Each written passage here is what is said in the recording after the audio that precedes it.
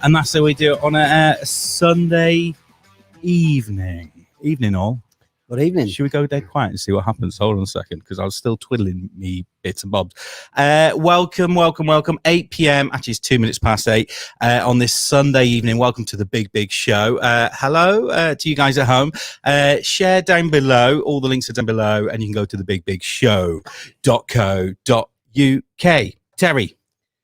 Yes, that's me. I didn't expect that. He wasn't expecting that at all. We've literally just hid the show together, as we always do on a Sunday evening. One day we might actually plan this properly. What do you reckon?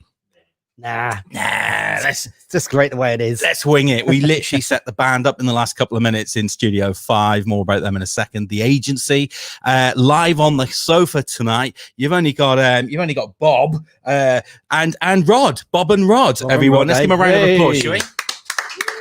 So we'll be speaking to them tonight. We'll just wait for everybody to kind of catch up. There's plenty of people milling around in the background as well. Lots of guests coming up on tonight's show.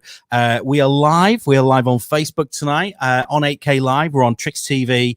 We're on Virgin 198. If you've got Virgin TV at home, search for us online, won't you? 8K Live. You should find us on Facebook as well. And don't forget Nova Radio. Of course, Nova Radio 102.5. How could you forget? So, yes, Sunday evening. If you're brand new to the show, by the way, welcome. Where you been? Like, where have you been all these months? You've been missing some great stuff over the last few weeks. We only set 2 world records a couple of months ago. Did you miss that? Oh, we'll let you know about it later on. I'm sure we'll play catch up a little bit later. So you can share the show tonight. We are in glorious HD on your socials, on TV, and on radio. It's kind of a radio podcast kind of show. So this is what I'd recommend you do. Get yourself a tipple, whatever that may be, your favorite drink. Pop your slippers on, relax, and enjoy. However you're listening to us tonight or watching us tonight, we've got one hell of a show coming up now. We do take you till midnight. What we might do tonight, Terry, I think we might do this. I think we'll go past midnight a little bit. We'll see. We'll see how the crack develops this evening. Yeah, I'm up for that. I think we are. We used to do it, didn't we? So we'll make do that we again. used to go to 3 a.m. sometimes. Yeah, we did. Now you can get your comments in down below. You can comment live on YouTube and on Facebook Live as well. Anne says, hi, kiss. Hi, Anne, how are you? Bob, guess who boss man, says Aaron. He's listening on, he's watching us on YouTube. Victoria says, hi, Terry. Hi, Terry. Hello. That's what she says. She wants to hear your voice again. That's what it is.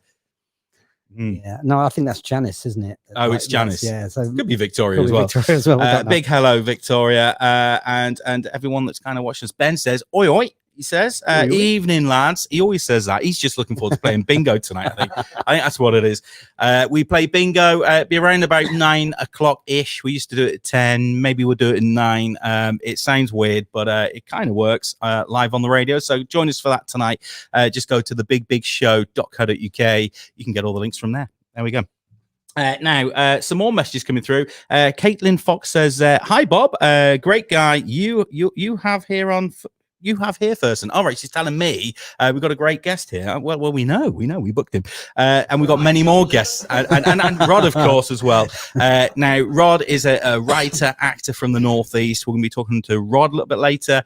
Bob is social media, kind of, would we say, genius at this stage, or are you still working towards that in some way? Yeah, he's still working towards that, but it is happening. So we've got a great story coming from Eddie as well. He's a local boxer, so he'll be on the show tonight. And we've got The Agency live in Studio 5 as well, which we're looking forward to hearing as well. There we go. Terry booked it. Terry booked that one. But yeah. So you can blame me for that. But yeah, we're here. Thank you. Thanks for joining us. Now we should start with a bit of this. Should we play a little bit of this? Oh, yes. There we go. Just warming you up on a Sunday evening.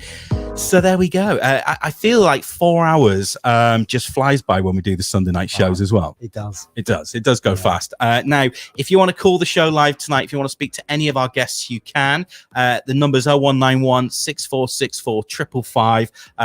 It's along the bottom. You can see it along the bottom of the ticker tape as you're watching us live on TV. Hi, guys, says Facebook user. We don't know who they are. You must be in some sort of watch party or something. I've no idea. It says, Spy. you're spying on us. Are you from another radio station? Is that it? Well, don't worry. All the ideas are here, so you feel free. But by the time you take those, we'll have new ones. Don't worry. Janice says, "Hi, Terry's voice." She says, not hi to me, just my voice. Oh, she just wants the voice. You know what you could do, Terry? And I think we've got to be social enterprise in here. Yeah. We should record custom vocals with your voice in Studio 4, and then we should sell them. Yeah, I was thinking that today, actually, earlier. I thought. Yeah. Apparently, you've got a very soothing voice that makes people go to sleep.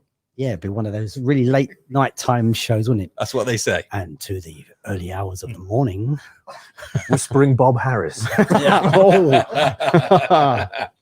thought you meant Rolf Harris there. Yeah. Ooh.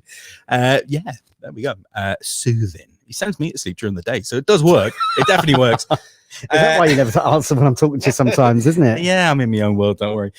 May says, hello. She says, hello. I don't know where you're from, but hello to you. Now, we do get listeners and viewers, Scotland, Wales, Manchester, kind of around the world a little bit as well. Right. This has happened over the last few months, which is outstanding. So we do appreciate your love and support on the show.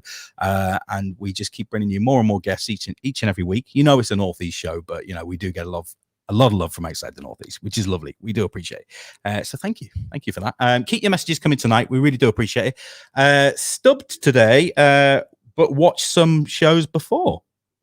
Subbed today. Oh, you subbed. Oh, it's the new. You see, we got to get used to this. Did you know what I was saying there? I didn't have a clue what you're on about. Well, he said he subbed. He subscribed. It's what the cool kids say. Yeah. It's what he subbed. I should have known what that was. So we've got a sub. Thank you. Yeah. We need more subs. Keep that coming. Right. There's plenty going on in the background. I don't know what's going on, but there are people here. They're all doing various different things. I can hear them through my microphones. I don't know what they're talking about. They've been quiet now. We are live on the radio. Anyway, look, 019164645 555 is the number you want to call us later on. We'll happily take your call. We'll pretty much talk about anything tonight. It is we don't play music on this show. It is all about the banter and about the Northeast. Unless it's the music that the guests are playing themselves, and then we do. Yeah, that is true. Yeah, and you'll get plenty of that tonight from Studio 5 with the agency. They're just kind of setting up and doing some bits, sound checking next door. Hello, guys. Great show, says Mark Littlemore. Thank you, Mark. Thank you for the love. We really do appreciate it. Now, let's speak to some of our guests. We may have to swing this microphone around a little bit there, Bob. You might want to bring that one in a little bit closer to you. So let's swing round, and then you might want to squeeze a little bit closer to you. There we go. Because we didn't have time to set that one up. But he's here. So, yeah, you might have to get your leg in the right position on that one. I think you might want to go and give him a little help there, Terry. We got a floppy mic in the studio. Do you want to just jump on there, mate? Yeah, you got to. There is a method. Wasn't me. You need the leg, what's protruding, and then you can swing that round. Sorry about this. We're just sorting out a microphone. Yeah. Rod's all mic'd up. He's okay. He's okay. There we go. You can see Shane there. What are you kidding me? Where do you get this guy from? Yeah. You know what? Where did he come from? This should be great for outtake TV or something, shouldn't it? Yeah. You know? How many people in the studio does it take to set one mic up? No, they haven't got the hang of it yet, have they? Do you want me? I'll tell you what. Here we go. I'll come round and do it. Here we go. You keep talking. Oh dear, oh Lord. There is a trick. You've got to get the leg in the front, and then you just go put the wobbly leg in the front. Obviously. Just for Victoria has just asked, is Jeff Mull back tonight? No, but he's going to be here on the 11th of September playing his brand new video for Enough Is Enough. Here we go. He's got his own headphones. He's got his own microphone. and he just keeps jumping on our. Somebody go over there. Well, you're over there. Yeah, no, I can't read the messages from over here. No, he can't. That's true. He will be able to when we sort the other monitor out. It's coming. It's coming. Now, we had a wonderful week this week because we started shooting the brand new Jeff Mull video this week, which we enjoyed doing. We were all over. You might have seen us out in and around Newcastle and Gateshead. We were around the Millennium Bridge, in and around the quayside, which was lovely. It's, you see the city, you see the river, you see the Millennium Bridge, the Tyne Bridge. You just think, this is home, one of the best places in the world, and it is. And I've been around the world a little bit, not as much as some of the guys in here, but this is home, and it always has been. If you had seen people around with the high vis jackets on, that was us. That was us. Northeast Films. We were out there shooting with Jeff Mull. Now, we managed to get all his performances done, which was amazing. We're out with actors doing all the live action stuff and the set pieces this week. So we should have it all nailed by the end of the week, and it gets released on Friday, the 11th of September. We're doing a live launch here at the studios here at 8K, and it'll be 8 p.m. We will be giving you a brand new special show 8 p.m. on that Friday evening, and all the boys will be down to see the full video as well. Absolutely, the actors will be here as well. We'll be talking to them about acting in and around the Northeast and bits and pieces. So it's gonna be really cool. Really looking forward to it. So Jeff Mull, brand new single, and it's called Enough Is Enough. And Little Hollywood, my little son, he was in it as well. We managed to drag him into it. So that was nice. Little boy, he's a lovely little shot as well. Really, really nice. And he didn't even look at camera as well. He's a star. He's a star in the making, I think. Yeah, that's his second IMDb credit, by the way. So he's almost catching up to me because I've only got about 3 or 4. So he's doing all right. He's not even a 3 yet. So there we go. So yeah, it was a bit of a family do, and it was really, really nice. It was good. Great fun. Yeah. Okay. Okay. Over to the couch. The world famous couch now, as it happens. Podcasts come live from this studio. The radio show comes from this studio. So it is now. We're calling it the world famous red sofa now. And we've got Bob. Now, I keep saying Bob. What's your full name, Bob? You introduce yourself. Yeah. Okay. And you do kind of social media in around the Northeast. Mainly on TikTok. Yeah. Doing a lot of videos on there. I started roughly around about January. And then blew up from there. So okay. Sitting roughly now around about 33,000 followers. Wow, that's really cool. That's a huge following, by the way. I mean, considering we've probably not even got 100, so it's pretty good. How did you go about getting those kind of followers? I mean, how did that work? It's finding on TikTok. It's mainly the sounds you get. Obviously, the people that do the dances. You get the new sounds that come out every month. So you mainly listen for like the new songs. And what you do is you take the text from that song, and you. For me, I make it into like a story. So say you take a Bobby song, you could have it where you're at a party, you get a couple of drinks, and obviously, you just work from there, really. But mainly where you get most of your followers from is probably America. It's like quite a big base up on there. I was going to say, what's in terms of out of a percentage from the UK, the rest of the world, and America? How does the percentages kind of stack up? I think I get about 25% the UK and about 75% from America, I would say. It's a big chunk. I mean, you see a lot of these successful YouTubers, and they too tend to be American. You don't see many British ones. Obviously, there's the usuals like your KSIs and people like that. But I mean, they've got big rap careers behind them as well. They've started from the very beginning of YouTube. So they've had a head start, and they've absolutely grinded it through. So to be fair to them, they well deserve it. So they've rose to the top. They've done it from the start, and that's. And when he first made his first video, I watched him from the very beginning, and it's amazing to see where he is now. And he started like a lot of some of these YouTubers. They started with gaming, didn't they? They were literally just saying, "Oh, this is how you play a game," and they were almost running commentary. So they weren't even making any product; they were literally just running commentary on something, weren't they?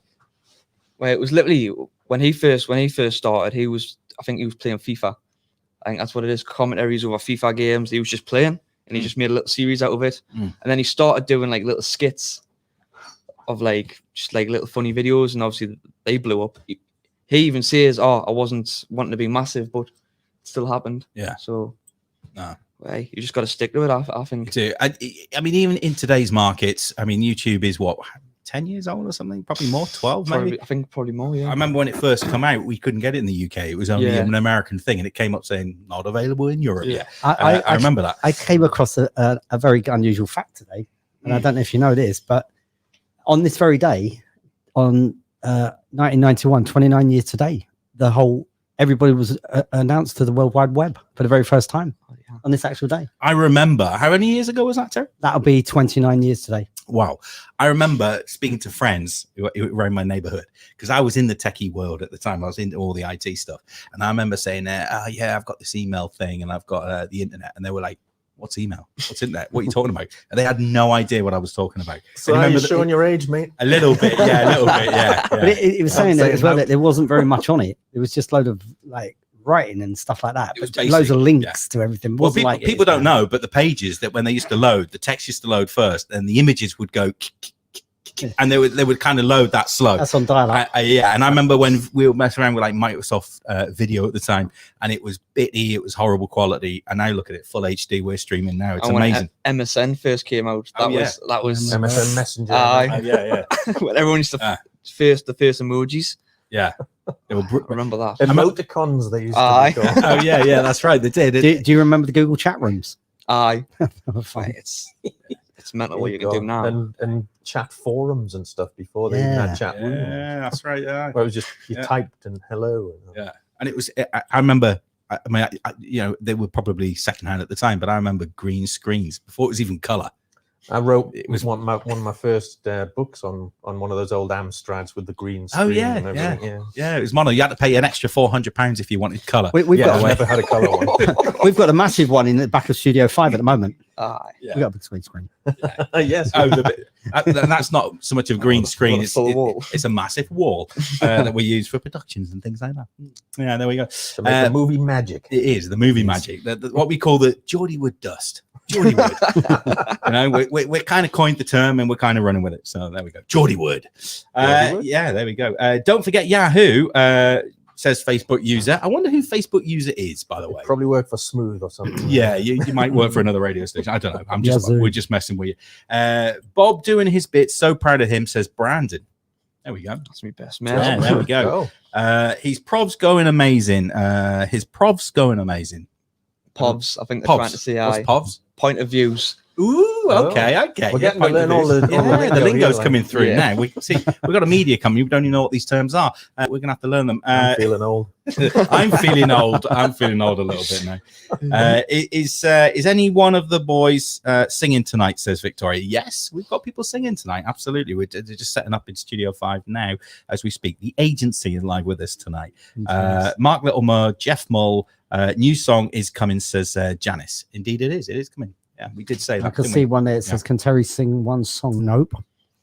No. Go on. Can you sing like karaoke sing? I do it if I had words in front of me and I had and the music, because we play it at home on lips. I had and me and my wife are very, very competitive at it. Yeah, and we get some really good. Yeah, I bet you do a good rendition of "Suspicious Minds," but Elvis. Yeah. I think he does. He did that last week. Are you referring to last week when he got hypnotized? He did. Yeah. If you missed that, by the way, just go onto YouTube or Facebook and check out the Big Show last week. Terry here, poor Terry. He was hypnotized every time I said the Big Show. What did you do, Terry? I went, oh. I bet Shane's going to start laughing over the back there, aren't you? I knew he would. Yeah, it was hilarious. He was Elvis as well. Apparently. I was a ghost. I was Doc Brown from Back to the Future, and I can't remember who else I was. Yeah. Victoria, she's dead impatient. She said, "Who are they? Who are these singers? I want to know." Well, you just have to chill and watch the whole show, won't you? They're coming, don't worry. Play the bingo tonight as well, people. We do keep giving it a big plug every week, but the bingo here on the Big Show is good fun. You can win prizes. What have we got coming up tonight on for grabs on the bingo, Terry? How do I know? Well, you should know. Come on now. You've never told me. I didn't tell myself. We've got Big Show mugs coming up. What else we got? We got Big Show mugs you can win, of course. Northeast Films mugs. We've got mouse mats still. Oh yeah, we've still got these limited edition, the Big Show mouse mats, but they're like more of a surface mat. You can kind of use them for anything you want, really. We'll have a 20 quid cash prize if you get a full house tonight. Terry had all the chocolate. I don't even eat chocolate. That lot of stuff is poison. Do you know what he says? He says, poison. That's poison, that is. Don't you eat that. And I'm sitting there eating a massive. I've had more big chocolate bars in the last month because I've been eating them all. So we've got none left now. I've eaten most of them. Somebody did nick one. Oh, it's Paul. You hypnotized you last week. He goes, can I just take this giant bar of chocolate. I went, yeah, it's fine. I was only going to eat it after you were left, but it's okay. You can have it. I said, not yourself. And he did. So there we go. Are you saying you didn't save any chocolate for us? No, sorry. Yeah. Do you like chocolate? I should really. We've got sweets. Services, is it? Well, I know. It's not exactly the full buffet, is it? You know, I know. I've got my armband still. You know, I'm expecting all inclusive. I don't always get it. There we go. I'm still trying to figure out where the green room is. Yeah, the green room. We haven't done that yet. It's the green wall. It's going to be next door when we get it up and running. It's going to be pretty cool. It is going to be cool. Now, going back to Bob here, we were talking social media before, getting those big numbers. What is the average week like for you now? Is this a full-time job for you? No, my full-time job is I'm a carer. I do obviously I look after me older people and people with obviously severe like disabilities. And I go from door to door, and your average shift is normally around about 6:30 in the morning to about 10 o'clock at night. Yeah. So it's a long shift, but to be fair, I've done this for about 4 years now. And then obviously when you settle down on the night, everyone else in my house is asleep. And obviously, I just switch on my ring light, and that's when the magic happens. Off you go. Yeah, do the business. That's so, what is the kind of videos that you do? I mean, are they literally all from the room, or do you go out on the streets? How does it work? When we big ring light, it's literally I have a white background, and I just work off the ring light, and I add the effects in. Obviously, when you've done the video, but it's just literally in my own little room, and that's how it goes. So when you do your videos, are you running commentary on other content, or is it original content that you're creating yourself? Well, you could either do like for most sounds you're kind of mouthing over, or you're putting in your own text, but it's like you're saying it. Yeah. But obviously it's more text on the screen for other people to read. And to be fair, it's a massive hit, mainly with like the younger kids, because I love the series. I've recently just done a series before, and it was where you wake up in the morning, and you can choose like your personality for the day. Yeah. I did shy and confident, where he always picks shy and his friends don't like it. So that hit around about 100k views in about 24 hours. Wow. So it got massive. Big numbers there, yeah, big numbers. So is this actually on YouTube, or is it on Facebook? On TikTok. On TikTok. This is all TikTok. This is all TikTok. Wow. Yeah. That's really impressive. I know all the kids are kind of on the whole TikTok thing. Yeah. It's gone huge now. You are seeing a lot of crossover now from YouTubers who are reasonably successful on YouTube. And you're seeing them cross over. I've certainly seen it over the last year, where they're crossing over to other platforms, such as even Facebook, which by all accounts, it's considered as, well, my granddad uses that, so us cool kids aren't going to use it. Yeah. But even the kids are starting to cross over to Facebook a little bit. My kids certainly have. Well, it's people mainly start, like, I'm on TikTok, and that's my main platform. But once you start getting bigger, you want to move on to Instagram, and then start up your YouTube, and then maybe move over to Facebook. But that's like your groundwork. It's like TikTok, because there's that many people that you can have on it in one go.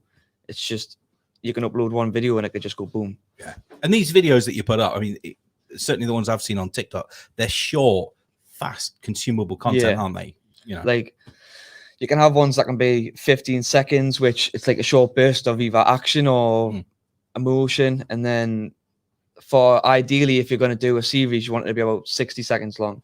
Okay. But you've got to hit its like key points straight away.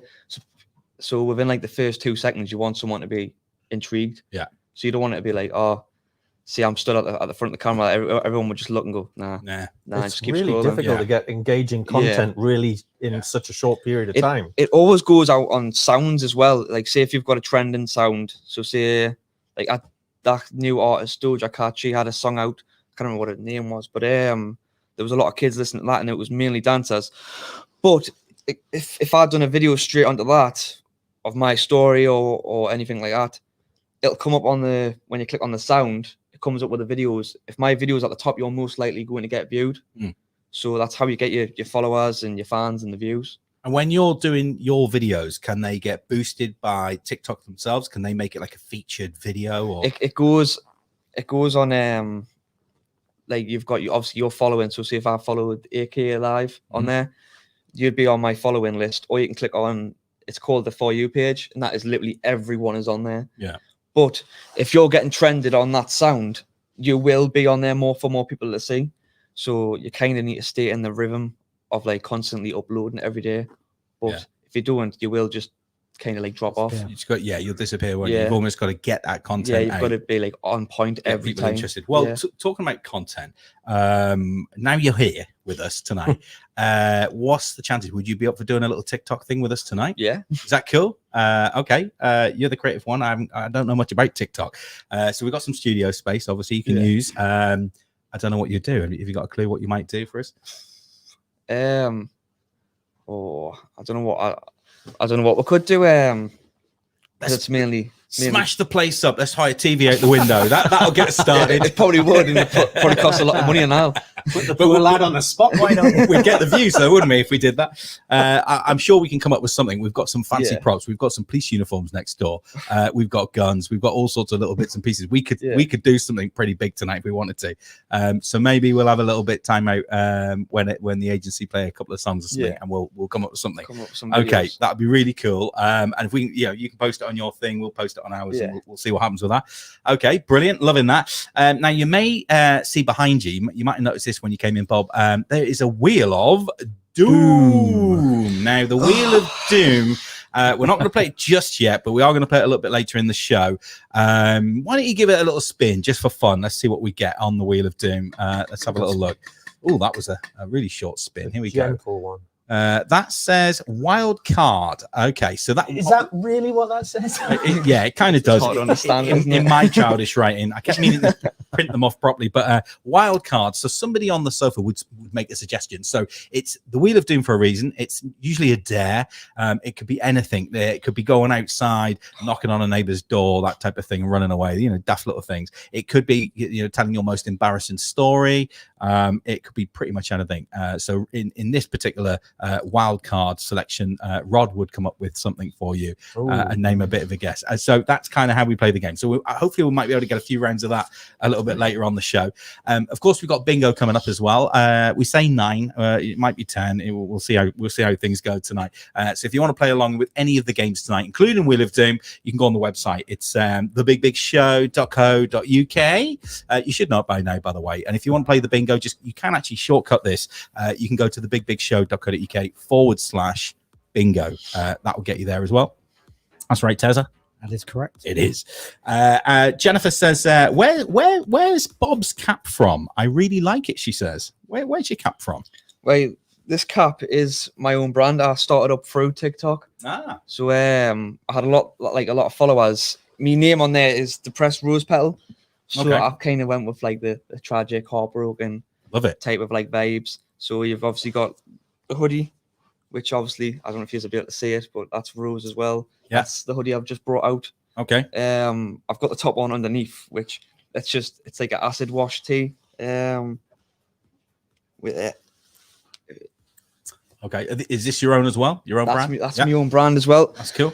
But he's irritatingly cool, isn't he? Yeah. So much cooler than us. But I wouldn't have been able to start without obviously like the TikTok ads and people wanting to be able to buy it. Obviously, when I first started it, I was like, "Oh no, I'm gonna lose a lot of money here trying to do this." But surprisingly, it's went great, absolutely great for me. But the only time you ever get paid with TikTok is when you actually when you go live on it. But that's so once that live videos come to an end, do you get any recurring revenue from that, or is it only when you're live? Only when you're live. Wow, I didn't even know. So it is hard if you want to do it like full time. Yeah. To actually make any money from it. But obviously, the bigger you get, the more people that are going to donate to you while you're being live. Yeah. So roughly, I'd spend about 3 or 4 hours a day going live on there. And obviously, I'm not going to say how much I make, but it pays the bills. Kind of. It's like pocket money. Yeah. Hey. But you're doing something what you love, though. Yeah, that's it. I'm not really bothered about the money on that side. I'd rather just try and go far in the acting. I want to be able to obviously open more doors for myself. And absolutely. Well, you come to the right place. That's exactly what we do here. That's what we do. We support actors. For the support, innit? Not for the money. Yeah, we class this as an actors centre, but we'll tell you more about that later. You can go to northeastfilms.co.uk, get all the info there. Now, you are getting some love on the socials, by the way, not via TikTok, because we're not live via TikTok. I don't even know if you can do that. Is that a thing? Can we do that? Or You can go live by TikTok. We're going to have to definitely start doing that. I think we've got a TikTok. We should try. Maybe during the interval we'll get our TikToks up and running and do something on there. That'd be cool. I think you can search for us 8K live on TikTok. So give us some love on that, and we'll go live later on. Janice says, "Ask Rob, does he know Loopy Lou on the TikTok?" She says, "On the TikTok." Loopy Lou. That name does ring a bell. No reference. I have no idea where we go with that, but I kind of recognize the name, but I kind of put my finger on it. Like, yeah, well, I think you've got a customer here as well, because Jennifer says that's amazing. I want to order. She says, where would somebody order your merchandise from? You'd obviously go to rose.streetwear on Instagram. Yeah, I'm currently just doing it all on there. You can pay via PayPal or like bank transfer, because the website is currently just under maintenance at the minute, so we're just going to go with the cheaper option of Instagram and just go through that way. But yeah, rose.streetwear. There you go. So I think there's a sale already. Just my phone vibrated there. No, just joking. But yeah, it's good. Bob won't recognize me, says Amy Coogins. Amy Coogins? No idea. Got mine already. Love it, says Brandon. He's a big fan, isn't he? Yeah. Best mate. Yeah. Cool. So the love's pouring in for you, which is great.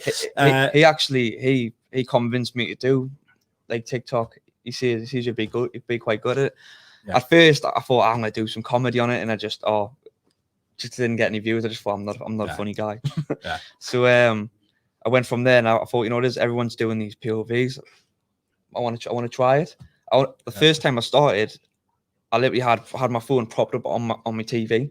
Mm-hmm. And that was it. I just went from there. Didn't have any ring lights, didn't have any props or anything, and just did like straight up acting, just straight on the camera, and that was it.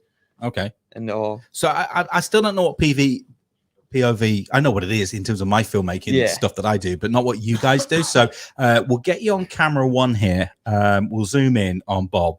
Not putting you on the spot or anything, but what is a POV? How would you do that now if you were going live on TikTok? So say if I was on TikTok, when you go live, you don't really do your POVs. You're mainly just talking to your fans. But if you were going to upload a video, it would be like more. You'd have about just this. If you're going to do just like obviously emotional. Let's go to zoom in. Let's go. Hey, when you're on the sofa, you're on the sofa. Here we go. So all the way in. But Shane's on camera one. Your point, like your POV it stands for point of view. Yeah. And so the trending sounds that you use, it's literally you've got to kind of beat the other people to the ideas. Okay. So you've got to show as much emotion as you can, make it as interesting as you can. So if you take like a really happy sound, and you make it like say morbid or something like that, no one's gonna expect that, and they'll be like, "Oh, wow, I would never think about that in a song or an audio or anything like that." Yeah. I did a video quite a while ago. It would have been just in February, and it was mainly about like obviously like Detroit in America and how like you got the rough areas. And I did it was two twins. I obviously played both twins, and it was like a drive-by type of thing, and obviously I had the fake blood and everything. That got to about nearly 850k views. Wow. That's really impressive. Within a day. Yeah. Well, that just blew everything out of the water for me. I was like, whoa. Yeah. You got a benchmark there straight away, haven't you? Well, that was just like, I just got some fake blood off Amazon and just went with that, and they were like, "That's it, epic." But some people were like, "Oh my god, is he actually like dead?" I'm like, "No, if you just scroll up, there's my next video. I'm all right." He's all right. It's just I'm all right. I'm not dead. Yeah, but yeah, good acting though. Clearly, it is. What is your fans do care about you though, because if you're like crying a lot, if you're doing like a couple like sad POV, but are you all right? Like, are you actually all right? I'll be like, yeah, I'm fine. It's just acting. But you will get that constantly where they're like, "Oh, are you okay?" or "Are you fine?" I remember doing a film a few years ago with this director guy. He's a young lad, and we did a scene under a bridge, and I think I was stabbed or something. Yeah. And I was laying in the gutter, and the blood was just pouring down, and he had the camera on me, and I was waiting for him to say cut, and I was holding my breath, and I must have held it for almost 2 minutes, and I just couldn't hold it any longer. And I goes, "Why didn't you say cut?" He goes, "Because I want to see how long you could hold your breath for." I thought, "Oh, you kid." You know, it's terrible. How long did you hold your breath for, Terry? How long was it? I held it as long as I could until I couldn't hold it anymore. You weren't timing it or anything. No, I wasn't, but it felt like a bloody about a quarter of an hour or something like that. But it probably wasn't. But it just felt like that. It felt like forever. Yeah, it's good, isn't it? Ah, it Everything's wasn't. That weren't.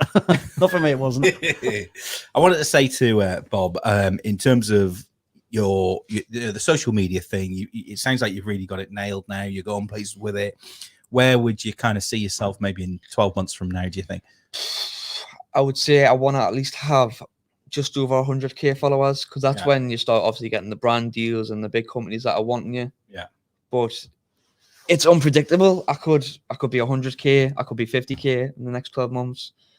To be fair, I'm not really focused that much on my followers. It's mainly just getting the content out there for the people that they love. If you get a strong following base, they'll follow you anywhere. So I think next year I'm planning on going down to, there's an event in the UK called Talkfest, but obviously with the COVID-19, what's going on right now, we don't know if it's going to be happening. But so obviously all the creators go to kind of collab and share ideas.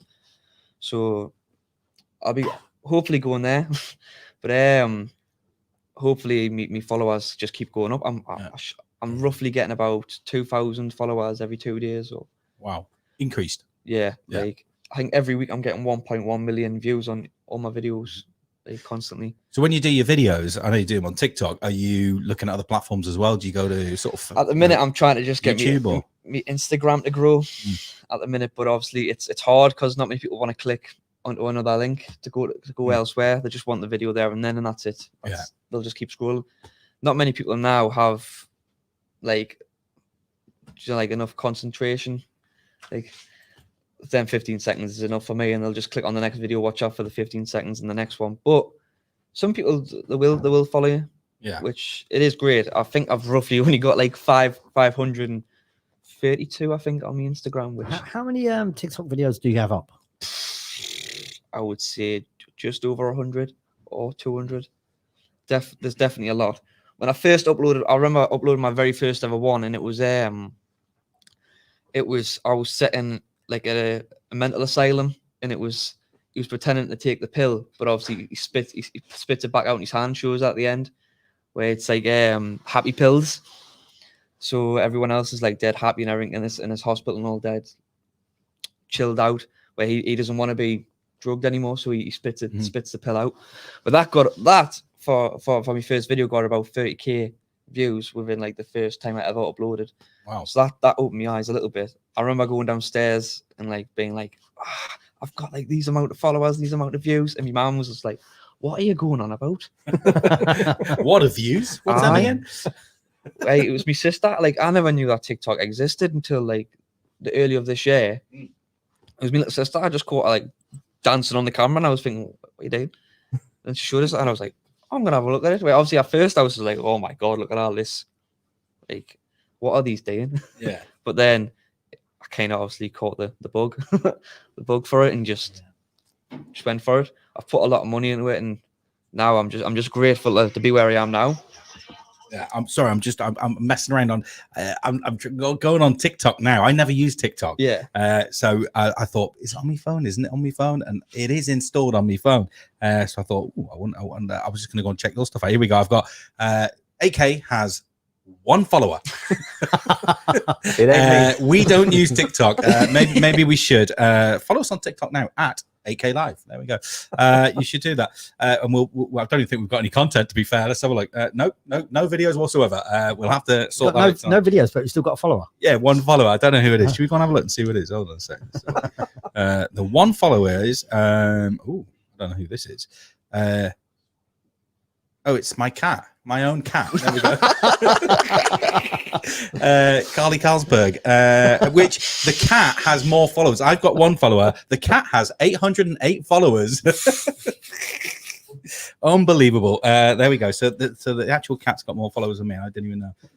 But yeah, it's fast consuming content, isn't it? TikTok, and the special effects you can do.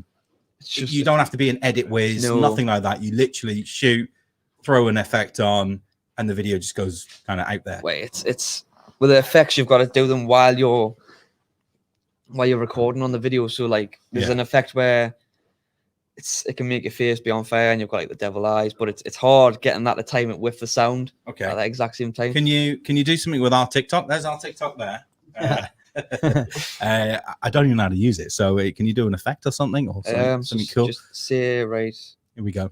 we never know. We might have 2 followers by the end of this. We might. If you want to follow us right now, you should. You're blatantly just using him now. We might as well, because we don't know how to use it. He's here. I just looked at it and just went, nah, I don't fancy that. But I should give it some time. So there we go. TikTok. He's on it now. He's on it. I'm just trying to find a good effect. Wait, this one's just taking photos of us apparently. Okay. Cool. So, oh my god! Right. Okay. There's probably no extra bells and whistles on it. I don't think No. I've installed any extra plugins or anything.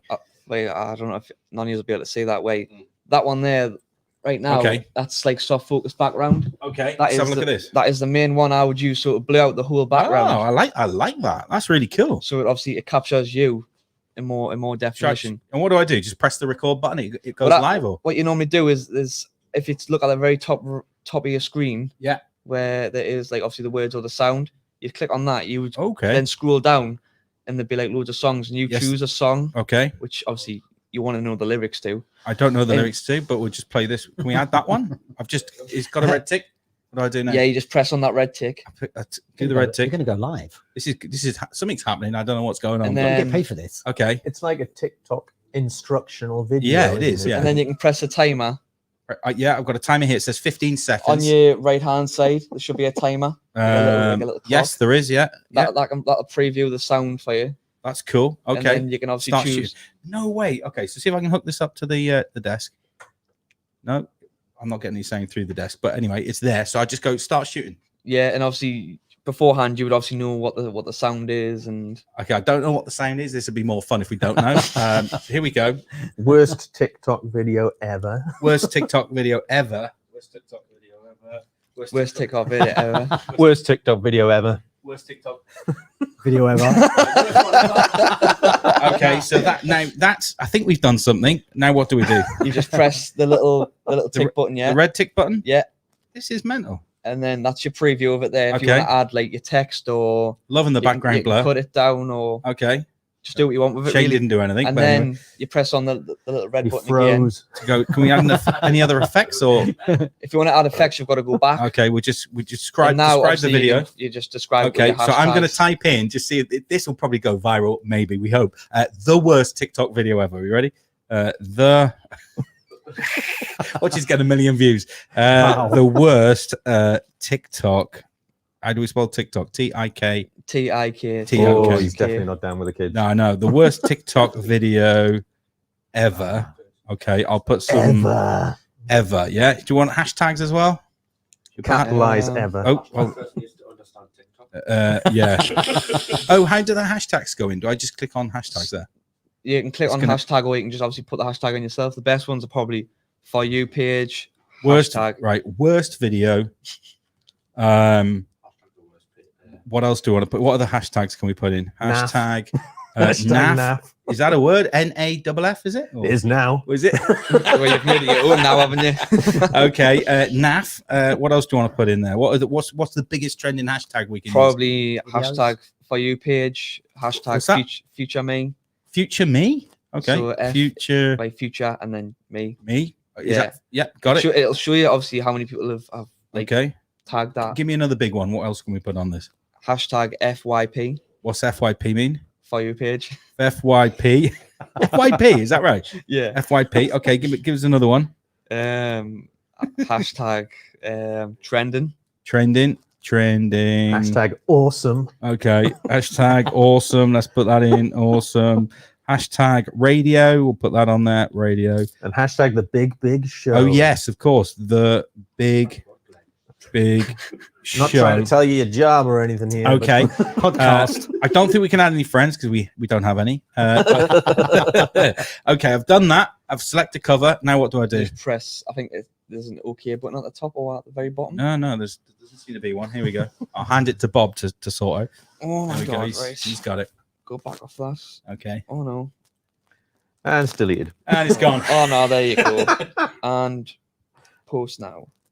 Boom. Okay, There if you you want to go. see what we've just done, a silly little video, go to TikTok now and just type in 8K live and we should come up. Is that right? I think we should.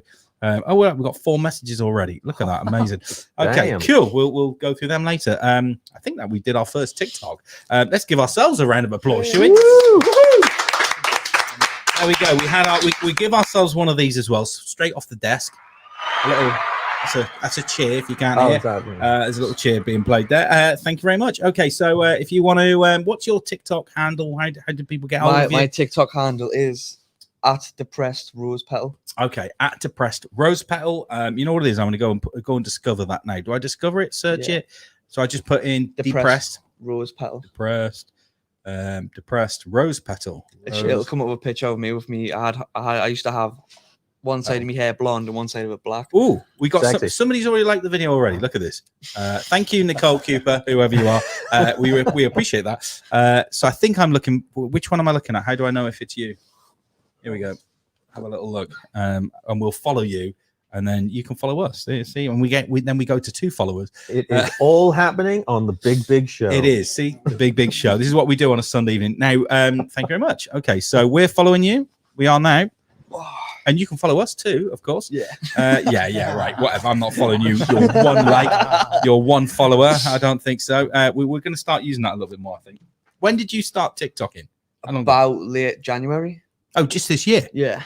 All right. So you should definitely give us some love then, because we just started now. We'll see where that goes. Brilliant. Thank you very much. Let's give Bob a round of applause, everybody. Let's give him a round of applause. Thank you. Brilliant. Okay. Well, look, we're going to come straight back after this. We should do this, shouldn't we? As we always do. Nova Radio, North East. Nova Radio. Yeah. This is Nova Radio, North East. And there we go, the big show. Sunday evening, it is 8:47. Hope you're doing well. Get your messages down below on Facebook and socials. You know what to do. And if you did like our little video that we just made on TikTok, you can go and find it on TikTok, 8K Live. There you go, dead simple. Go and give us some love, give us a follow. Would really appreciate it. Now, let's go to some messages real quick, shall we? Amy says, Bob's TikTok is depressing rose petal. Yeah, we know. We just give it a massive shout out. But thank you. It's in the comments down below. What time is bingo tonight, says Victoria? Just whenever we want to do it. It could be half an hour or so. We'll see. Victoria gives us lots and lots of claps. I think that was for you, Bob, not us. But thank you. You're getting plenty of love there tonight on the messages. What else? Hashtag Loopy Loo. That was somebody called Millie, by the way, who was the Loopy Loo person that we were talking about earlier on. So there we go. Thank you. Good. Are you having a good time, Rod? Rod's just chilling. He's on the sofa. Can we get a camera close up on Rod? Now, Rod is a writer. He's an actor here in the Northeast. We're just swinging the camera around. You brought some books for us tonight as well. Yeah, so let's bring your mic up. There we go. What have you brought for us tonight? I brought 1 or 2 of my books. Well, I suppose my biggest one was that one. It's there we are. Cinema: The Northumberland Massacre. It's about a. Can I have a look? You can. Yeah, cool. Yeah. Okay. It's about a film-obsessed serial killer who decides to see if he can get away with murdering an entire village up in Northumberland. Wait, what is it? A real village? It's based loosely on Hayden Bridge. Okay. Yeah. Okay. Cool. Is this how long has this one been out, Rod? That one's been out. I think it was 2012. That one came out. So did canny it? It was top of the Amazon thriller charts for a while. Cool. There's a trilogy of those ones, but I do all sorts of stuff: horror, action, sci-fi. But those are sort of more your sort of crime thriller stuff. They're pretty dark, though. They get pretty gruesome. Do they? Yeah. I was going to say, how long did it take you to kind of write this novel? The first draft usually takes about 6 months or so. Yeah. Then you redraft and redraft. The longest book took me about 10 years to release. Wow. And about 15 redrafts. Right. That one took about 18 months, I think. Yeah. Just depends. So how many books have you kind of had published so far to date? 7 novels and then a number of short stories and anthology collections and things like that as well. What's been kind of the most successful one? That was the most successful. One, I think it sold something like 50,000 copies ish, something like that. Do you ever think about having it turned into a movie? There is a screenplay of it it almost got done a couple of years ago, but the funding fell through, so it's still being banded around. I'm hoping to play it because the main character in it is based on me. I'm not a serial killer, obviously, but you have played a kind of killer in some of the movies that you've been in. Oh Jesus, I've played Yeah, murderers. Yeah, yes. Yeah, serial killers, psychopaths of all denominations. Yeah, yeah. The biggest one was that the 2018 film called Monster, where I played. Essentially, had every nasty trait in him. He was a cannibal, serial killer, rapist, murderer, everything, absolutely everything. In one scene, I famously carve up a guy who we've made a cake out of him. He's got candles in his chest, and we slice bits of him off to eat for the birthday cake. Wow, which is fun. Now I watched this a while back. I watched it on Amazon, and I'm gonna see if I can do this. We kind of changed things around a little bit, so let me see if I can find the. There we go. I'll see if I can throw this up on the screen for you. So this is the kind of cover. Now is that you actually on the front of that cover as well? The person in the middle is our son. I'm on the right there. Okay, and my wife is played by Tracy Shaw, who used to be in Coronation Street. Yeah. Played Maxine in Coronation Street. So the person who's supposed to be the monster is the one in the middle, who is our son. Ah, right. But it asks the question, who is the real monster? Because clearly, me. It was you. What was it like to play that kind of character as well? Because he was a dark individual, wasn't he? It took several months of prep to get inside the mindset, and I've done a lot of research on serial killers, not just for my acting roles, but for my writing as well. So you go to some dark places, and once we wrapped filming, it took me several weeks to really get back to myself again. Yeah. Because it's you hear of this really dark stuff. Yeah. I was certainly for a week or so afterwards. I didn't know who I was, and I was a little bit depressed. And I was going to say that can be quite dangerous for your own kind of.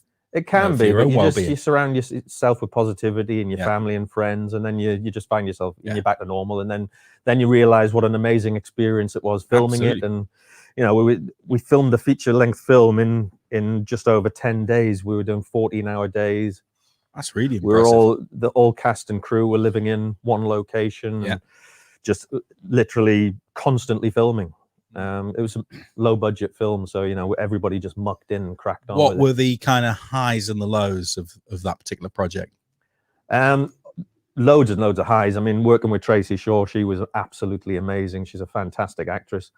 And Daniel Harold has a small role in it, who's in EastEnders. She was great to work with. Had fun slitting her throat at one point. So, sorry, spoiler alert. It did happen. Yeah. But just such a challenging role. That was just fantastic. I mean, I felt myself grow as an actor after it. I've done the big budget Hollywood movies where you have small parts. Yeah. But to be in a smaller budget film, but be the lead, and to have such a challenging role is far more satisfying from an actor's point of view. I was going to say that because I mean, you see actors who are very good actors. They can deliver lines. They can obviously do the whole script thing.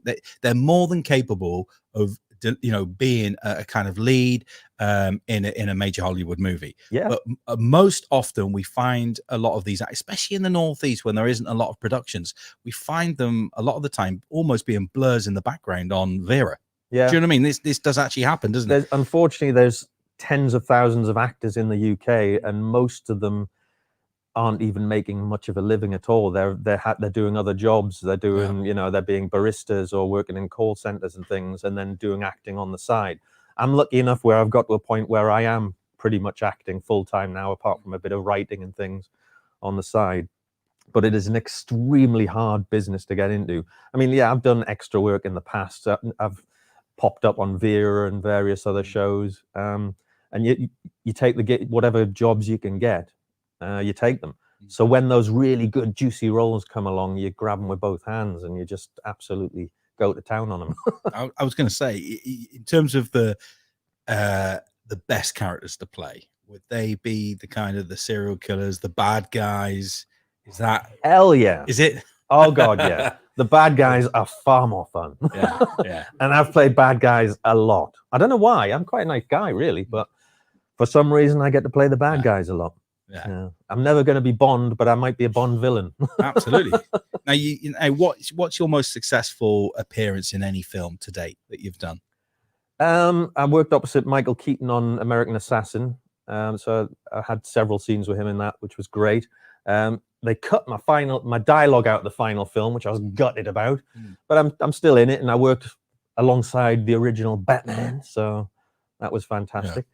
But yeah, I've had small roles in all sorts of films: Fury, World War Z, Monuments Men, stuff like that. So I've worked with some great, fantastic people, and they are fantastic. Michael Keaton, for example, was just a really quiet, nice, humble man. As my first day on set, came straight over and shook my hand, and was just really, really nice. Yeah, yeah. I've been lucky that way. That I haven't sort of dealt with any really nasty people or divas or anything like that. Because you hear about some of the horrible stories, and obviously Hollywood's been under spotlight over the recent year or so, hasn't it? With all the kind of paedophilia and all this type of stuff coming out. All the scandals that are coming out of Hollywood are horrendous. I mean, the casting couch has been a joke, a standing joke for ever since the golden era of Hollywood. It's always been there. I'm just absolutely gobsmacked it's taken so long for it to be dealt with. But thank God it has finally been dealt with. And it's coming out. And the fact is, I think there's probably a few more hidden. Oh, more will come. More will definitely come out. Yeah, definitely. Yeah, people should definitely stand up. Definitely. Terry, you're a fellow actor, aren't you? Oh yeah. Yeah. You've been on some alright sets as well, haven't you? Yeah, I've been on things of like Life on Mars. Nice. One of the ones I liked to have done was quite a few years for Tyne T's TV, Past Crimes, where I was a killer on a train. It's about wages being taken from Newcastle up to Stanton, and somebody gets murdered on there. So that was nice to play around with the guns on the trains, like, you know. It was one of the first time I got a proper credit on TV, and it went out at a nice time, 7:30. Boxing Day evening, so it was like primetime TV for me as well. Wow, fantastic! That's good. Really enjoyed that. I'm trying to find, I'm looking for content on YouTube now for your some of the stuff that you've done, Glenn. I'm going to play this. You may not get the audio on this, guys, but there is a nice little piece here of Rod. See if I can flip over to it 1 second. There we go. Have a little look. So this is some of the stuff that Rod's been in. There we go. We're not getting audio actually because we're mic'd up, but talk us through some of these bits that you've done here, Rod. Well, this one is a scene from Monster with Daniel Harold, where I'm basically taunting her. She's tied up. I've kidnapped her and just getting her ready, all nice and scared before killing her. While that's the monster in the background, isn't it? With my son, the monster in the background, is carving up someone else. Oh my word! Yeah. And what's this? Oh, this is a World War II film I was in a few years ago called We the Brave. It's basically about a small group of British POWs who escape a German prisoner of war camp and go on the run. This one's a short film with Alistair Petrie. It was a really good supernatural horror, actually. I was going to say, I think there's some very good special effects in this as well.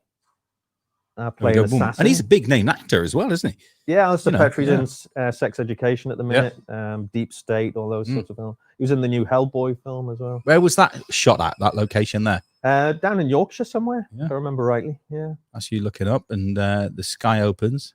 There we go. And then he's toast. That's it. I die a lot in films. Yeah. The bad guy usually does. Yeah. And we're back to Monster at this point. That's another clip from Monster with Laura Wilson, who is essentially the heroism, the hero in the film, who tries to escape our evil clutches. And I'm just basically constantly taunting her and abusing her throughout the whole film.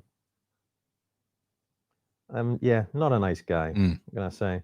But Tracy Shaw plays a demented character so well. Yeah. She starts off really quite normal at the beginning of the film and then just becomes more and more demented. So was she playing your wife in that? Is that right? Yeah.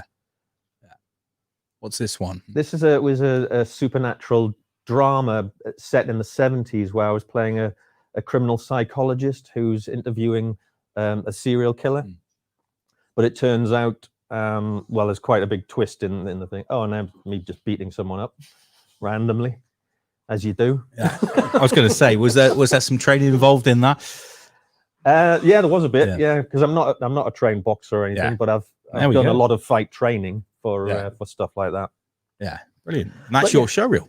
That was my showreel. Yeah, thanks for that. You're welcome. There's a little bit right at the beginning was The More You Ignore Me, which was written by Joe Brand. Yeah.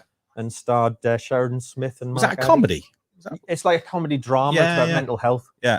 And I play just a really obnoxious, unprofessional ambulance driver who has to cart Sheridan Smith to the funny farm. So there we go. Yeah. For some reason, I was playing your showreel, and then it then went and kicked on to our live stream on YouTube. That was weird. Very, very weird. That's Terry for you. Yeah, what are you doing, Terry? What are you doing, Terry? Breaking every the week. plate. Every week. Now he brought some of his ghost ticklers in last week. Did you see that? Where this is equipment. I shouldn't say ghost ticklers. It's EMF equipment. You brought that in last week, didn't you? Yeah, that's right. Yeah. I thought the best part was when you're actually hypnotized, pretending to be the ghost. I thought that was cracking. Go and watch that back last week's show rather. That was good. It was I just good. like the term ghost tickler. That's awesome. Yeah. It's not. It hasn't even got that. That's not what it's called. A REM pod. It's a REM pod. It's the technical term. Let's call it ghost tickler. I think that's going to stick now. It tickles the ghosts. Well, it tickles these guys when it goes off anyway. Yeah. Brandon says watching this and Champions League at the same time. Awesome. Multitasking. He is. It's so hard. Ha ha ha. But I have actually really enjoyed this this great work, guys. Great work, guys, he says. Cheers, mate. Thank you very much. Nice. We just keep it doing. So it's the Northeast show. That's what it is. The big show. Janice says in the films he looks the part, she says. So you're getting some love from Janice. Thanks, Janice. And he does. That's why he's a professional actor. There we go. Stop.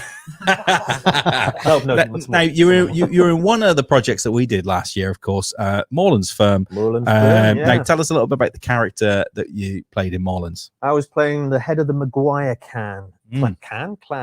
Yeah. So these were the bad guys of the show, essentially. But I thought we could have been we could have started off bad and then maybe join forces with the Moorlands later on. Maybe something like that. That was going to happen later. Yeah, I think that happens. But yeah, tell us what it was like on set working with some of the other actors, because of course we had non-actors on set. I say non-actors, we had newcomers that had never really acted before, and I'm always happy to work with non-actors as such, and some of these actors, since they've been on Moorlands, they've gone and getting amazing paid work through it as well, so that they've almost launched little careers, which is fantastic.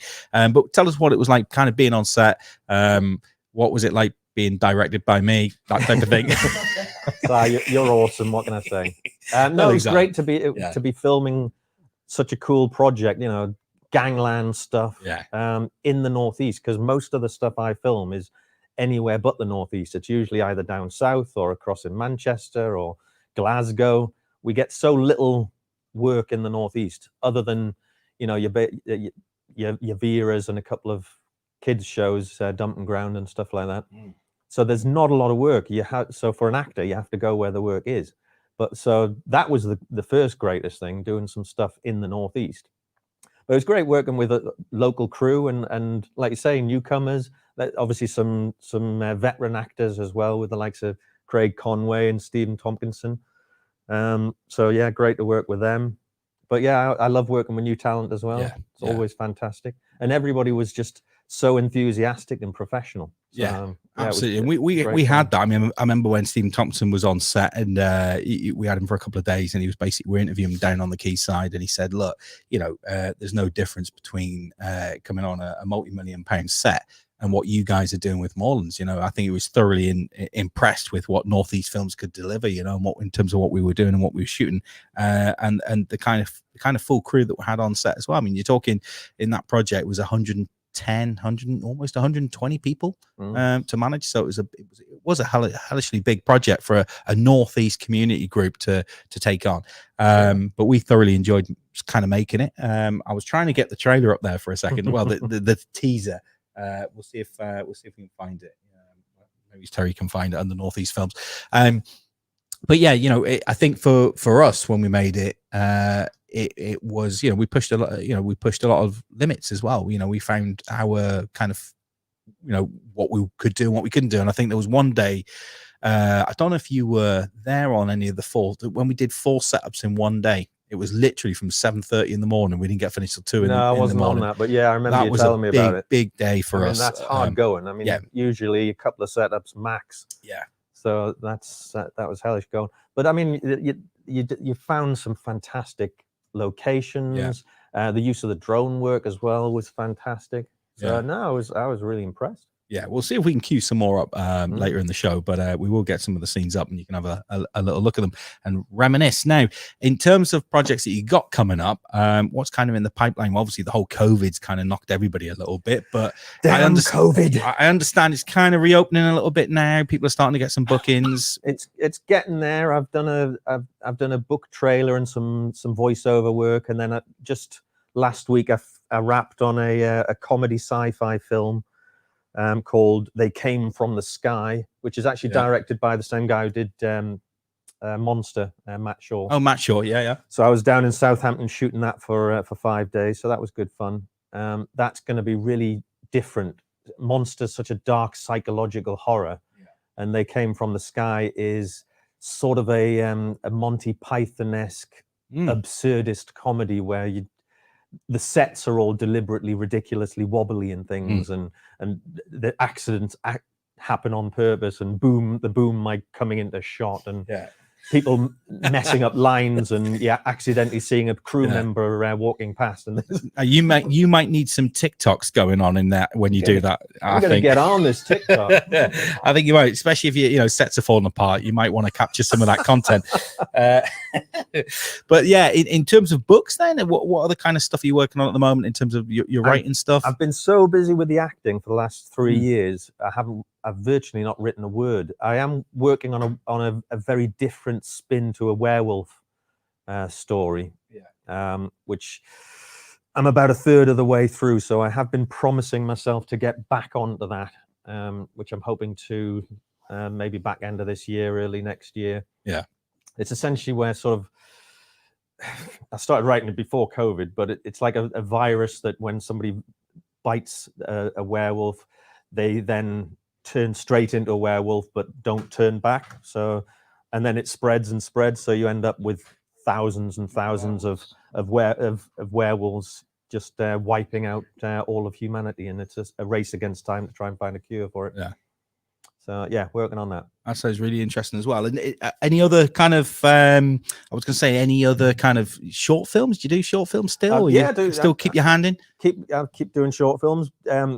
I'd done 3 short films in the last couple of weeks or so before lockdown hit, and I had another 4 or 5 booked in for March, April, and May that all got cancelled, which was a shame. I was also supposed to be filming the feature film version of The Life of Riley, which is a stage play I'm in about autism. We were supposed to film that in the summer, so that's been put back the next year now. So I've got that to look forward to, because that should be good. And just various other projects that are now waiting to start back up again. It's a slow process. The industry is starting to get there, but it is. There's a backlog of everything, and so you're seeing TV stations now do a load of reruns because they haven't got that content. They've lost almost on a year's worth of content. They've lost. It's it's been pretty remarkable. Showing stuff like Empire Strikes Back and things. And now watch how many COVID films come out next year. There'll be loads. There'll be tons of them. Yeah, I'll just stick to original content. We've got enough projects coming up.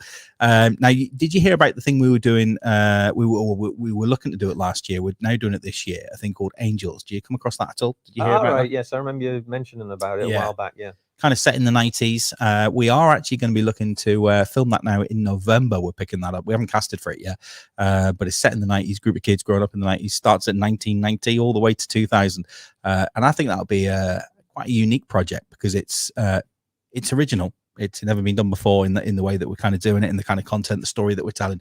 These kids kind of growing up, and there's a lot of reference points to the Northeast as well. Being set in Wallsend and Tyneside. There's a big reference to the Meadowell riots. Do you remember those? Yeah, I remember that back in the 90s. And I think when you do a period, it's hard to kind of something in the 90s. You wouldn't think you think it'd be dead easy, but simple things like making sure if we're doing an outdoor scene where there's cars and there's traffic, making sure we haven't got modern vehicles kind of in that on set, and trying to acquire. Pieces are so difficult, really difficult. You've got, because it's all about the attention to detail. Because I mean, even computers, phones, even it's fashion and everything is got to be just right. Try getting hold of a shell suit. They're about 150 quid on eBay at the minute. And that's a good thing, because being filmed in the 90s, well, obviously we're after a lot of 90s props as well. So anybody that's sort of listening into this show tonight, or you're on the messages, if you've got anything 90 related, you're quite happy to give it up to us, or want to sell it maybe pretty cheap, I'll tell you what, just give us a ring. Yeah. Give us a ring on the show number, and anytime, we'll take your call and we'll make arrangements to get that off you. Absolutely. And then you'll see it in the film. We ordered we ordered a Nintendo. Do you remember the original Nintendos? Because we know with Angels, we know there's some scenes where it's bedroom scenes. Do you know what I mean? Where you've got a group of kids and they're hanging out in the bedroom and stuff like that, as kids did. So we knew it was really important to kind of get props and bits and pieces where, anything from Spice Girl posters to sort of games consoles and stuff. And I ordered from America an original Game Boy with games, but it came with something I'd never ever seen before, which was this unique carry case. And you had the Game Boy, the games, all in this original carry case, and it still hasn't turned up. So I don't know if it's gone walkies or whether they were pulling my leg or something. But we'll see if it turns up one day. Hopefully it will. I used to play Master System and Mega Drive. I was more that end. Yeah. But it's Master System, Game Boys. What else? There was all Atari brought out. I think they had a kind of Game Boy game. It was Atari's own. No, sorry, it was Sega's game. It was called the Sega GameCube. Was it? I don't know. Was it the GameCube? I think it was. That was it. Yeah. Oh yeah, they were. Yeah, the little discs. Yeah, that's right. I remember that. But no, now try and get hold of some of these items, and they're almost antiques now. To try and get hold of. I'm old enough to remember Spectrums and Commodores. Oh, the 128. I had a Spectrum 48K. Yeah. Oh, that was the business back in whenever the hell that was. Yeah. Get the switch on the computer. Make sure we invoice them for all those drinks as well. Bloody free for all, I'll tell you. Anyway, think they would get. I'll catch you with my eye, I tell you. But no, look, it's been great that you've popped in. You're going to stay with us for the rest of the show. Yeah. You checked in with the missus. She's cool. I've checked. She'll be watching the show as well. I'm sure she'll be cool. But Rod Glenn, writer, actor. We'll talk more and we'll play some games a little bit later as well. Let's give him a round of applause. Rod Glenn, everybody. Well done. Woo! There we go. Okie dokie. Now, if you want to get involved in the show tonight, you can. 01916464555. The number's down below. Obviously, you can send us a text if you like as well. Drop us a DM on social as well if you've got any questions for the guys. Now, preparing Studio 5 is band The Angel. No, what they're called again? Agency. The Agency. You're still thinking of Angels. It's exactly why I did that, because I was thinking of Angels. Exactly right. But yeah, they'll be playing with us very, very soon live in the show. So there we go. Now we're going till 12. It's 14 minutes past 9 here on Nova Radio 102.5 FM. You're with me, FERSON. We've got Terry here, my co-host, and the guys in the studio as well. Now Shane's here. He's in the background. He's playing around with cameras and stuff. How are you doing, Shane? How's your week been? We kind of hear him because he's not on a mic, but it's been amazing apart from last night. Apparently he was out on the Razzle Dazzle last night, weren't you? You're the blooming Razzle Dazzle every single night, I tell you. He is. Now save yourself for the staff party next week. We say partay. We might be going out for a few. It's been a long time coming. Now let's go to some messages. Penny Bramwell says, when you filming any vampire films, she says. I think that's for Rod. No, I haven't done a vampire film yet. As long as there's no sparkly ones involved, I'd be happy to do that. Yeah, lots of gore, and I'd probably be, I guess, with my age now, I'd probably play like one of the head vampires because I'd be too old to be one of the cool, sexy ones. Was the Lost Boys? Wasn't that a bit vampire-y? Wasn't it? I Lost love Boys Lost back Boys. in the that Cracking film. a British version of something like that would be pretty cool, I think, if it was done credibly and done well. Definitely. Bingo time, says Victoria. Not quite. I know you're excited to play the bingo. It will come. It will come. Just hang. We've got a 4-hour show to do. We're only 1 hour and 15 in. It is coming. Yee, says Heather, and all about them Xboxes now. But nothing beats the Sega Mega Drive. Yes. That's from Brandon as well. Sega were definitely the kings of graphics and arcade games back in the day. That's for sure. And they were, and there's always been competing firms. But I was around Terry's the other night, and I'm pretty tech savvy, pretty much. I'm a bit of a gadget guy, and I've known about VR for years. Do you know what I mean? And he says, I've got this VR helmet. Try this on. It was for the PlayStation 4. Irate. I know nothing until I put that on. I tell you, I put it on. It was really weird, and the sort of level was moving. The platform was moving where I was standing. The floor, the ground was moving basically, and your brain like reconnects everything up, so it feels so real. Even though you're not on a walking floor, like a motorized treadmill or anything, you literally just stand on the floor, but it feels so like real. And it was a shooty up game, and I was reloading clips, going out the window, blasting everybody, and it was pretty bizarre. And I was so impressed. It was nothing like what I thought it was going to be. So it definitely sold me. I think you want one here, don't you? We're definitely getting one. I think we should definitely get one in Studio One. I think that when you get the green room, I think there's going to be quite a few things going in there. There's going to be that, and you're pretty. You like the Pac-Man machine I've got. I think I think might be one of them going. Yeah, I think we should just fuse gaming with podcasting, with radio. It's going to be a new thing. Don't you dare nick that, you lot out there. I know what you're bloody quick at nicking TikTok stuff. as well. And TikTok. We'll fuse it all. So we will definitely get in the VR here in the studio, in the 8K studios. That's definitely happening. Talking about 90s, if you do remember, if you were lucky enough to kind of be around in the 90s, I tell you what we didn't have. These bloody things, and life was good back then. Agree or disagree, Bob? I think you can have a lot of good things without phones, but You can. I think there's a lot of people now that's their life, isn't it? Really, their phones. People are making a living out of it. When I was younger, obviously, I'm only 21 now. Yeah. But when I was younger, phones, I wasn't really bothered by phones. But then all of a sudden, it was Blackberries. Oh, they came the out whole and BlackBerry thing. Yeah. That was it. But I think that only lasted for about a year, and then it's just that everyone's going crazy about their iPhones and that now. It's ridiculous. Like the grand, like it's just like when I speak to my stepdaughter. We're talking to her. You're having I feel like it's a one-way conversation. She's like, doing the phone all the time, Facebooking. Do you know what I hate though? If you're out with somebody like a bar or restaurant or something like that, and you're like, oh, guess what? I was going to tell you this thing, and they're like, I'm not even listening. I'm too busy talking to somebody else while you're filling in the conversation. So now I say, look, if we're going out for lunch, dinner, whatever, with a bird, no phones, and then you'll have a much happier night. Because we were in Wetherspoons, me and the mate, and there was this couple who came in and they sat in a booth in Wetherspoons, right? And you had the man, the woman, and a child, right? This is true, right? And the guy was engaging with his daughter. Cool as, what do you want to eat, darling? La-di-da-di-da, we'll get the drinks, la-di-da-di-da, no problem. I promise you, the woman never, ever came off that damn phone. Even when she was eating, she managed to sort of hold the fork in one hand and the phone was in the other.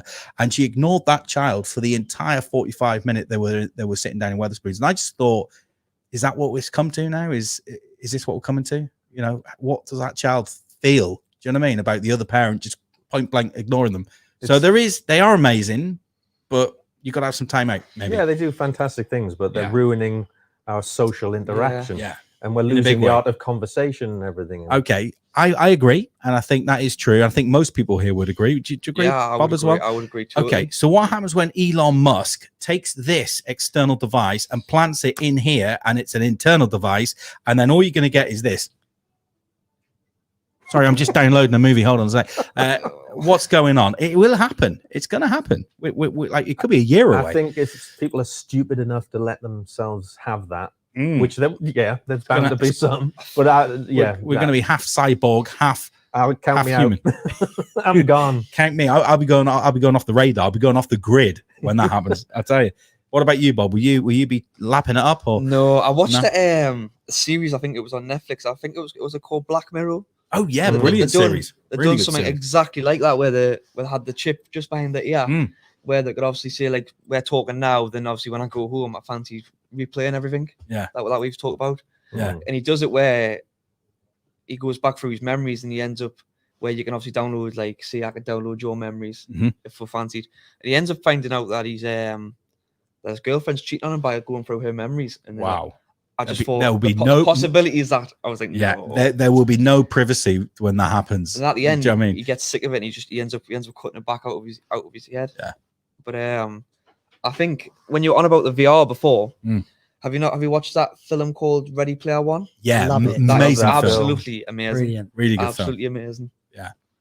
That was all shot in or not all shot, but they filmed quite a bit of it in the UK, in Birmingham. They Oh, did. yeah, I yeah, it was- auditioned yeah. for a role, but didn't get it. Didn't get it, no. But they it was great. They the whole sort of caravan site that they Yeah. had, all of that was all the Just- next to Spaghetti Junction. Basically, it's Oh. it was all under there, all the concrete, and Just absolutely brilliant. really good film. But that's I don't think we're far off that. No, Seriously. I think the VR now is just absolutely amazing. Yeah. Like, you What- see more of it now popping up on Yeah. YouTube.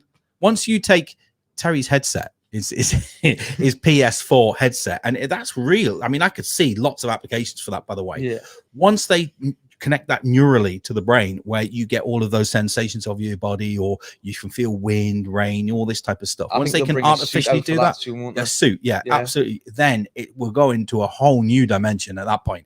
And I think what will happen is, and this could really happen in our lifetimes, where it's going to be, do you know, people have like not the best life in the world, and they can escape this escapism. You know, Yeah. What you'll get is people Yeah. will escape for their entire lives virtually, Yeah. other than to eat and sleep. They'll Yeah. just stay in a virtual world because they all can the be time. anybody. They could have these avatars literally where they could be anybody. You want to be a big muscly guy, you can be a big, we're doing filters now with with social media and mobile phones. It's only the next level, it's only the next step away, which is the next generation in effect could be plugged straight into this type of thing. Scary, isn't it? It is very, very scary. And what will happen when you're in that? There was a film years ago, you may remember this, Rod, and Terry. It was called Lawnmower Man. Yeah, Love remember it, that? yeah. Do you remember that? Yeah, Jeff definitely. Fahey. It wasn't as good as Player One or whatever. It wasn't as good as that. The graphics and stuff, very, very basic, all polygon stuff. But essentially, it was saying, like it was hinting to the fact that you could be obsessed about that world because it is this virtual world, and then you're going to kind of forget to eat. You know what I mean? You're going to forget to look after your own body. Although I'm sure they're about to connect you up, an umbilical cord or something. Yeah. That's what the belly button's for. They'll just reconnect it to there, and we'll be all plugged in. It could be that, couldn't it? Because he is working on something. That Elon Musk, he's working on the neuro thing. They reckon they've got that working now. Just dangerous. I mean, there is good applications if it's to bring your hearing back, for example, or if you had a disability and it was going to, The medical application. the medical, it'd could be amazing. But the worrying thing is for entertainment and other uses. I think it would could just be stop younger worrying. generation from, like, say, when we were younger, you obviously had to go to the other door and knock on them to ask if they were playing out now. Yeah, You obviously just got them where they'll just text, "Oh, are you coming out?" Then meet up. But if they're gonna go that far, they'll be like no, they'll have no People will social just- skills. Yeah, They'll meet up virtually. Yeah. They won't ever meet up in person. no, very, very worried. Would you get one of these suits, Terry? If we had one of these neuro suits, you'd be the first one in there. He'd be queuing up at He's midnight. probably got a prototype already. I wish I had. He'd be queuing up at the store, at Game or whoever's selling them No, at the but local high I street. know who would. Chris Who? would. Chris. Oh yes, he So would, wouldn't he? He's into all Yeah, that he is. stuff. He's got all this stuff. talking about He's got the move controls. games, Xbox, the new Xbox that is coming out, that's going to be discless.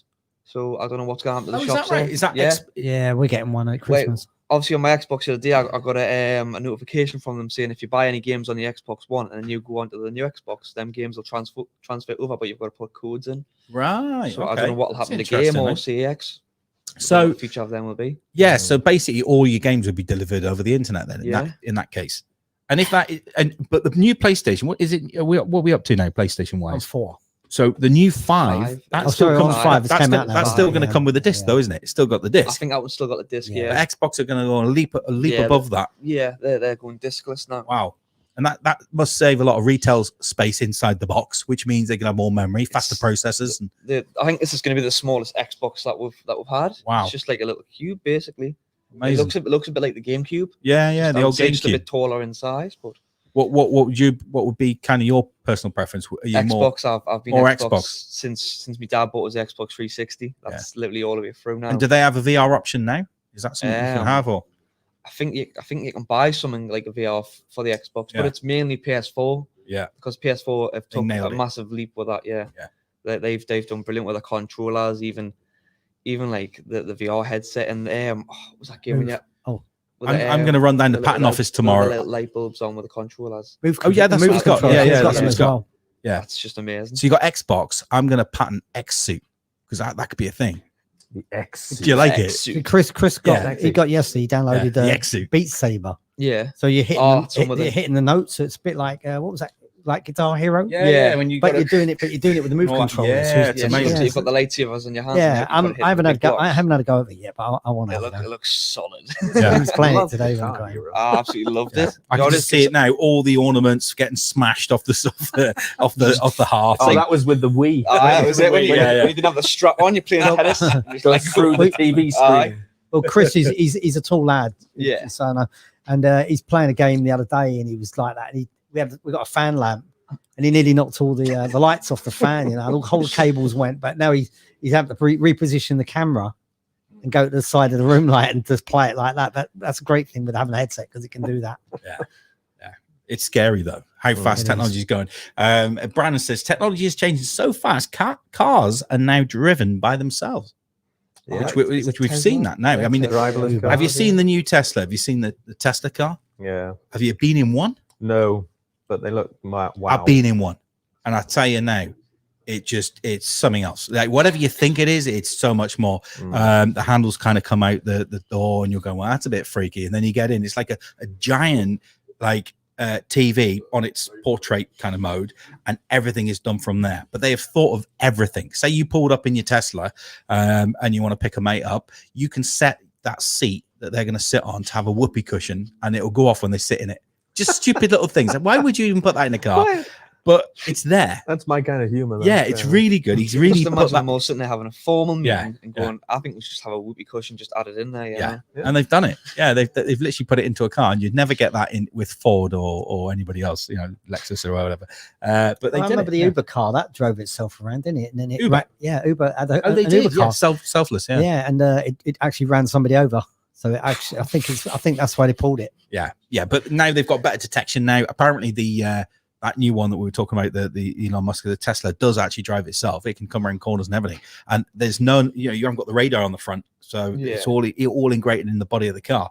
But yeah, it's crazy. Cost some money. They're serious. Yeah. And here's the thing: if you had a Tesla now, however many hundreds of thousands it is, and you sold it to Rod, for example. Okay, they disable all of the software, so you end up with just the car, the basic functions, and then you have to buy that upgrade pack again. So they sell it every time you sell the car. They get another 14 grand every time they sell the car, or whatever it is. I think it's 14 grand, something crazy anyway.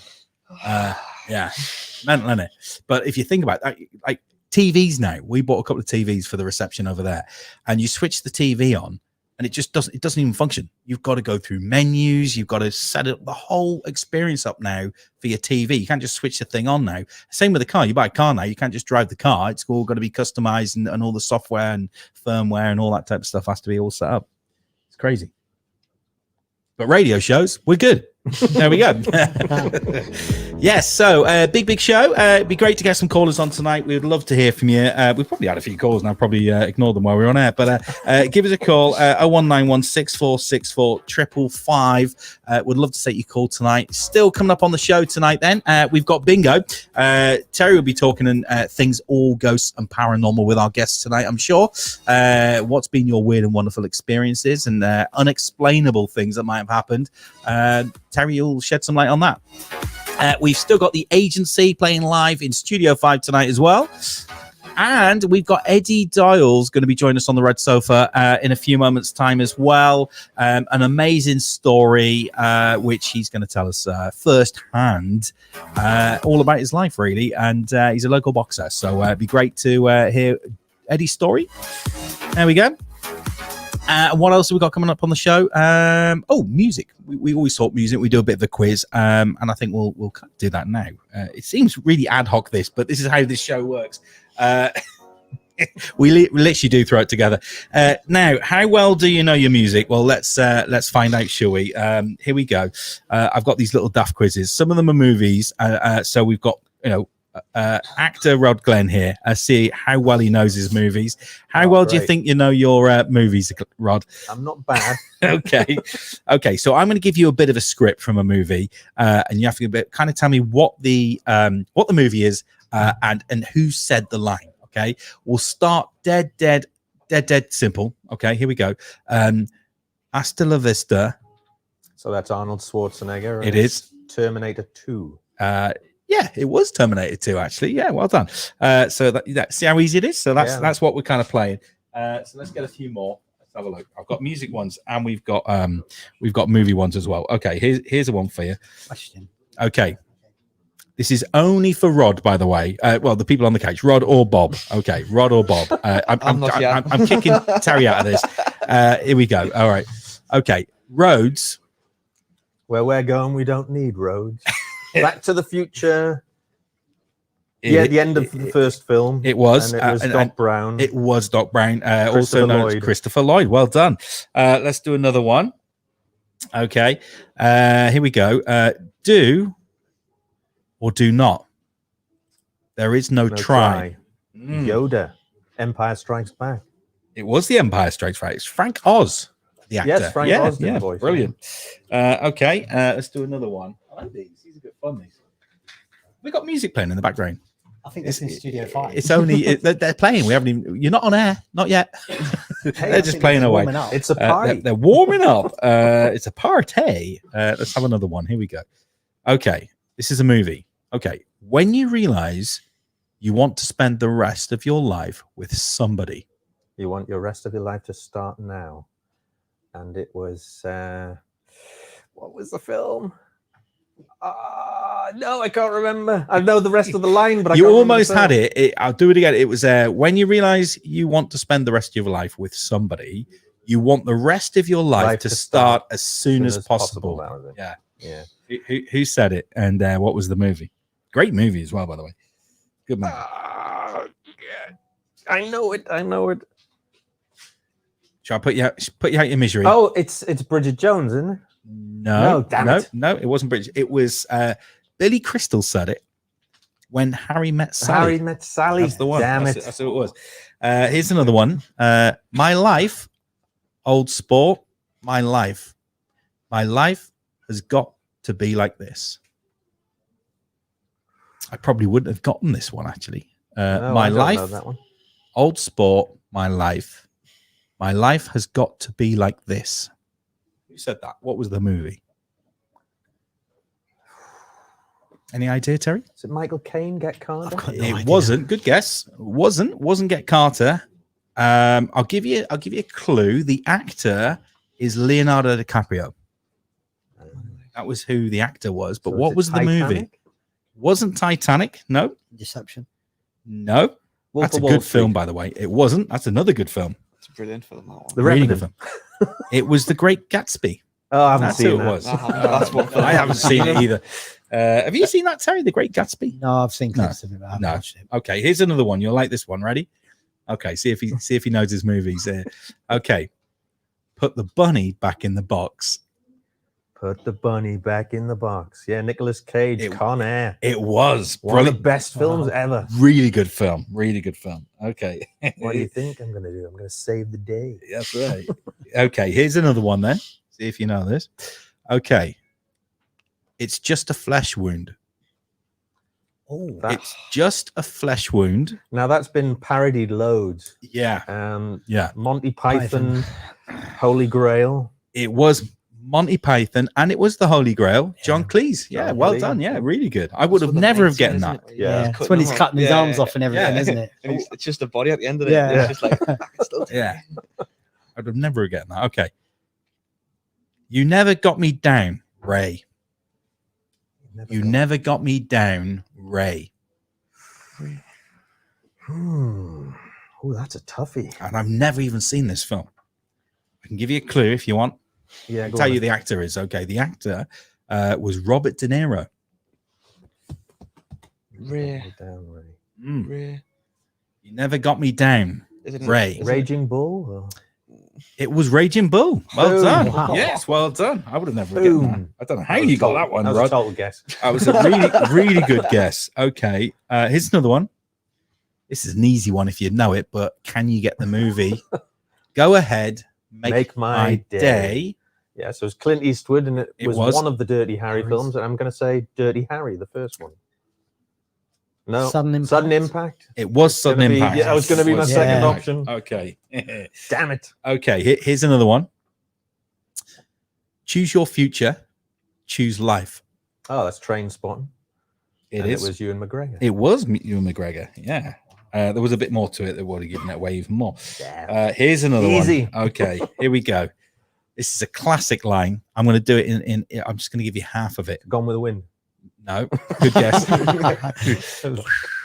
I feel the need. The Need Speed. for Speed. That's the one. Top Gun. And it was Tom It Cruise. was Tom Cruise. Great film as well. Classic. Okay, here's another one. Okay. No one ever made a difference by being like everyone else. No one ever made a difference by being like everyone else. No. Film and the actor is what we're looking for. It sounds like that could have been DiCaprio as well with Wolf of Wall Street, but no, I don't know. Could pretty much be anything, couldn't it? Okay. Hugh Jackman. Oh, is it? The entertainer one guy. It is. Yeah. The Greatest Showman. Great I was Showman. about to That's say the the last showman. I don't know why. That was the one. Okay. Showman. Here's a one for you. Another one. Sometimes I truly fear that I'm losing my mind. And if I did, it would be like flying blind. Ooh. Sometimes I truly fear that I am losing my mind. And if I did, it would be like flying blind. What was the movie? Who was the actor? Any idea? No, you got me on that one and all. Okay, it was Leonardo Ah, DiCaprio. God damn it. It was. Just say Leonardo DiCaprio every time. You could, but what was the movie though? And Was that Inception? it was a big movie. It wasn't Inception, Mm, but you're along the right lines. You are close. flying. I'm We'll do what? We'll do one more after this. Oh, it's not. Is it the Tarantino, the last Tarantino one? No, No. no. It was The Aviator. It was The Aviator. Oh, Yeah. that was a dire film. Yeah, yeah. That's what it was. Okay, here's one more. Okay. Try and give me the actor if you can in this and the movie. I see dead people. Oh, so that's The Sixth Sense, It was and it was what's his damn name? The Bruce. kid. Bruce Willis. Bruce Willis, but who was the kid? Who was the Yeah. kid? I think it was. Yeah, it was. Yeah, it was. Yeah, it was the kid that said it. Yeah. No, can't remember. Haley Joel Haley Joel. Yeah. Osment. Osment. Mint. Yeah. Something like that. Yeah. Something like that. There we go. Okay. Done really well on that, isn't it? Really Well, I good, think we really should good. Get one of them. I think. I Yeah, think go I on. should get Give one me, of them, give me one of them. Let's give him one of these. Yay! There we go. There we go. We enjoyed that. There we go. The big show Sunday evening. Terry wants to say something. There we go. Yeah, while we were doing that, we had Janice phone in. Oh, do we? Yeah, we've got a question for Bob there. Oh, right. She wants to know what's the best TikTok, that you've done with the highest views. Ooh. Probably the drive-by with the twins. That's roughly now still ranking at 853,000. Wow. I would say that's mostly Americans are saying that, and it's just I think it's got over like 20 to 30,000 comments on it as well. Gee. It's that's literally blown out the water. That was just for awareness of obviously the rough areas around America. I think most of your videos, like if you do like awareness for any video and you put it on TikTok, it will blow up. Yeah. Yeah, definitely. That's really cool. Have a We're message. Yeah. certainly going to be talking more TikTok this evening as well. We're taking you till 12. It's 9:40. Welcome along to the show. Do us a favor, by the way. Get sharing, why don't you? Which camera am I on? This one. I'm on this one. Here we go. Camera 2. Get sharing down below on Facebook, on 8K Live, and of course on the big show. Give us a little bit of a love, will you? That always goes a long way. And head over to TikTok and find 8K Live and see our silly little video we did before. We'll certainly do some better ones later in the week. So there we go. Now tomorrow we officially open 8K Studios. Can you believe it? Can you believe it, Terry? It's finally happening. I know it's finally happening. We're not doing a launch party or anything. The whole COVID thing messed that up, but we are going to be officially open tomorrow. So get yourselves down, come see us. We're based down in Gateshead, Fallin. Come down to the Gateshead 8K Studios. If you're a budding actor, musician, anybody like that. Yeah, singer, anything like that, get involved. Obviously, the show, the films that we do, and all the other bits as well. Rod, this is the first time you've actually been here. What's your kind of perception of everything, and what do you think of the place? It's fabulous. Yeah, you've got a really good setup. Great studio space, sound booth. Obviously, it's the main studio here is fantastic. It's coming really together. Good setup. Yeah, cheers, man. I mean, it's been a long time coming, but we're glad we got there in the end. You know what the best thing is? What's that? It's the color scheme. Yeah. So vibrant, isn't it? Isn't it vibrant? Yeah, that's the lots word. of pink and purple and other colors. But yeah, so if you want to come and have a look, then come and have a look. Do it. Now we are going to be filming a promo next week as soon as we finish the Jeff Mull video. So we're going to shoot a bit of a promo in here, and that'll be all over socials probably in the next week or two. We're going to be doing that. We started shooting it, but we'll finish it off in a week or two. So that's gonna be good. Looking forward to it. Now, the agency are warming up next door. They're gonna be playing some songs with us tonight, which we're really looking forward to. They're dead keen to get started. So we're gonna cross over to them in a few seconds and stick around for our next guest as well. These guys are gonna stick. You're gonna stick around for a bit, aren't you guys? Oh, yeah. And we're gonna have Eddie Doyle live on the sofa as well this evening. So we're gonna cross over to Studio 5 in a few ticks. I'll play this first though. This is Nova Radio, North Nova Radio, Northeast. Nova Radio. Yeah. This is Nova Radio, Northeast. There we go. So big show. Eddie's going to come and join us on the sofa. He's just making his way over. Come on round, Eddie. Come and take a seat. Why not? Yeah, we're going to sort out camera in Studio 5 in a second as well. So Eddie, how are you, mate? How you doing? Yeah, I'm all right. Let's give you a mic. Can you hear us? Can we hear you? Yeah. You're there. Yeah. How you doing? I'm fine. You? Good. I'm good. I'm glad you popped down. What do you think of the setup? It's great. I'm a bit nervous. Like I'm not gonna lie. Are you really? But yeah, it's sound definitely. Yeah. Sharp dresser. Yeah. I feel a little bit. He's snappy with it though. Yeah. What are the kids doing? Something like that. Don't do that again. You with it. Yeah, no, I won't do it again. I was trying to get one of the things. We used to be able to do it when you were. I think I can still do it. Oh, he can do it. Terry's doing it. He's doing the snap. He's doing it. Do it again, Terry. He's doing it. That's a bella, that like you should be careful. You could hurt your fingers.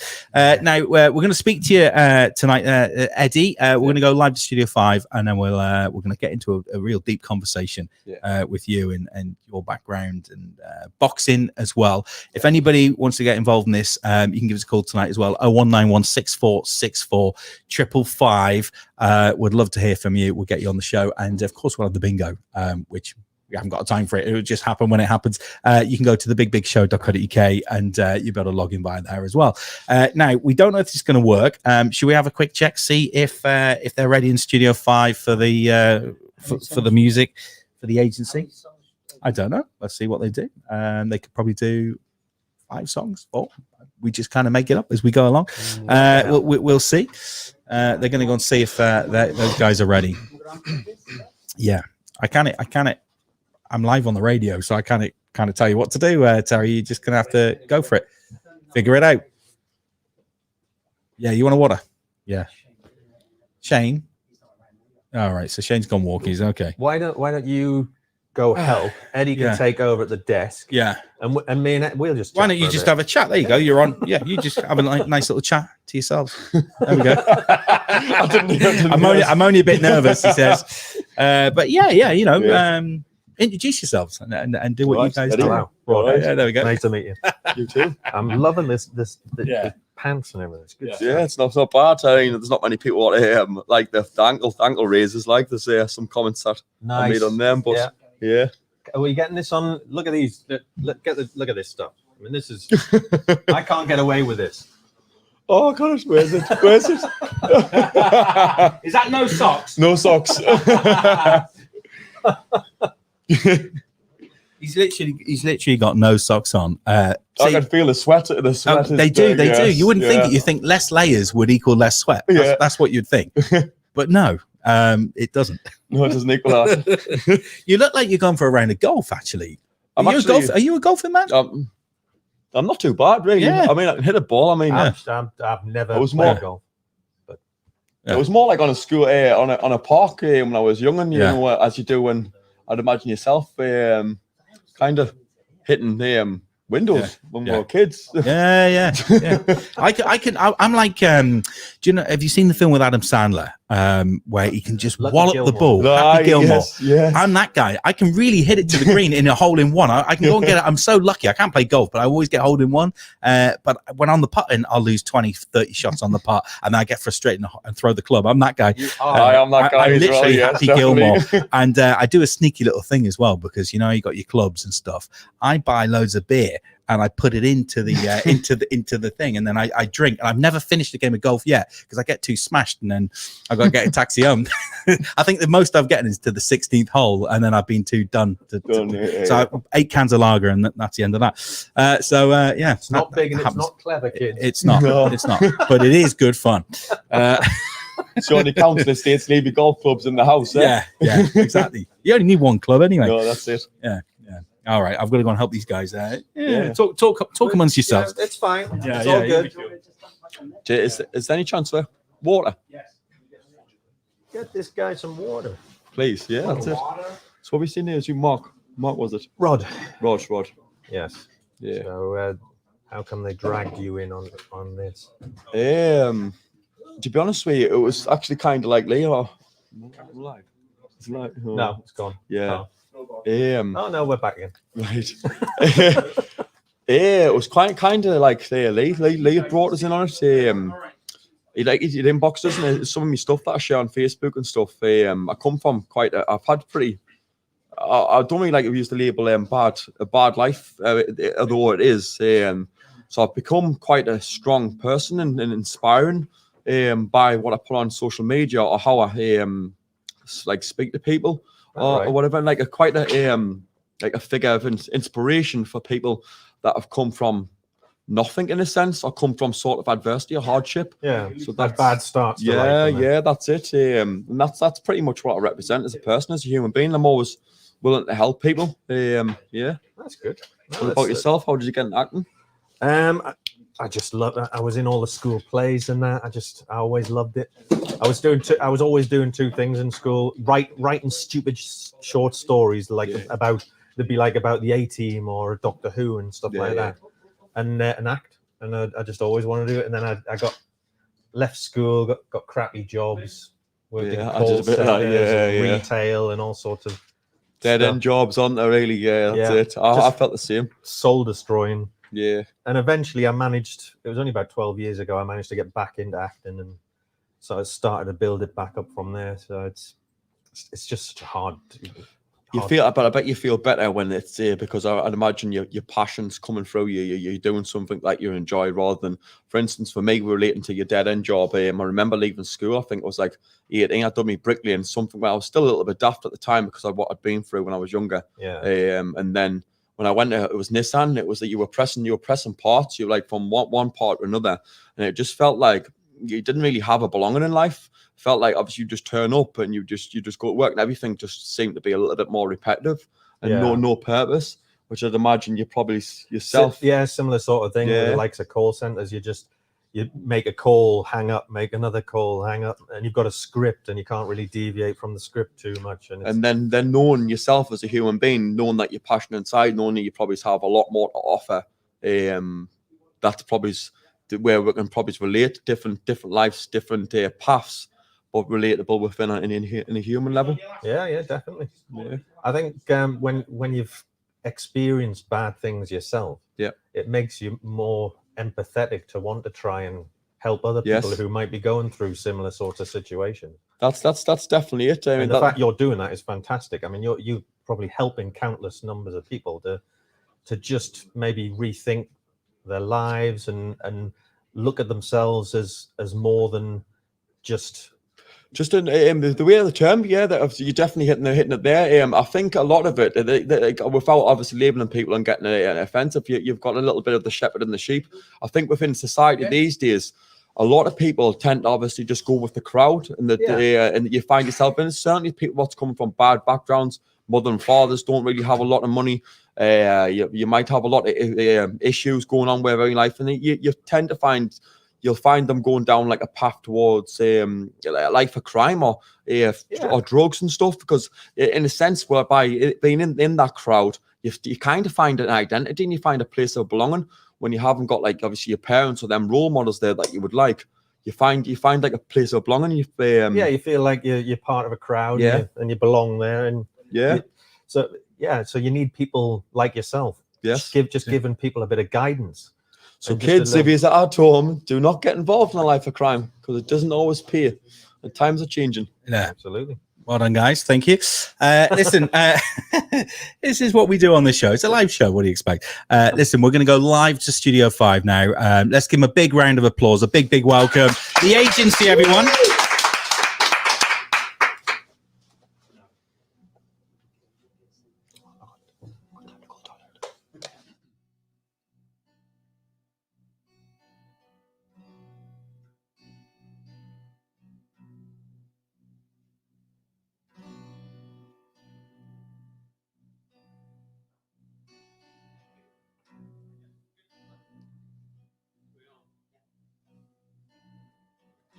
Oh, she wears a plain white dress, paints her hair the darkest black. Her eyes, they are the brown pools where men get lost struggling over the rocks. Those lips, they taste bitter, my friend. They drip with venom. If you want to taste, she'll tell you to. Ask you what you want to perform. And you'd better blow her mind.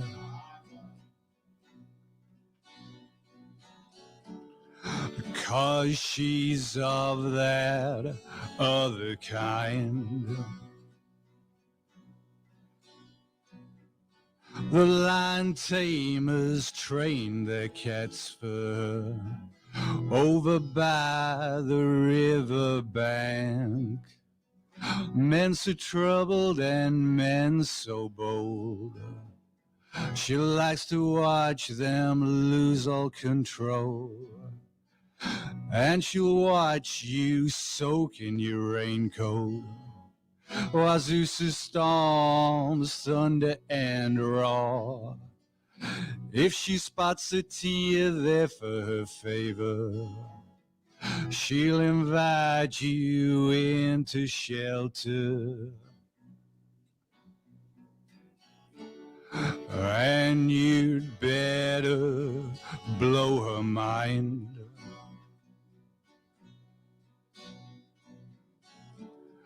'Cause she's of that other kind.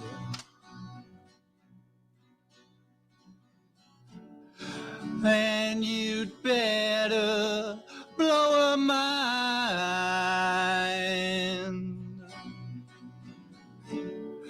'Cause she's of that other kind.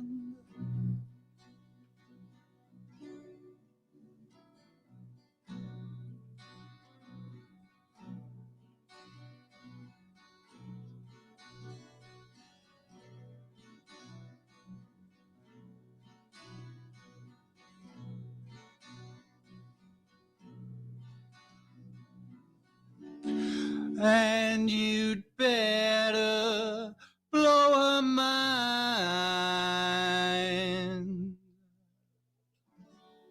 'cause she's of that other kind.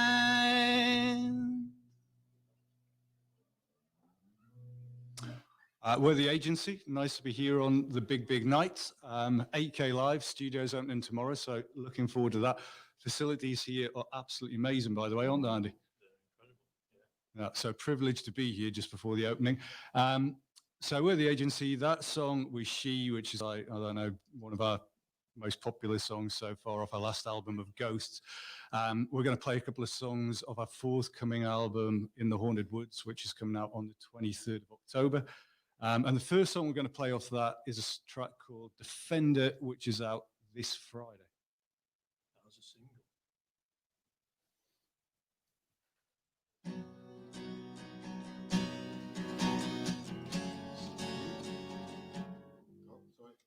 We'll start again. That's good. Every song's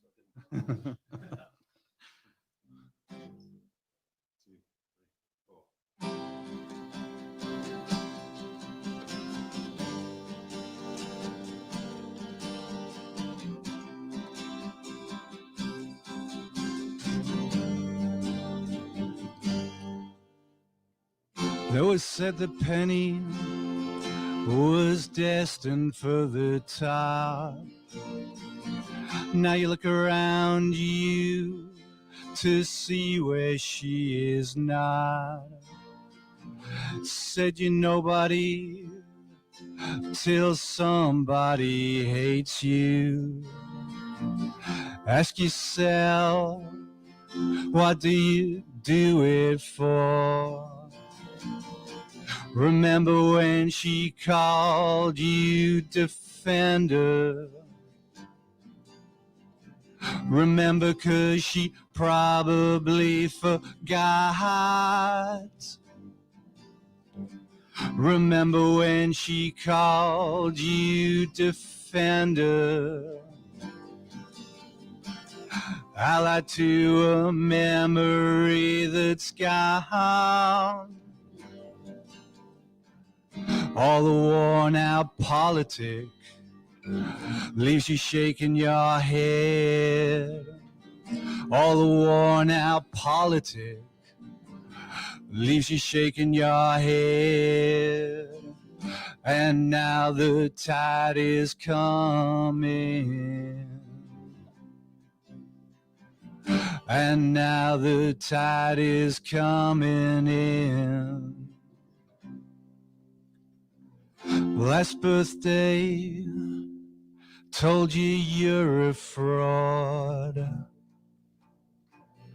Who isn't these days? Remember when she called you defender?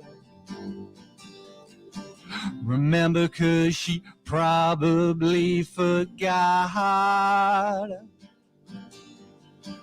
Remember when she called you defender? I lied to a memory that's gone. Remember when she called you defender? Remember when she called you? Remember when she called you defender? Remember when she called you?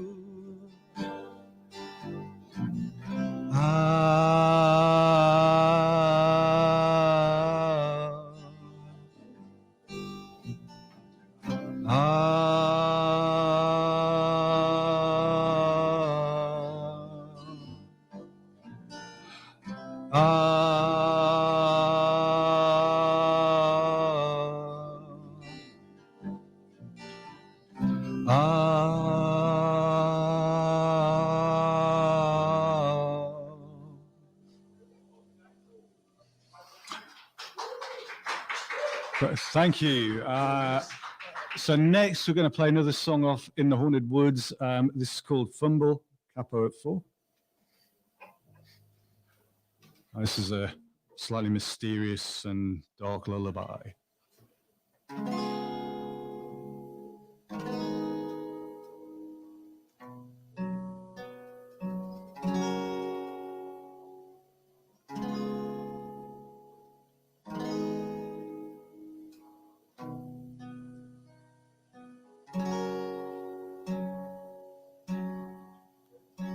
Yea, though she may run across the canopy floor, and the moon floods down, it's past the witching hour. What have we begun, this young maiden and I, past the poison ivy and over by the well, and the brush will cover you away from all sight, and the darkness hides you well.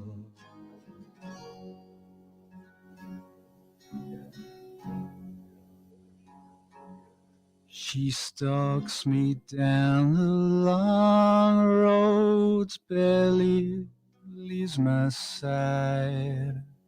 Tried to take a picture, got the outline of the pines,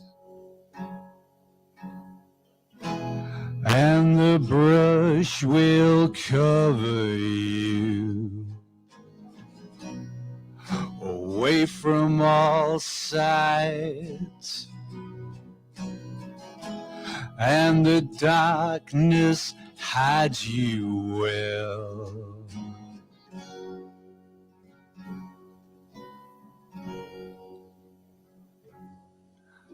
Body warmers and torches, shotguns in their hands. The spirit flies like lightning, she'll find another land. What becomes of you? What becomes of me? How do we get out of here? Out of here? What becomes of you? What becomes of me? How do we get out of here? Out of here?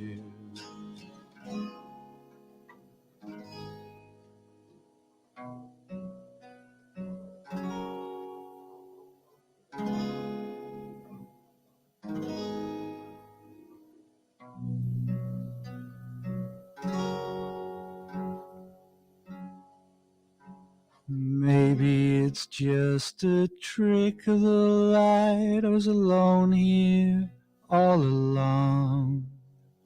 Maybe it's just a trick of the light. Right, so what we got next? Right, we're going to finish with this one. This was off of Ghosts as well. It's a track called Jack and Spade, and this is about the dead rising up.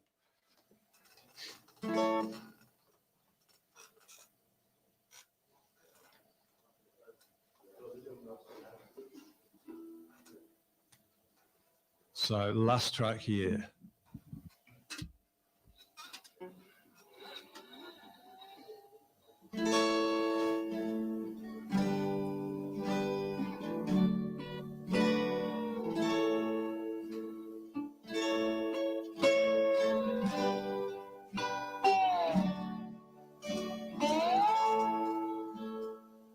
Jack, you look surprised to see me.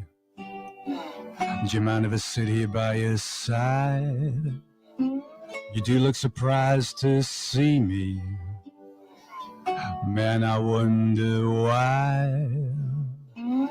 Last time I saw you, it was a mean old night.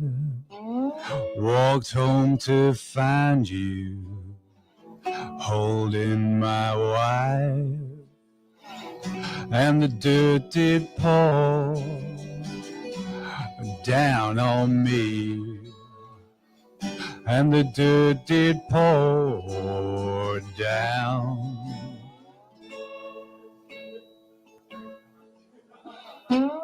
How is Lucy doing? And Jack, how is my wife? You've been less absent from me than you might think. My eye was upon you while I was abroad. Yes, I'm feeling vengeful, and sure you should be afraid. And the dirt did pour down on me, and the dirt did pour down.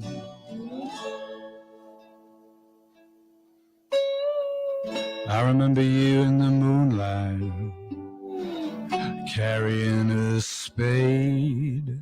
I lay in the ground gasping, no one heard a sound I made. My head was cracked open, I was betrayed.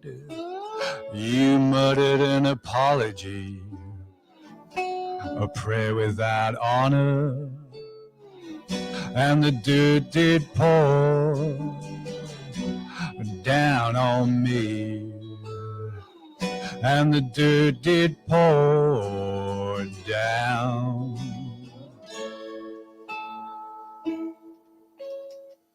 I remember you in the moonlight, carrying a spade. I remember you in the moonlight.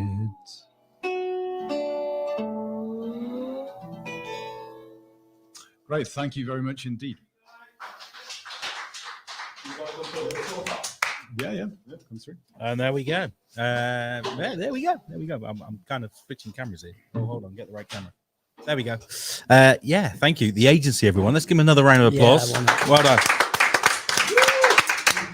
There we go. Just while we sort out cameras and stuff as well, they were good local Northeast band. If you got a question for them, let us know on the text down below. Now, Eddie Doe will be coming back on the couch shortly. We'll finish up with the band. Eddie Doe will be speaking to us as well in the second half of the show. And of course, we're going to be doing live bingo as well. It is coming up, so get ready. Go on to thebigbigshow.co.uk/bingo. Now, your game code tonight for the bingo is it's 8K live, and your password is 123. So you can get logged in, and we'll start the game in about 15 minutes or so you can play along at home as well. And don't forget to share the show on socials, 8K live on Facebook and on YouTube as well. Now we are going to get the band on. They're going to come in and join us on the sofa. If you'd like to come and do that, lads, they're going to come and join us now. And we'll be back with Rod Glenn, of course, and Eddie Doyle a little bit later as well. All good? You haven't fallen asleep there, Terry. Your camera's gone, Terry. Look at this. Everything always goes wrong when Terry's on. It has gone as well. It has gone. Actually, 2 of our cameras are down now. Oh, we'll have to sort those out. We'll have to go to a wide. Hold on. I've got more cameras. 2 seconds. I can pick it up here. I've got a little webcam there. Here we go. We've got the lads on the sofa as well. There we go. Let's bring a mic up. So guys, thank you for joining us tonight. Let's see if we can actually hear you on the mic. We should be able to. Sure. Oh yeah, we can. Yeah. So introduce us. Who are the band? Right, so I'm Steve. Yeah. I'm Ben. Yeah. I'm Stephen. I'm Andy. And you're Andy. Absolutely. Now, how long have you guys been kind of the agency, as it were, as the band? Quite a long time. It's about 10 years, really, isn't it? Yeah. Yeah. Yeah, I Often, suppose it is. Yeah. Why not? we're kind of, it's a changing form. So we're like a collective, and there's loads of different people kind of float in and out of the band. So yeah, but the three of us, so me, Andy, Steve, we've been together for a good 10 years. Ben's joined recently, haven't you? How's that? Been pretty good. Yeah. That's been a good couple, yeah. Is Ben the youngest member of the band? I am. Are you? Yeah. How old are you, Ben? 21. 21. And what's the oldest member of the band? Well, Or would that be given? it'll be rude to say. I've done 21 3 times now. Oh, well, fair play. 3 times at 21. That's a nice way of putting it as well. So in terms of gigs and stuff, do you guys sort of do sort of pubs and stuff? Is it pubs and clubs? Are you into weddings? I mean, what kind of gigs do you normally get? We'd love to play a wedding. With that sort of like gothic style. I think, you know, it would, that wedding would be great. But no, we tend to play sort of pubs, clubs, like places like round here. We tend to do launch gigs at the Clooney and stuff like that. You know, we've played in other places, Belfast and Leeds and stuff like that. So we sort of get about, but yeah, I don't know. We should probably play live more often than we do, but we're pretty focused on what we do in the studio. It takes a bit of time. Like It's been a long time. Yeah, Actually, the last album. we're some like 5 years between albums. So, Wow. yeah. Wow. When was your last album, mate? Well, so was Well, it 2013 or 14, 15? I don't. Yeah, the release date was 14, 15. Mm. So it's taken. Yeah, it's taken that long. 5 Yeah. years. How many tracks are on the latest album? So the album that's coming out 23rd of October, In the Haunted Woods, 10 tracks. Yeah. We definitely like genuinely think it's our best stuff so far. It's just like cohesive, and it sort of presents the vision that we want to present. So it's really a piece of art. Like we really feel it as art in a way that maybe we haven't some of the others. Is that true, Steve? If you say so. If I say so. Yeah. And I sort of have the tunes on my brain all the time, which must prove something. Yeah. And I haven't got completely annoyed with them yet. No. So in terms of when you guys very, very first started, who were the kind of the original, who put the band together at the very, very beginning? Well, so originally, I think, you know, I sort of got to the studio. These guys already had a studio, and I think the intention was that I was going to put together a sort of solo record thing. Yeah. But then we started playing together, and something organic kind of happened. I think if you listen to the first record, which is called For the Brave and Troubled, you can sort of tell that these were sort of written as singer-songwriter kind of ideas, but then they sort of changed a bit. It became a bit more of a sort of growing sound, organic, a bit of a beast. Of Ghost was written with a band in mind a bit more, so that was our second album, and this one, as I say, it just feels a bit true to ourselves, doesn't it? Yeah, and I think this one we started off doing the songs like that acoustically to several years ago now, and we've sort of fitted all the rest of the instrumentation and the production around it. So it was a bit easier than I expected to just strip it all back down again and play it like we just did, because obviously the album versions are much more full with drums and hundreds of guitars and synthesizers, and mellotrons, and piles of backing vocals.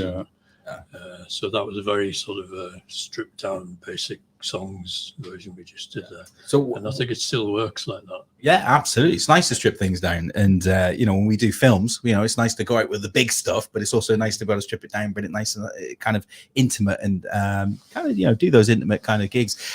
With you guys, were you affected over COVID much? You know, were you writing new material? Did you have gigs that you lost? I mean, how did that work? There is that. So COVID. So we couldn't play gigs, but we got into the live stream thing, which actually isn't too. Of course, we couldn't live stream together, so we all did like these solo live streams. Yeah. That's actually quite useful, because you get sort of, you know, unlike a gig, people can watch it back a bit like, you know, this show and all the rest of it. It can go on to Facebook, YouTube, or whatever. So you actually get a bigger audience that way. And then, in the midst of it, I've pretty much written tracks for another album as well. So so it's been really creative for you guys then. Really. No, it's been really useful. Yeah, it's really good. I mean, in terms of video, are you guys on Facebook? Are you YouTubers? You know, do you get your content out, or is it just all music? Of the above. All of the above. Really? Yeah. But I can never remember all the handles and all the rest of it. So I think Twitter and Instagram's Agency the. Facebook. The Agency of Ghosts. Agency of Ghosts on Facebook. Yeah. Website, The Agency in the Haunted Woods. YouTube, Solar Bear Record stuff. Okay, Yeah. cool. So yeah, it's all over. So Solar Bear is the label we put the music out on. Okay, cool. We'll drop your links in down below as well for those that are retuning into the show during the week. Which Brilliant. We get a lot doing that actually. It's interesting because you think, oh, a little tiny podcast thing as we started, and it gets about. I mean, in total, we're I don't know 10,000 a week or something, which is great as a local platform. Not as good as Bob over there with his 63,000 followers, but it isn't bad for what we do here in the North. And it also goes around the world as well. We've had viewers from Australia on and Cyprus and New Zealand. We were really pleased that Bob was talking because to start with, everything was really happy, and then luckily Bob starts talking about being a monster serial killers. Yeah, we can fit to that. That's going to be easier. So our songs fit that. Brilliant. Would you guys be, we make films here, would you guys be interested in soundtracking some of your stuff? We should always offer that opportunity. Any exposure is great exposure, isn't it? Absolutely. Now, I wanted to play a little quiz. We were doing this with some of the other guys. We kind of do it with most people in terms of testing you and your knowledge as a band, I guess. And we'll go for music first. So I'll give you one or two lyrics and see if you can find who see if you can guess who the artist is, or the band, and the song. Okay, here's a one for you. It's Now or Never. That's what I'm going to say so far. I don't want to give it away. You could be on. It was Elvis, and it was Now or Never. There we go. Let's try another one. Okay, I'm gonna be your number one. I'm going to be your number one, and it was Blondie. It was okay. We've got some brainiacs in the group. That's what it is. Okay, here's another one. I can feel something inside of me. I can feel something inside of me. What's the lyric? Kinda. I can do something so strong. Okay. No, Who is it? Okay. I really don't think you're strong enough. It's the same song. It's not Sunita, is it? It's not Sunita. Kind of close-ish. Yeah. Good guess. I Believe in Life. It's Cher, right? Yeah, Cher. It was Cher. Believe. It was. Okay, here's another one. Girl, you really got me going. The Kings. The Kings, you really got me. It was indeed. Let's see if we can get some more. I love the music ones, by the way. They're good. We like the music ones. Okay, here's another one. Okay. That was just a lie. That was just a lie. It's close to Jimmy Nail, isn't it? Ooh, no, quite close. Yeah, nowhere near, but kind of, could be a solo artist. She's lying. Okay, well, they said you was high-classed. Well, they said you was high-classed. That's what Any idea? It was Hound Dog. Elvis Presley. Yeah, it was. Okay, here's another one for you. We didn't get any help. No, you didn't get any help. No. Nobody's Googling. No. Here's another one. Little darling, it feels like years since it's been there. Come to sun on it. It was straight in there. I didn't even finish it. Okay, another one. Let's try and do a few more here. We've got the movies, of course. They were for the actors earlier on. It's only fair we do the music with the musicians. Okay, here's another one. Okay. Ooh. Okay. Just give me a kiss. Just give me a kiss. Prince. Nope. The second lyric. Aerosmith. It is Aerosmith. Walk This Way. Okay, here's another one. Break my heart and leave me sad. Break my heart and leave me sad. No. Okay, I'll give you another clue. But all you do is treat me bad. But all you do is treat me bad. Break my heart and leave me sad. There's a lot of rhyming. There is a bit of rhyming. Yeah. It was called Baby Love the Supremes. Oh, there we go. Okay. Yeah. Okay, got that one. Let's have another one. Okay, here we go. On my bed of nails, she makes me wait. On a bed of nails, she makes me wait. It's a rock song. It is a rock song. Yeah. Roxanne, I said. Oh no, sorry, no, but it's kind of a rock group. On a bed of nails. On a bed of nails, she makes me wait. I'm going to know when you say it, but I can't get it. Is it not the police? Then? It's not. It was With or Without You. Oh, You yeah. too. Oh, yeah. Gosh, Yeah, it okay. was. Yeah. Okay, we'll try another one. Okay. Here's a one for you. I walk a lonely road. Oh, it's that Green Day one, isn't it? It is. Yeah. It is. I walk a lonely I road. think it's a Boulevard of Broken Dreams. It is. Well Brilliant. done. Well Well done. done. God, Straight in there. I was listening to that today Yeah. as well. Oh, were you listening to that one there? Yeah. Okay, here's another one. Okay. I just met you. Colin Ray Jefferson. Yes, Colin it is. Maybe. It is. It is. Straight in there. Here's what you can get just off what 4 words, 3 words. Okay, here's another one. Okay. Don't think I can take the pain. Don't think I can take the pain. Who was the band? Girl, I'm leaving you tomorrow. So it's Easy Like Sunday Morning, right? No, it's good not. guess though. Good guess. Is it not Drive by the Cars? Is that No, it? No. no. Okay, I can give you another lyric. Do you want a clue? I'll give you a clue on this one. Baby, if you've got to go away. Oh, Stay Another Day. Who are they? It was. He's 17. He's 17. Right, yeah, That's yeah. exactly who it was. Okay. We'll do one more. Okay. Okay, I'm not going to do that one. Sorry, I'm not going to do that one. It's too easy. That one. You've got to explain why. Because it was Christmas related, and you would have gotten it straight away. Straight away, it was something like was it Shakin' Stevens or something like that? Okay, another one. Okay. Oh no, I won't do. Let me hold on. No, I will do that one. Go on, I will do this one. Okay, he was a punk. She did ballet. Oh. Skater Boy.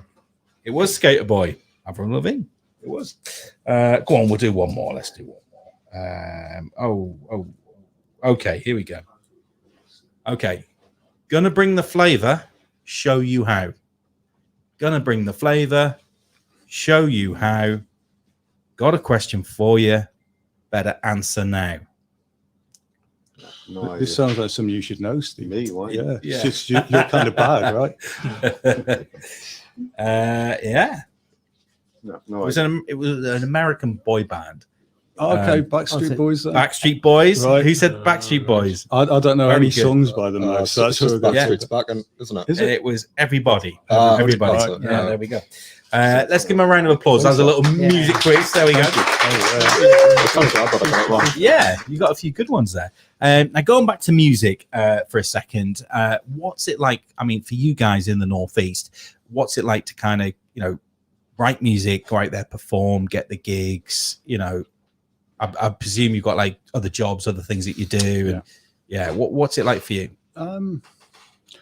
Yeah, I don't know. It's probably not typical. It's a cottage industry. Yeah, it is a bit up here in the Northeast. Yeah. Our music isn't really typical either. So we kind of watch what happens on spot. It's quite a niche crowd when we play as well, isn't it? So I don't know quite how to answer this actually. How is it in the Northeast? Because I think we could be virtually anywhere, couldn't we? And it'd be the same sort of thing. There's not like exactly a scene in what we do, I guess. Do you play like festivals and things? Around the I've Northeast? played a few around the Northeast. I probably can't even recount them all, but we've done things like Northfest, or there was there's very much a homegrown sort of festival bit going on here. Yeah. But not much else, to be honest. I always feel that it sort of nearly gets to the tipping point, but then never quite does in the Northeast, which is a great shame, really. Yeah. But, one day, you never know. But I think by doing things like this, though, coming on the radio, being on the show and taking part in the kind of live lounge setup that we've got, I think little things like that, it's good for you guys to plug we into do gigs. more things like that than we do. Absolutely. Gigs. Yeah. Well, it's sort of back to the way the internet works these days as well, in terms of getting kind of repeat views and all the rest of it. So it is quite useful, isn't it?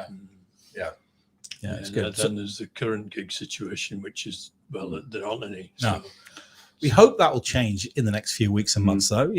Hopefully by the end of the year, you know, the festivals. I mean, we're seeing socially distant festivals. We've been, you know, Newcastle's definitely led the way in that this week. If you've seen the papers and the media, all the stuff in Gosport. Yeah, absolutely. So that's very encouraging for the market. But where you'd normally get a 60,000 crowd, you're only getting 2,000. So obviously, well, it's really tricky for the smaller venues and all the rest of it. So I know, like Little Buildings, which is down the Ousburn, are actually working with the Wylam Brewery to put on, like, you know, pretty small local gigs, but socially distanced and all the rest of it. So yeah, I mean, as soon as we can, we plan to play a launch gig for the album and all the rest of it, and do a little bit more of that. But it's just tough at the minute. Apart from anything else, when the venues are available again, you're kind of joining a bit of a waiting list because everybody else wants to get in there. You kind of name at as well, isn't it? So. Yeah. You guys are active on social media. You're sort of making music. You're doing it because you love doing it, I guess. Well, that's the only thing you can do these days in the music industry is do it because you love it. Yeah, absolutely. Follow your passion, isn't it, really? Yeah. So where are you guys kind of from? Are you all from the same kind of town, city, or you spread around a little bit? Or I'm from Whitley Burn. So yeah. I'm from North Shields. Okay, not too far from Whitley. Yeah. And I'm from Concert. Oh, well, there you go. Spread out a little bit. Spread out a little bit, yeah. So where do you normally rehearse and do you... So we've got a little studio down by the Ousburn, which we sort of rent, don't we? Which we've had for years. We do sort of small scale recording for other people there and things, but we've done our album there. We've beavered away for however many years it is there, but we also rehearse like the live sets there as well. So, And you actually record in another studio as well, don't you, in Baker? Because that's where we recorded over the other week. Remember? Oh, that's our studio. Yeah, that's where we went, was that the studio? Yeah, as well. Yeah, that's ours.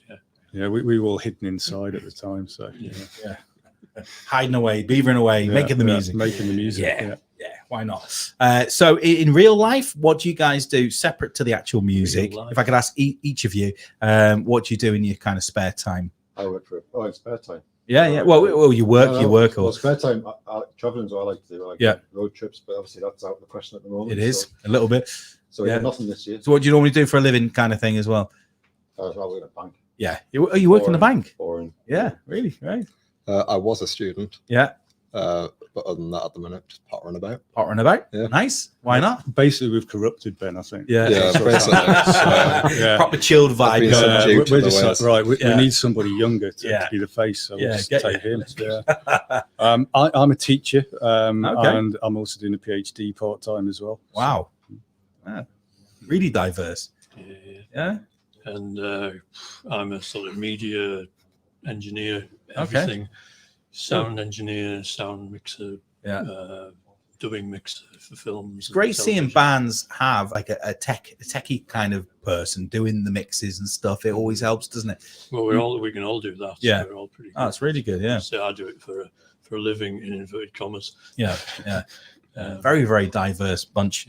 Yeah, brilliant. Well, look, have you enjoyed being here tonight on the show and taking part? It's been fantastic. Yeah, and we can only thank you from the bottom of our hearts for taking part and agreeing to come and join us, mad bunch. But we're glad you did, and of course you're welcome back anytime as well. Here on the Big Show. Let's give them a round of applause, everyone. The agency. Thank you. Well done. Now, if you fancy your chances at bingo live here on the radio, well, it's the Big Show. It's Sunday evening, 28 minutes past 10. We've got Eddie Doyle next on the sofa, on the famous red sofa. And, of course, we're going to be playing bingo in the next couple of seconds as well. So let's get you logged in real quick. Go to the Big Show. .co.uk/bingo. You want to type in a game there. Just type in 8K live, 8K and then live. Let's get some players in on the game, and your password's 123. So get logged in, guys, and let's play bingo right now.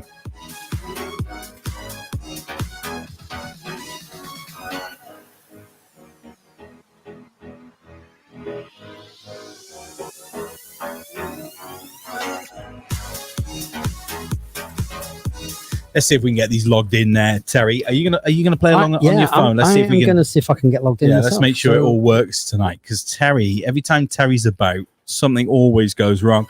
It does. Happens every time. Let's see if we can get logged in. So go to the bigbigShow.co.uk/bingo.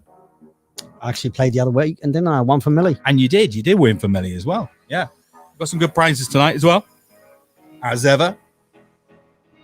What's the password, says Victoria? The password is 123. 123. Dead easy. Can I have the password? Yes, you can. It's 123.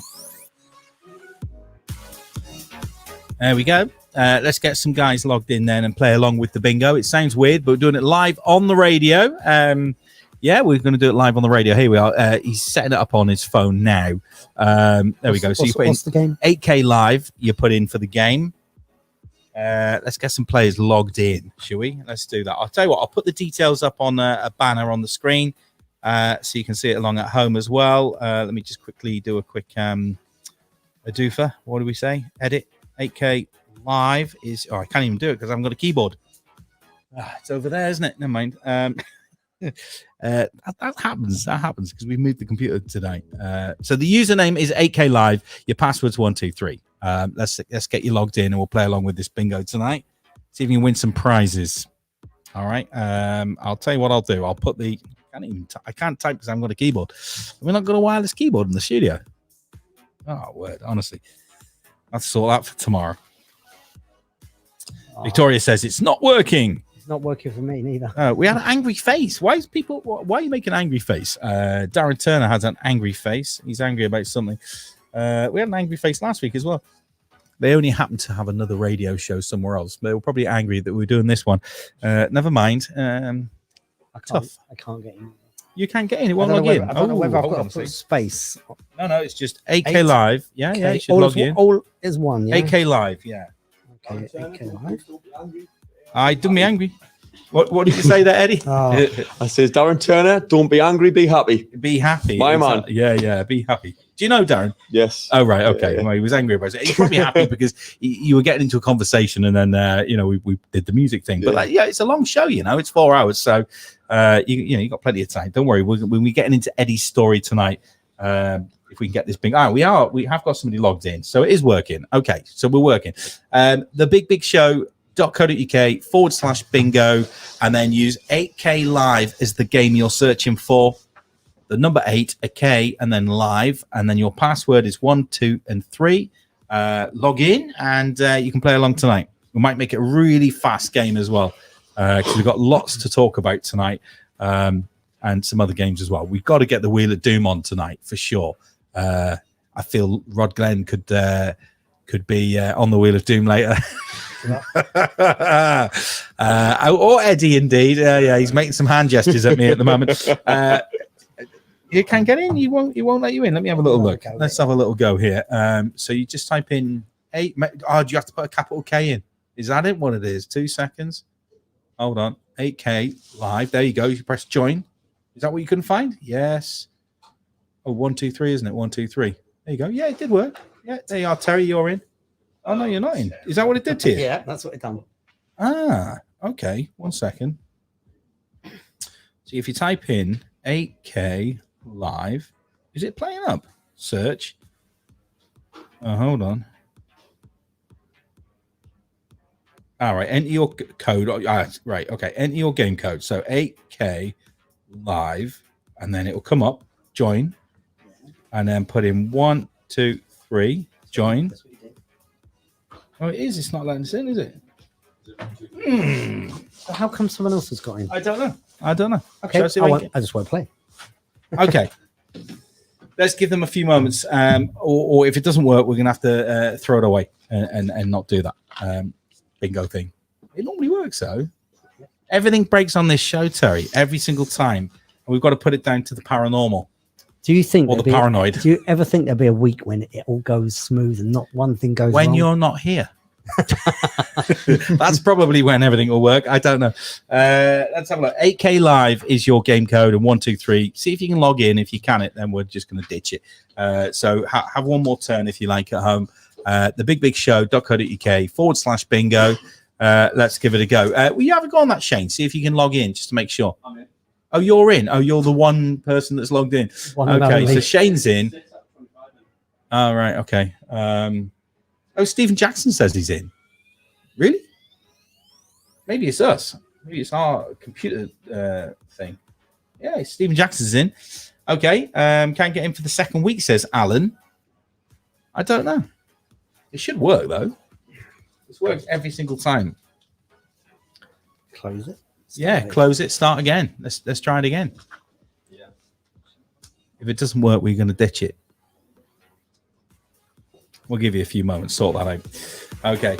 bigbigshow.co.uk/bingo and use the game code 8K live and then 123 for your password.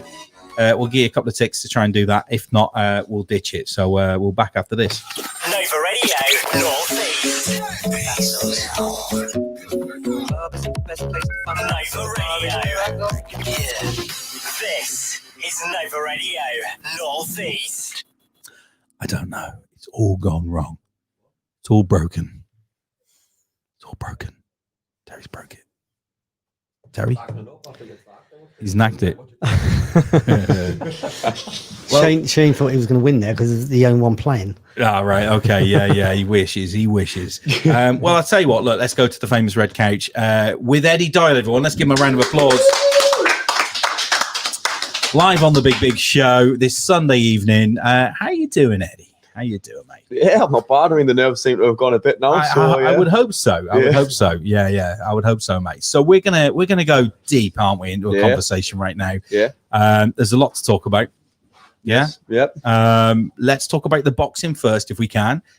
So local boxer. Yeah. Yeah. Tell us how that kind of got started. How did you get into that? It was like I think it was around about a year and a half ago. I'll say a bad place. I've been in many bad places. I think at the time it was coming to the conclusion of being a bad place. There was a lot of things that was happening and taking place, and my mindset not really being there. So anyway, I was doing things to cope with things and block things out, and not really having like my mother and father, and obviously other key figures in your life at that time. It didn't really kind of help. So to cut long story short, I was quite inspired by Conor McGregor. This was going back about 2 years ago. There's a documentary on YouTube. And towards the end of the documentary, it says from nothing to something to everything. And I seen Darren Tyndall's his boxing shows, and they always used to get shared and all that. And I thought, well, actually, I want to be part of that. And I always thought I could look after myself to a certain extent. But look, it's a game changer when you're doing it in front of everybody. So I kind of replied to the Conor McGregor thing. I was in like a really bad place mentally. To be honest, it was that deep to the point where I didn't really want to be here anymore. If that was the case, so it was like a quote. It says like it's saying like nothing to something to everything. So I kind of just was at work one day and I thought, you know what it is, I'm just gonna get some big balls here. And I thought I'm gonna message him. And I thought, well, once I message him, I kind of take it back from that moment in time. Yeah. So I sent the message out, and that was it. The rest was history. He got us matched up, and I started training. Tying in with that, I've been diagnosed with PTSD. So when I fight, this goes back obviously being younger. Every time I come to fight or approach a fight, my first approach is I think I'm going to die. And then that sounds a bit surreal. And that ties into what happened as a child and obviously growing up and being bullied and whatever happened. So I kind of like fight like a bit like a caged animal and a bit of thingy there. Many lads, as you're watching now, if any is watching, you'll all know yourselves on the fights that I have. I kick out for some reason. It's a boxing fight and I end up kicking out. I lose me cool. Yeah. But do you win? Oh, I did. Yes, I did win. That's the most important thing. Yeah, Daz James, if you're watching now, mate. I remember he'd be back into the corner. I was a bit scared at the time. I didn't really. I didn't really fight the way I should have done really at the time. But anyways, it was the first time, and I took a lot. I got the win, but I was on the back foot. He backed us into the corner, and really, you should be spinning off or like just trying to jab out and try to get out of it. But when you're under that pressure and everything's new to you, you kind of like forget. So I kind of like kicked down and tried to get out the corner. The corner men seen it. I don't think Gary Furby was the one reffing at the time. I don't think he noticed it. He noticed like the little fisticuff thing. Then I went to Scotland. And I didn't really want to finish the lad. When I was fighting, well, it got to round 2. So Darren's in my corner. Darren says, "Look, you're going to finish him here. It's time to finish him." So I was like, "Finish him." I said, "I don't really want to hurt anybody. I've never really been that, even though I've been fighting." I was like, "Finish him." So I'm kind of like looking at his corner, just hide the towel in. You know what I mean? Like I just don't want to finish the guy. So anyways, I goes to finish the guy, and I'm running across the ring. I'm trying to kick out at him again at the same time. So even on the front foot or the back foot, these kicks seem to come. And some I think I might take up a kickboxing. I was going to say you could almost go into UFC, can you? Yeah, that's it. Well, that would be the way to go, and then you can kind of do what you want, then, can't you? In the cage. So, have you ever attended the kind of UFC stuff? I went to SBG for a little while in South Shields, but I kind of like with me, I'm kind of all or nothing. Everything's sporadic. Everything just seems to happen with a bit of madness. So even though I was doing the boxing, I was going to that SBG at the same time, and I was like kind of like wanting to be with this guy at the same time. And it kind of like distracted us. And someone gives a bit of advice, and I think you should just be concentrating on the boxing, which really, if you're going to be coming on a boxing fight, you should just be applying yourself to whatever you want to do, because that's the only way you're going to progress and give the best account of yourself. Yeah. So I kind of made the decision like to pull away from it, and then the wrestling, the jiu-jitsu, I was kind of I'm not embracing it, because you're meant to go through the motions and the locks and stuff. And I don't like getting beat off nobody at anything. So I was kind of like, I cut like the learning process away. So I was like, I just wanted to always be in the jiu-jitsu where you drop someone on your back. I wanted to be that guy that won all the time. So it kind of like, it stopped me progress within it. So I think it'll definitely be something I'll be looking forward in the future, but just to apply a different mindset, and certainly not when the boxing's going on. I think, in terms of professional boxing, people use that, there's a technical ability there. Obviously, there's definitely fitness, that's key to everything. You mentioned before you fight kind of where you're throwing everything at it. Is that an anger thing? Do you drop some of the technical stuff and it's all about this is a job that needs to be done, and you go in all guns blazing? What's your approach to it? You're totally right. I think I didn't even actually think about what you've just said there, but you're probably kind of right. There's probably is a little bit of anger there. I think in a sense it's like writing. Obviously, you go through everything that I've been through. There was kind of like something happening in the background of this, and there was like somebody that was a fighting lad himself, and so it was kind of, I felt insecure in myself. I felt like I had a point to prove. So it was kind of like done in the sense for the wrong reasons, but like putting me demons to bed at the same time. So that's kind of why I got into it, because like I say, things got a bit surreal and a bit messed up. And I mean, there was, when I say dark days, I mean like really, really dark days in terms of my mental health. So yeah. Okay. Talking about dark days, can you take us to one of these dark days? When you talk about these dark days, what is what is that for you? What was it? What's it been for you? For me, I mean, well, not related. I mean, society in general, with my coping mechanisms, it would obviously always come with like alcohol and drugs. And when drugs were involved, I mean, people obviously sit there and they say like the lads and that you have your bit banter, you have your couple of packets and stuff, or you're doing whatever else. For me, it's not really something that I'm obviously proud of saying, and I'll come out of it. You're talking more like 20 gram plus. It's to the point where obviously you're blocking things out that much where you shouldn't really be waking up when you're taking that amount of gear. It's not really been something where I've been in my early 20s when I do it with a younger lad. Where I was doing it, I enjoyed it back then because like you're growing up, you're experiencing things, you go on holiday. But for this, it was just mainly a coping mechanism. And for me, technically, because maybe I didn't have the bottle to end it in a sense. So kind of like if I did that was going to do the job first. So it was more like that thing. So I like, that's why I tried. Obviously, that's when I went to the boxing, and that's where the boxing saves lives. And obviously, was it Donald Wheatley? Shout out Donald Wheatley as well. Inspiring story last week in the Chronicle. I can believe you're very similarly there because I've been as many times. I've never been to prison myself. I'm very fortunate enough not to go there. But pretty dark. You know yourself. If you're taking like 20 gram, you should not be waking up. It's serious. I mean, and it's some of this kind of, we talk about peer pressure. We talk about hanging around with the wrong crowd. Was there a little bit of that? In the early days, yeah. I mean, obviously, if you would have to go back in time there from being like a young lad, I didn't really have like the guidance the way I would. My stepfather had a bit of an alcohol problem, and his behaviour towards me was a bit not right, so I didn't really have that.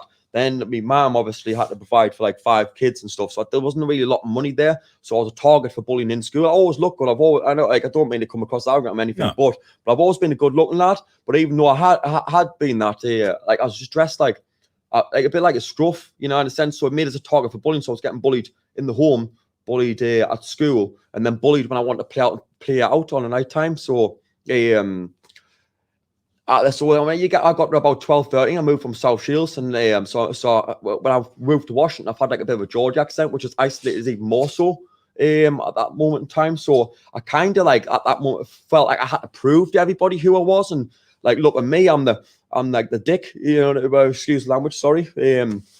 Like, look at me, I have to like the classroom clown in a sense. So I kind of started becoming someone I wasn't. I had to be like these guys to survive. And then eventually I started getting involved with like certain people. And then I started getting an identity, and I was doing within myself. Now, although I was doing bad things, it felt great. The adrenaline was second to none. And then not only that, I felt wanted for the first time in my life, where I'd never felt that before. So that's kind of how I end up like going down to like the life of crime route, and what you've just been tying into what you've just been seeing there. You mentioned going down that life of crime. I mean, that's a journey and a pitfall that lots of people find them going down, and a lot of that is financial reasons. You know, if they've lost a job or whatever, and they're it's a need must. What was the reason for you dropping into that kind of life of crime? That's pretty much the time back into it. Was like you see, it was an identity. It was an identity thing. I think many people can relate to it. I mean, the select few kids what will go, privileged kids that come from middle class or like your higher class, and they come to school. You do get the odd few of them that'll tie into that, but generally it's from like the lads that's come from your tougher states, where you're doing anything to fight and survive, and opportunities are few and far between. So, and then you kind of, there's a bit of peer pressure going on there as well, because you're all maybe having an element of that going on, or even one story could be bad for one person, but one story might not be as bad, but there's an element of all tying into each other. So I think that's that's pretty much So how old are you now, Eddie? I'm 29. 29. Yeah. So tell us a little bit about the almost like a timeline, if you like, from being a youngster, I don't know, 14, 15. What were the markers? At what age point did you go into crime? What age point did you want to turn your life around? The life of crime, actually, I wouldn't say a life of crime, because you're going back to like petty crime, but you're talking, me granddad was probably the most influential person. It's the only person I felt unconditional love from growing up, and he died, unfortunately, I was 10, and he served for the army in the Great Wars on the HMS Emerald. So it's really nice to have this opportunity to give him that respect, because so could you repeat that, because I kind of went blank there. Yeah, just in terms of like as a kid, and it almost like the markers, so almost like I was this age when that happened, and up to you're 29 now. So I was like I said, I was about 6-year-old, I was 7-year-old. So because I didn't get out, my mum took us in there, when the paper shop, and I was going to my granddad's that day, didn't I? So I had a bomber jacket on. So I've with deep pockets. So there was cream eggs like just standing there next to us. So I've kind of eyed these box of cream eggs. My hasn't been looking, nobody in the shop's been looking. Right. So that was kind of like where the life of crime started. Right, I'm getting now, I'm gonna take them. So it actually started with cream eggs. Cream eggs, like cream eggs. And did you? I've got to ask you this: was it the box of cream eggs, the mini box, or were they individuals? Were they the individual eggs? Yeah. And did you eat them afterwards? This is where it gets better. Go on. Because of the type of man my granddad was, very high moral person. I mean, he was 77, he was still cleaning home, like really like anything of that, like the old fashioned, like you can imagine, you probably relate to it. I got to the house, my granddad's. And he wanted to, he went, what's that? Somebody said, I can't really remember who said, what's that in your jacket, son? So big bulge in my bomber jacket, on the left. I went, nothing, as you do.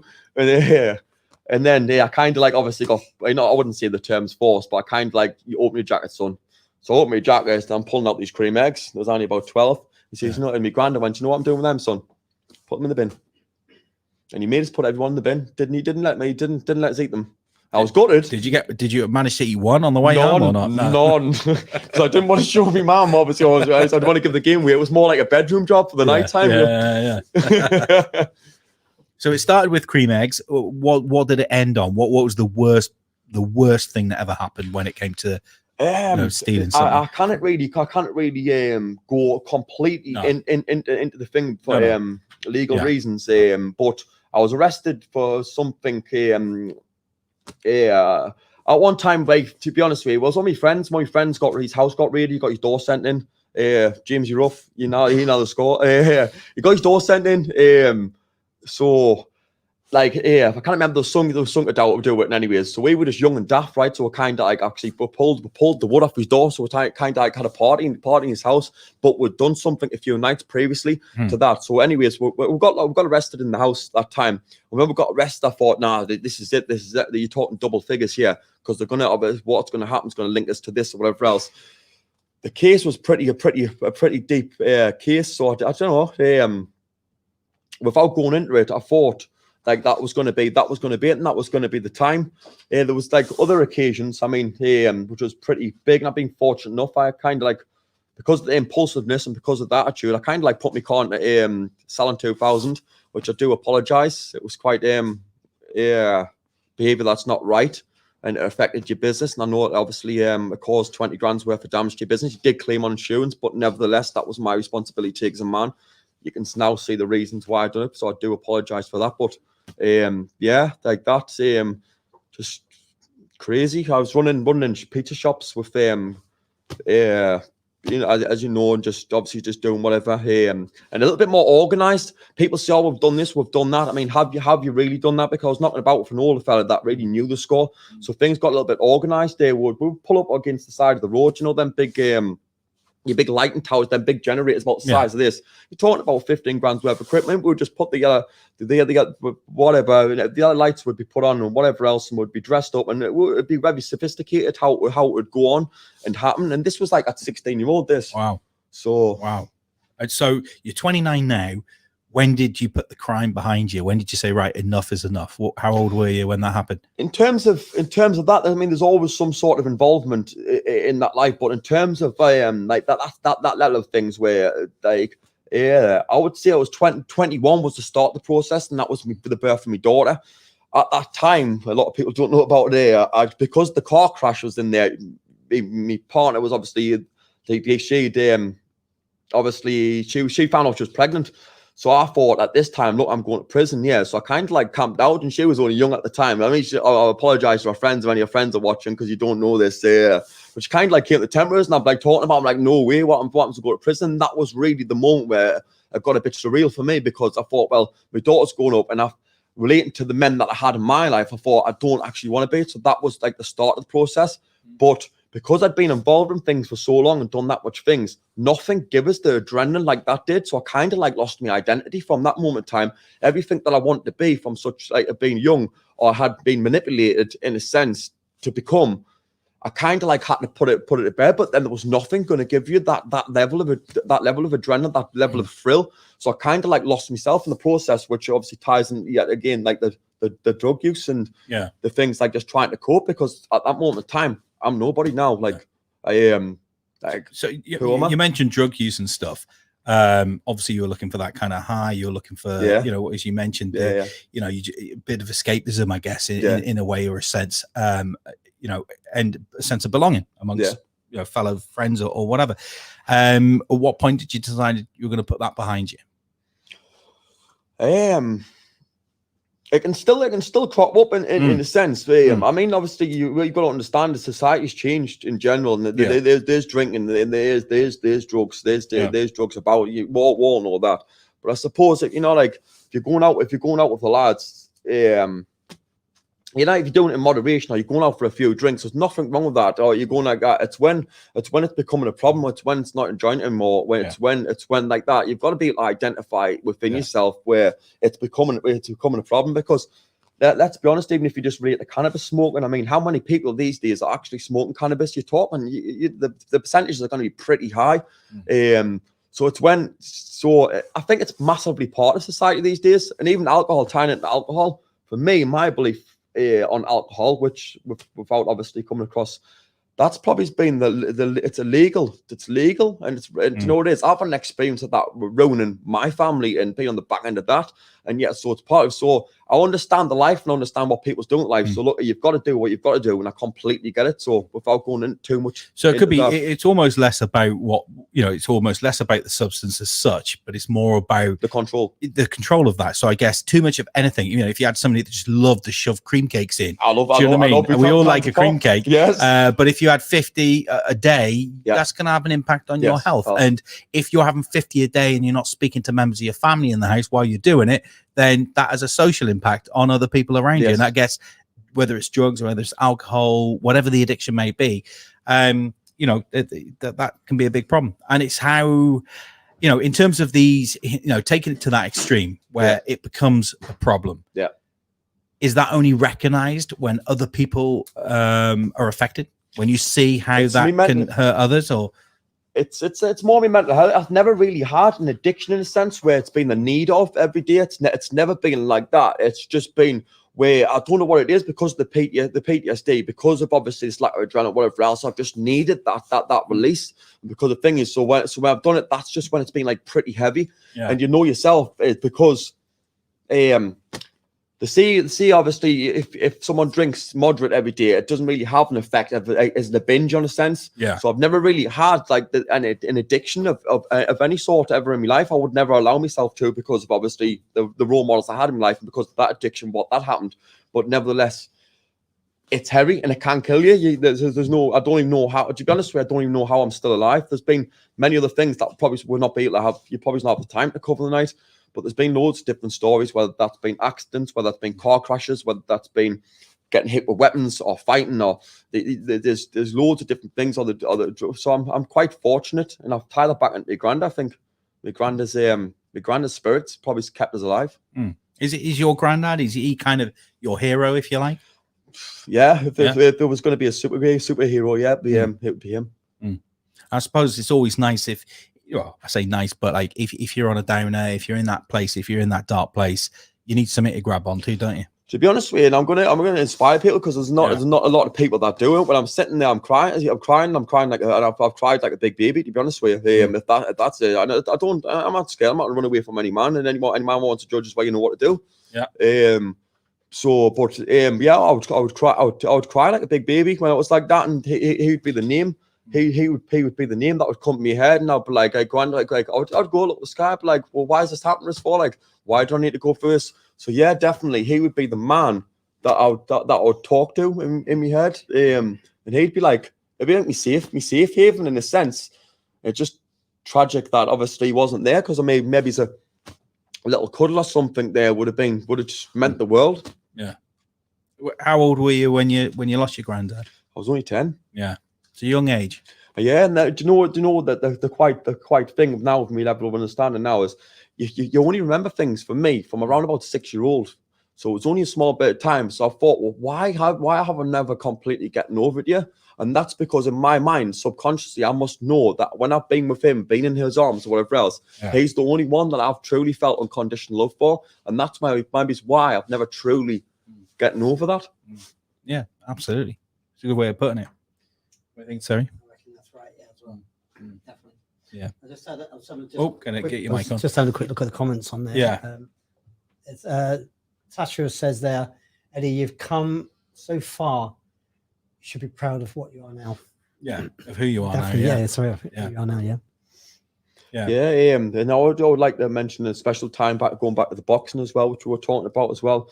My uncle James Spencer, he died on the bridges of Dunkirk, so he's another hero of my family, and he was Durham light infantry boxing champion as well. So boxing's been quite installed in me blood, really, and where I come from. Or fighting men, I wouldn't say necessarily just with your fists. I mean, like tough men, as we can probably see, you've got ancestors yourself, which come there, proper men back then. For me, with your morals, your self-respect, and your integrity, like just everything.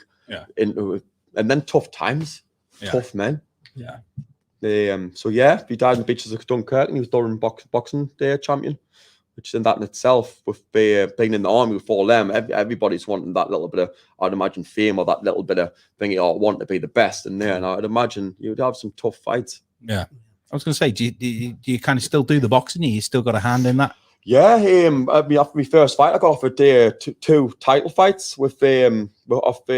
Obviously, I was a little bit inexperienced. That's not necessarily down to my ability. It's just the more you go on. It's stage fight, even now on here. The more you go on, you learn to control like your nerves and stuff, so you can perform to the level that you know you can. So you kind of like got us the second fight on top of that, so it kind of like broke us in a little bit more. So I had like the two belt fights are still matched, and I'd only been doing it like 9 months.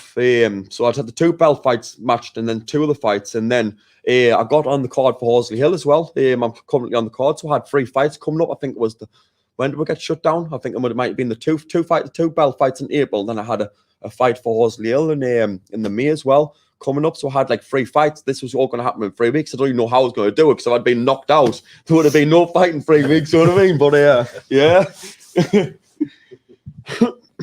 So where's Eddie going? Where's he going to be in a year from now, do you think?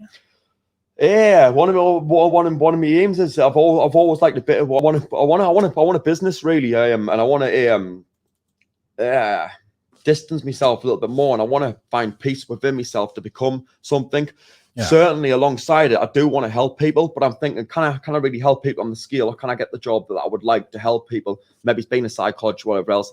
At 30-year-old and 29-year-old with money and having to pay bills, it's unrealistic. You can't actually go to university and study, then with the debt that comes with it. So that's a little bit unrealistic. But I can do that through my social media and the credibility of my life and people like these things and help people that way. But then also I want to do something for myself, and I certainly definitely want a business, and I want to finish the end of the book because at 18-year-old, I've always wanted to write a book. At around about 18-year-old, I says I want to write a book on my life because I know there's been a lot, and I know there'd be like tears, and I know there'd be a lot of laughs, and what I want to write, I just need the right back and the right things to come together for that. So I need the ending of that book. Yeah. Yeah, well, Rod Glenn's your man. He's here with us still. Come and join us, Rod. Why not? Now, Rod's written lots of books. I'm sure he can give you some sort of pointers there. What pointers would you give to Eddie in terms of getting started and kind of finishing off this book that he'd love to finish off? It's just about finding your own unique voice and writing it in your style. So you can get ghostwriters and things to help you with it, obviously, and they can help sort of craft it and tidy it up and things. But just write it down, your life. Yeah. And then it can be messed around with and tidied up and has that element of realness, really, doesn't it? Because you're seeing there, so just not like maybe let them people like take over in a sense, because I think people want to relate to the real person as well. Is that what you're saying? That's why it's got to be your voice, and it's got to be true to you. So then you get someone to help you with the editing and tidying it up a bit, but it's got to be your story, and so that's the important thing. But yeah, I can certainly help you with it. There was a little pointer, I think, I wasn't sure if it was on or it was on air. You gave us that little pointer before as well. You were saying where you start at where you are present, and that's what I want. I want something magical. I want something so powerful and inspiring at that moment in time. And I didn't know this, but now obviously you taught us, because at present I want that, and then you see us to start from where it started, then lead you back up to present. I thought, well, I never actually thought of it because I've never experienced your experience and that. So you start with where you're at now, and then you go back in time to where it all began, and then you tell your story through like that. So thank you for that. No problem. Yeah, absolutely. See, there we go. We hook it up here on the Big Show. Now, you are getting some love on the socials, as understood. Gav says, "Get on, Eddie, lad. You know the score," he says. There we go, Eddie. Abby says, "Edward and Gracie will be so proud of you when they watch tomorrow. Well done. It takes guts, Ed." So there you go. You get lots and lots of love.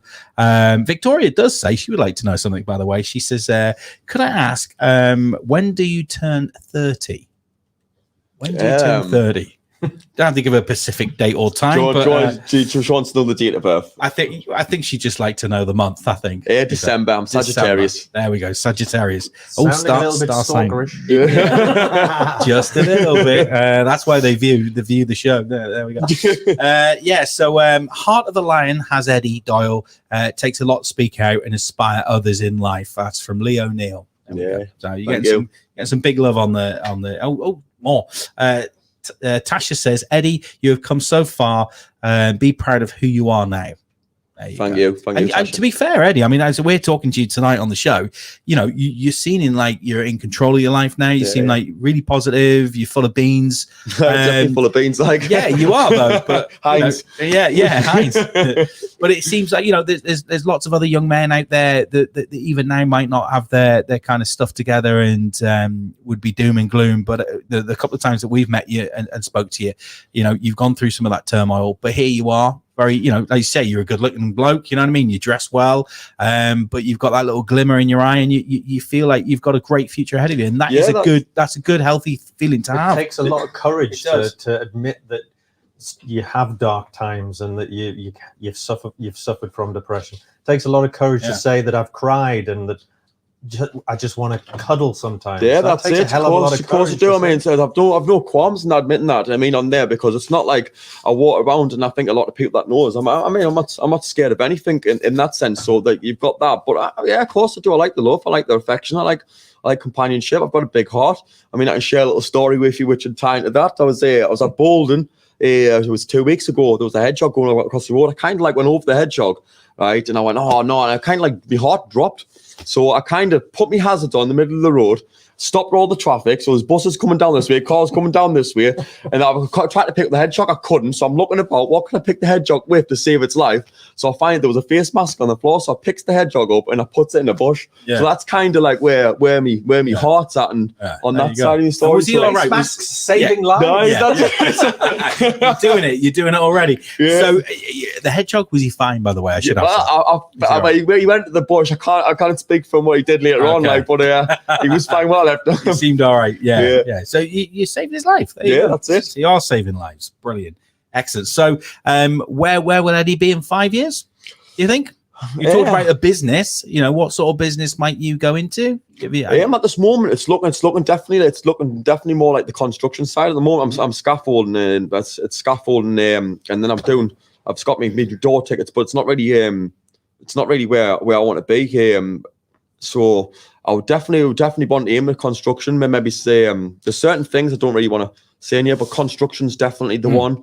I'm looking at doing it with my brother. My brother's obviously called Aaron, so I hope he needs to go kick up the Arsenal. So all brothers do. All brothers do. But yeah, it's looking like that at the moment. Definitely, maybe taking a few courses so we can cover everything. He's like a fully qualified joiner, so that would definitely be the end goal of thingy. And then it's got the perfect name as well, E&E.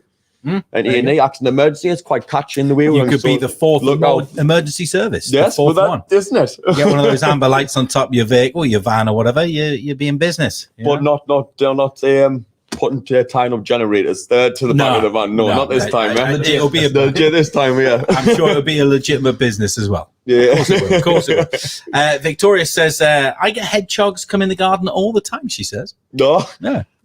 Hi, Victoria. She says hi. She's a weekly viewer and listener to the show.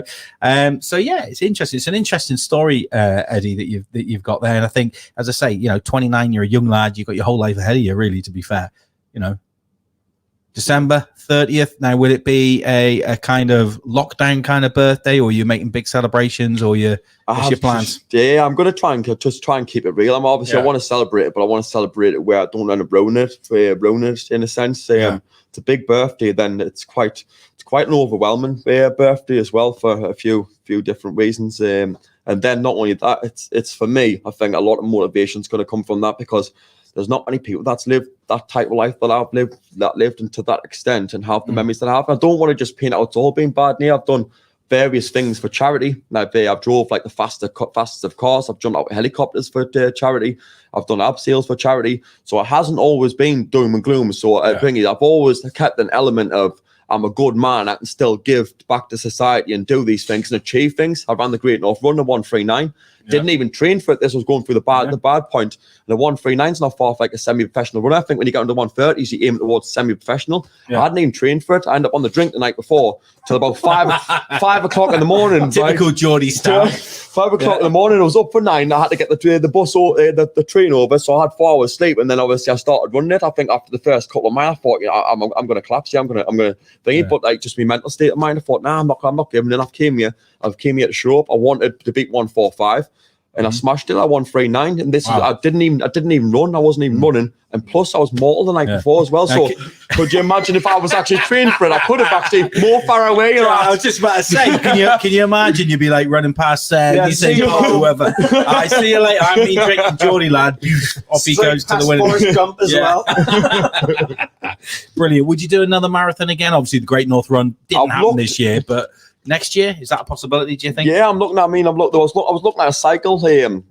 that I've just recently shared. I was looking at doing that for charity, tying up something else. So that's like 980 mile cycle. It's like 100 mile a day for like 10 days. So I was looking at something to do with that. Possibly, I've always wanted to do a marathon before it's too late. Because I reckon when you get to 30, if you haven't looked after yourself completely and you get to a certain age, marathon's asking you a bit much. Yeah. So you don't really want to put your life at risk as well. Especially if you've got a refrigerator on your back or you're in one of them Teddy costumes, you know. But yeah, then that. Or do you know what? There's one thing that I would do, and I'll be prepared to put my life on the risk because I think my legacy is everything. It would be climbing. What was it? What do you call a mountain?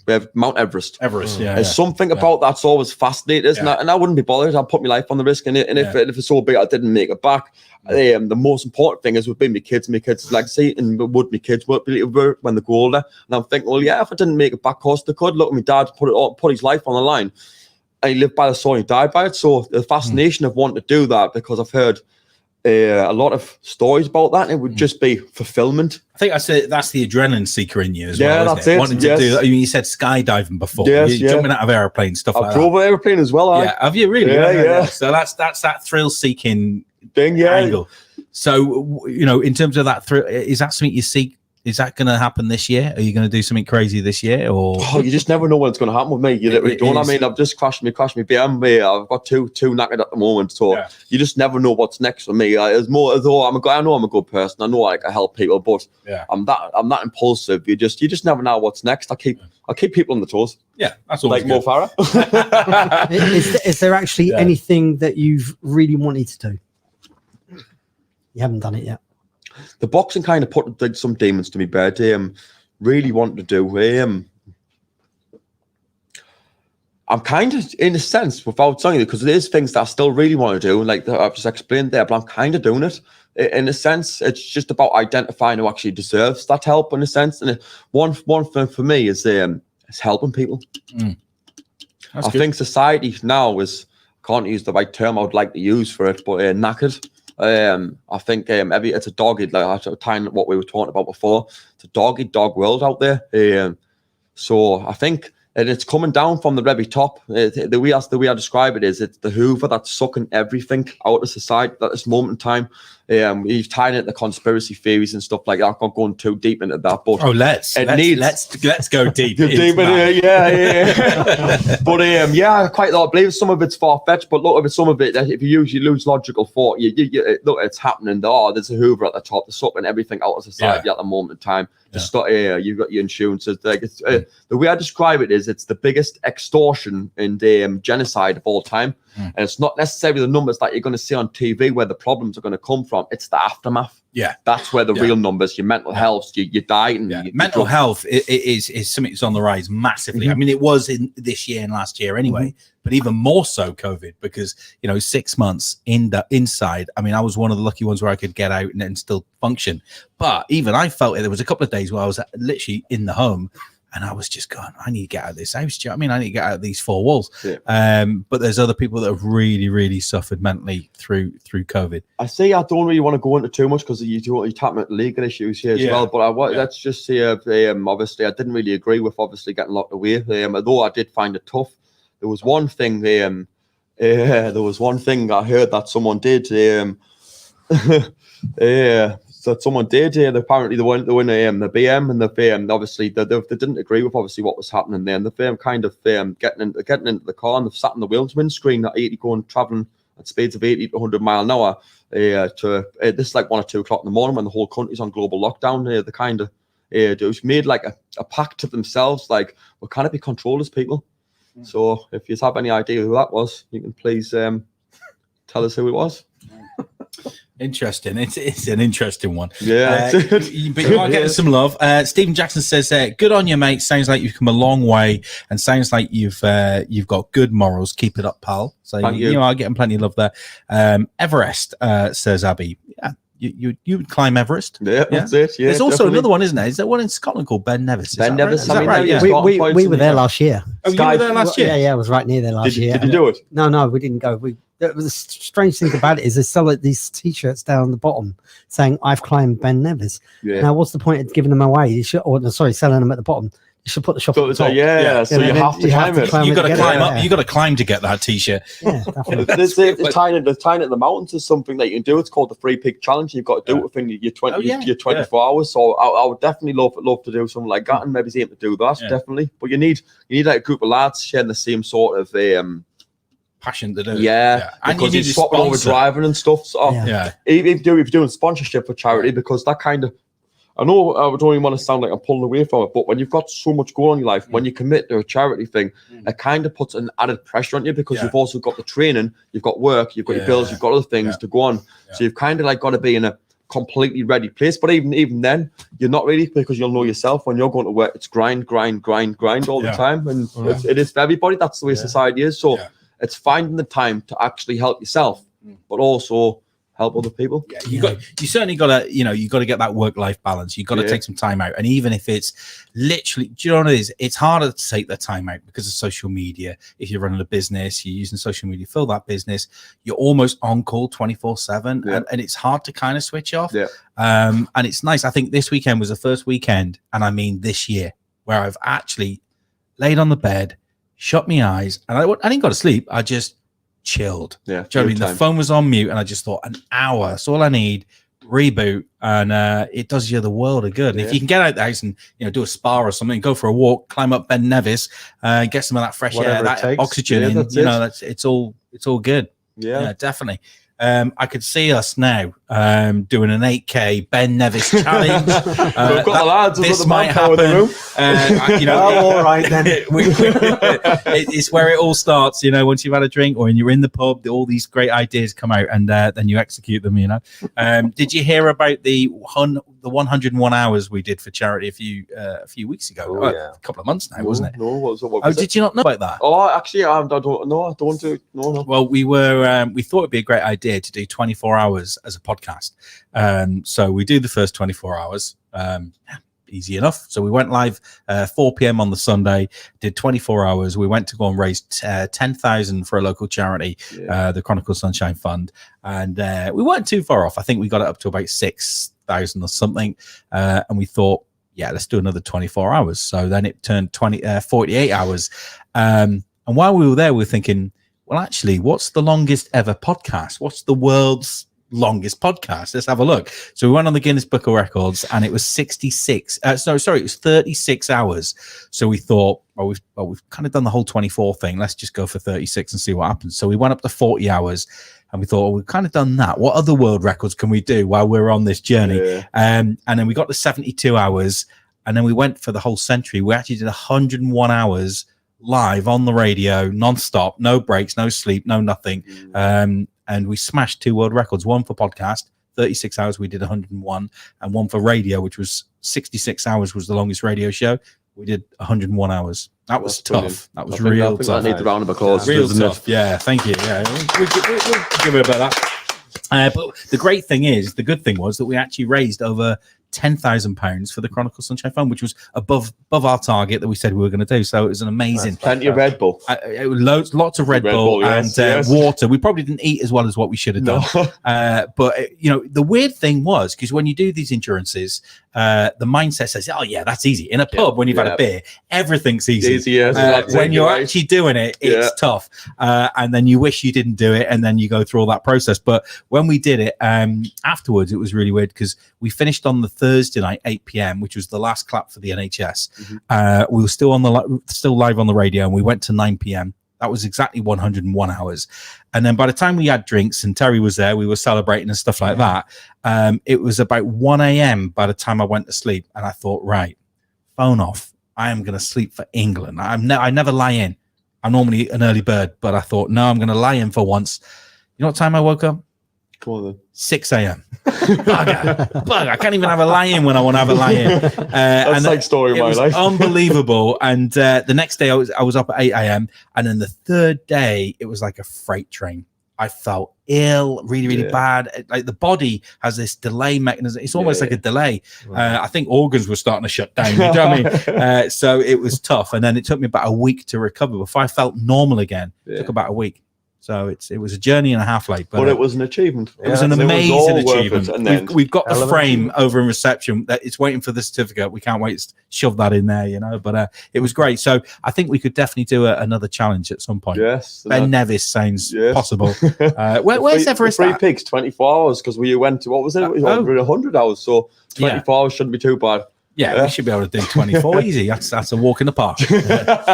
Rod, sponsored by Red Bull. We'll see. We tried to get an energy drink sponsor, but Gaz was he was on the energy drinks big time, and he was unwell. Because it messes with your stomach. All that gas and stuff. But you need a little bit of energy to get at the top of that mountain. What's the most weirdest and wonderful thing you've ever done, Eddie, in your life? The biggest thing, the biggest achievement, or the biggest challenge, something that where you thought, you'd hit this barrier and you pushed through. What was it for you? It could be anything, by the way. This would be like pretty deep, this. Probably the most overcome thing. I think when I lost everything, like kind of like spiraled out of control. I was like living in Sunderland at the time, and I was by myself. I didn't really have nobody. Kind of looked at the balance there, and I kind of like got my bed sheet.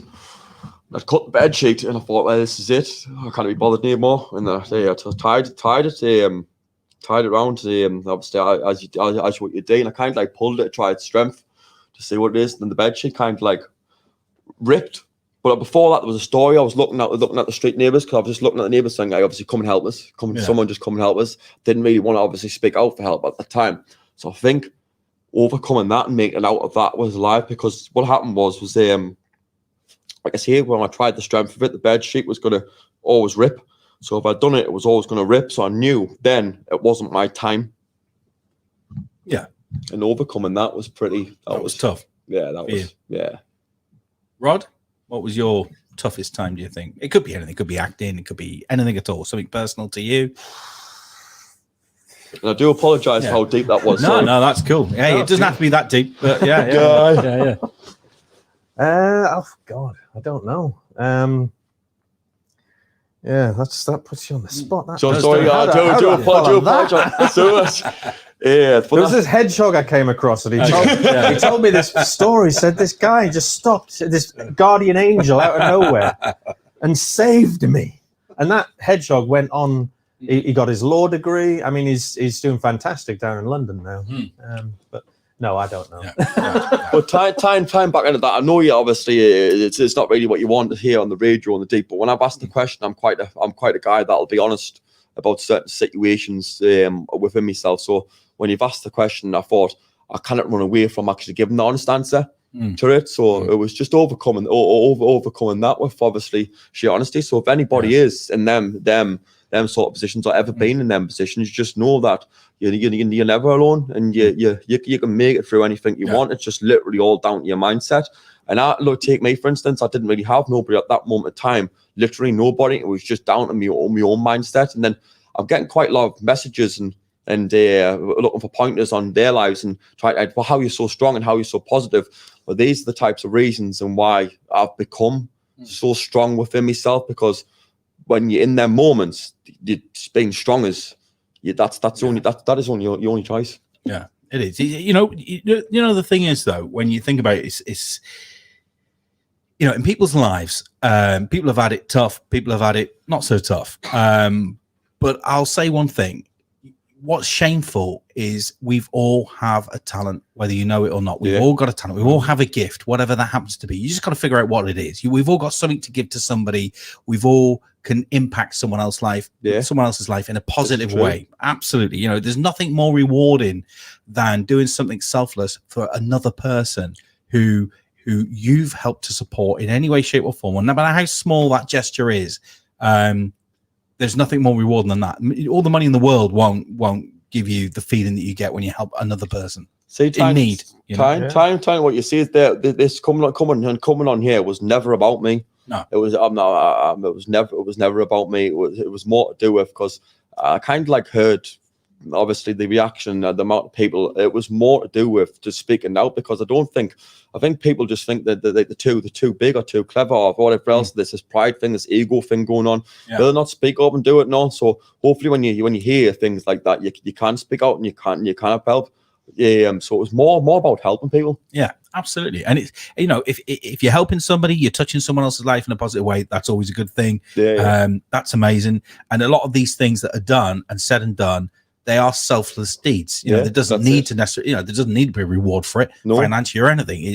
Everybody needs help. Yeah, absolutely. Well, big or small, from time to time. The thing is, Rod, people are too proud to sometimes ask for help. Do you know what I mean? So sometimes all you want is somebody to give you a ring. I've been in a place where I'm too proud to ask for help. Do you know what I mean? I'm happy to help others. I'll give anybody the last £5 note. That you're not gonna get. You don't want to reach for charity, but at the same time, if the phone rings and so, how are you doing? You all right? Yeah. Then you can kind of open up to that. You know, tying in the element of trust going on, because they trust as well, because some people as well, they'll open up the wrong people and they kind of like they get bit off from it. And that's when obviously you start to create a society which starts developing things and mechanisms which to stop that happening. So you stop speaking out, but then that creates more problems for society. So it's more about everybody as a community coming together to make this happen, to make it count, because if people are not going to be open, he's going to stab us in the back or this or that, they're not going to. It's all about coming together as a community and thinking everybody doing it at the same time, letting it being a collective responsibility rather than trust. 100%. I mean, you're saying some real key words there. Collective, that's an important word for us here, even in the studios, you know, like we've had to walk through so much sewage, should I say, to get to where we are now, fight tooth nail, you know, for nothing. We've had to give up salaries. We've had to do it as a complete, you know, we've had to be on empty, you know, do you know what I mean? There's been times where, you know, I've headed here and I haven't even had enough petrol to know I can even get back. Do you know what I mean? There's some tough times we've had. We're through a lot of this now, and the light's at the end of the tunnel, you know, do you know what I mean? But like, to do something like this where you're doing it as a selfless thing, people don't always buy into that. They think, oh, you have an alternative thing, you know, you're making money, Actually, no, I'm not. Actually, you want to realize how much I'm giving up to do this. But like, there is that help. You want to help others. You want to create something from nothing, and that's very, very difficult to do. You know, you're creating an actors center, you're creating something for the Northeast. You see, you're trying to do all of these grand things. Through no help most of the time, which is really, really tough. Really, really tough. But we're here and we're talking about it. That's it. 100%. That's the main thing. We're here. It's them moments in your life. It's them moments in your life where I feel they make you. It's the adversities, isn't it? I don't I think I was talking to Rod about it before. It's the adversities that really do. You learn so much from. I mean, I've had the moments of triumphs. I've had the moments, but to be honest with you, they didn't really mean as much. I think it's really overcoming things is where you really truly find out who you are and what you're about. Absolutely. Yeah, you find your strength. You will say something. It all starts from talking about it. It does. Just opening up. Yeah. It does. And here we are, 4 or 5 men. There's Shane. Men, real strapping men. But, you know, we've all been at places in our lives where, you know, we've been brought down to tears, as you said earlier, 100%. Eddie. You know, and to say that, you know, on radio, on TV, to say, look, I'm a full grown man. Yeah, I can handle myself in the ring. But I have times where I'll cry. Yeah, do you know what I mean? As we all have. We'll have a sad movie. I mean, you just think at the end of a Titanic when she leaves Jack go down. We'll all have a little tig in there. So a personal message, you women out there who think we're just all have this exterior hard shell. You know, we are emotional too. Yes. We have our own, you know, demons to deal with. Absolutely. We're all emotional wrecks. We are. You know, when we say we're going to the pub, we're just meeting a mate for a pub. We're not. We're all having heart-to-hearts and then just crying on each other's shoulders. That's what we really do, if only. But yeah, you know, it's been great having you on the show. We've really enjoyed it. I know we've got another sort of 20 minutes or so left. You'll stay with us, I'm sure, for the next 20 minutes. Yeah. Let's give Eddie a massive round of applause. Well done, Eddie. Thank you. We've enjoyed having you. Now, you've enjoyed being here. Yeah. Are you going to come back? Yeah. Why not? Yeah. I just want to really thank him. I want to really thank you for this opportunity, and you know, and like through you and Lee and like other people, and obviously just the people that's been listening as well through us all now having this conversation collectively, because even Rod, for instance, and even yourself, like we've all come together here and put our thoughts and feelings. You kind of put your stuff on your line there when you say, look, I kind of like went to work with nothing. There's not like there's not many people that's admitting it. So I mean, with having such an audience that actually can see this and see this happening from all of us and have our own little stories, it's kind of like massive, and it's like not just praise. It's massive praise for us all standing really in this room. Absolutely. So, you know what it is? You know, I'll fly the flag for the Northeast any day of the week. Yes, you know, you know, it's on the cap. You know, like the Northeast is where it's at, and you know, we talk about acting, we talk about opportunities, we talk about boxing, we talk about all the things that we do, but the Northeast is so underrepresented. You know, like Manchester, you know, yes, you know, they've got the TV studios and all that, and they're building framework between independent filmmakers and broadcast, and they're bringing that together with Media City. You've got London, where everything seems to be happening, you know, but things are changing. You know, when you take a broadcaster like Channel 4 who pull out of London, I would have never have seen that happen in a million years. So things are changing. Yeah, they're pulling out of London. They've gone to Leeds and they've set up satellite places around the UK as well. So in terms of media, in terms of television, film, these type of new creative kind of opportunities, I feel what we're doing here, although we're doing it on a small scale at the moment, I see us really creating something. Do you know what I mean? Like we've got the place now, we've got the equipment from little acorns. We've got those seeds, and now it's about getting people engaged, you know, be able to actually churn out content at an unprecedented rate now. We couldn't do that before. You know, when I met Rod a year or so ago and we were doing, you know, Morland's firm, we were working everything out of a garden shed. Do you know what I mean? Like we had nothing when we did that. So now we have premises, we're able to, you know, have meetings, you know, work with actors, workshop the material, and now just drive content out, you know, like that's what it's all about nowadays, and putting the word out there, whether it's a, you know, a platform like this, where it's a podcast or a radio show, where you're able to come on and put your view out there, help others, because there's listeners now on Nova Radio 102.5 FM. You know, they're there now, and you know, they might just be laying in bed now, just listening to the show. You know, they might not necessarily engage with the show. There could be just one listener out there who thinks, actually, I can reach out to someone. Absolutely. I am going to talk to someone, and that if it reaches one single person, then it's done fantastic. Yeah, we're working on a music video now, and there's some truths in that video, and you know, we've all been to dark places, and sometimes things can get on top of you, as we've discussed with Eddie tonight, and you know, you can be in that place where you go, what is the point? Like, what is the point? All that effort, all that graph, you feel like you're going somewhere, and the rug can be pulled from under your feet within seconds, and then you reassess everything and go, whoa, what am I doing here? You know, where are we going with this? For me, it's like it's time back down to where's the love? Like, you're talking time back to society. For me, it's been a major problem because I've never really had like in terms of like your family there, for instance, like these key figures that you needed, and then obviously you tie it in with your friends and the way society is, and it's like a dog world.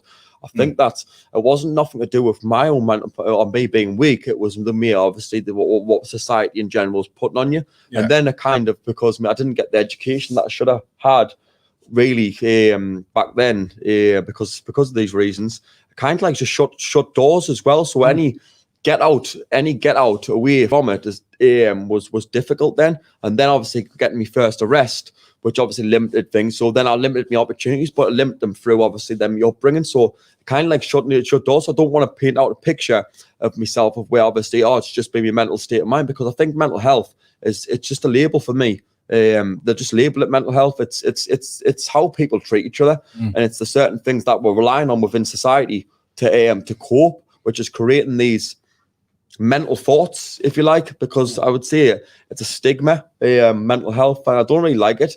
It's like when you relate to certain situations where the victim, no one likes to be called a victim when they're a victim of something. The survivor, they say that in a sense, and it's that same sort of thing. I think when you talk about mental health, I think everybody's missing the actual point. And it's a stigma in a sense, and I think we need to go back to actually what's real, where's it actually coming from, and can we change it?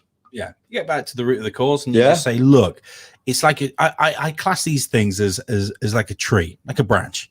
Yeah, you can branch off. You can go down the bad route of crime, for example, and some of the things that might push somebody. You can be pushed down those routes sometimes 100%, by peer pressure, or sometimes Or you have just lack of need, or, opportunity yeah. and need sometimes. Absolutely. So, but if you've got the heart in the right place, you can do so much good in the world. And you sound like a person, as we've been talking to you for the last hour, like you've got lots of good to give, not just tell your story, but you've got a lot of passion behind it, and you kind of want to help others. Do you know what I mean? And that's a great thing to have those credentials. Do you know what I mean? To be able to want to do that. And as you said before, Rod, when you mentioned about, if there's one listener that's listened tonight and thought, you know what, I could go out and commit a crime tomorrow, or you know what it is? I might pull out a prospectus for a university and apply to uni and go on a good path. When you choose that good path, it can enrich your life in a different way. Or even education, or 100%. Or even someone that's already on a good path, but doesn't really have the mental steel, and mental toughness to make this big call. Or now they're watching this and thinking, I can do it. I'm going to make that call. It's going to benefit my life. So it can come from all different types, but like just time back down to yourself. I mean, I think you're going to obviously, just for the likes of these things, I know it's an amazing job. It's given a lot of amazing opportunities to a lot of people. I'm proud to share my story on your show as well. So absolutely. I think, but without you guys, this doesn't happen. No, we appreciate it. And the thing is, we're here for this. Without you, we don't happen either. It kind of all helps each other. Collective responsibility. The collective thing, absolutely. And you know what it is? Whether it's telling a story, whether it's engaging in creative, film media, whatever it might be, it's about getting people together to do something positive. That's the top and bottom of it. Whatever we do, whether you make a film, whether you tell a story, whether you're doing a platform like a podcast, whatever it is, it's people coming together to all kind of, everybody's building each other up in a positive way. And we all leave here tonight thinking we did a good thing. So the people that are the Hoover, like go time back now, the Hoover and suck the life out or whatever and try to minimize these opportunities as much as like. But when the people come together, we're powerful. Very powerful in numbers, I might add. Massively. In fact, most of the time we don't even realize that.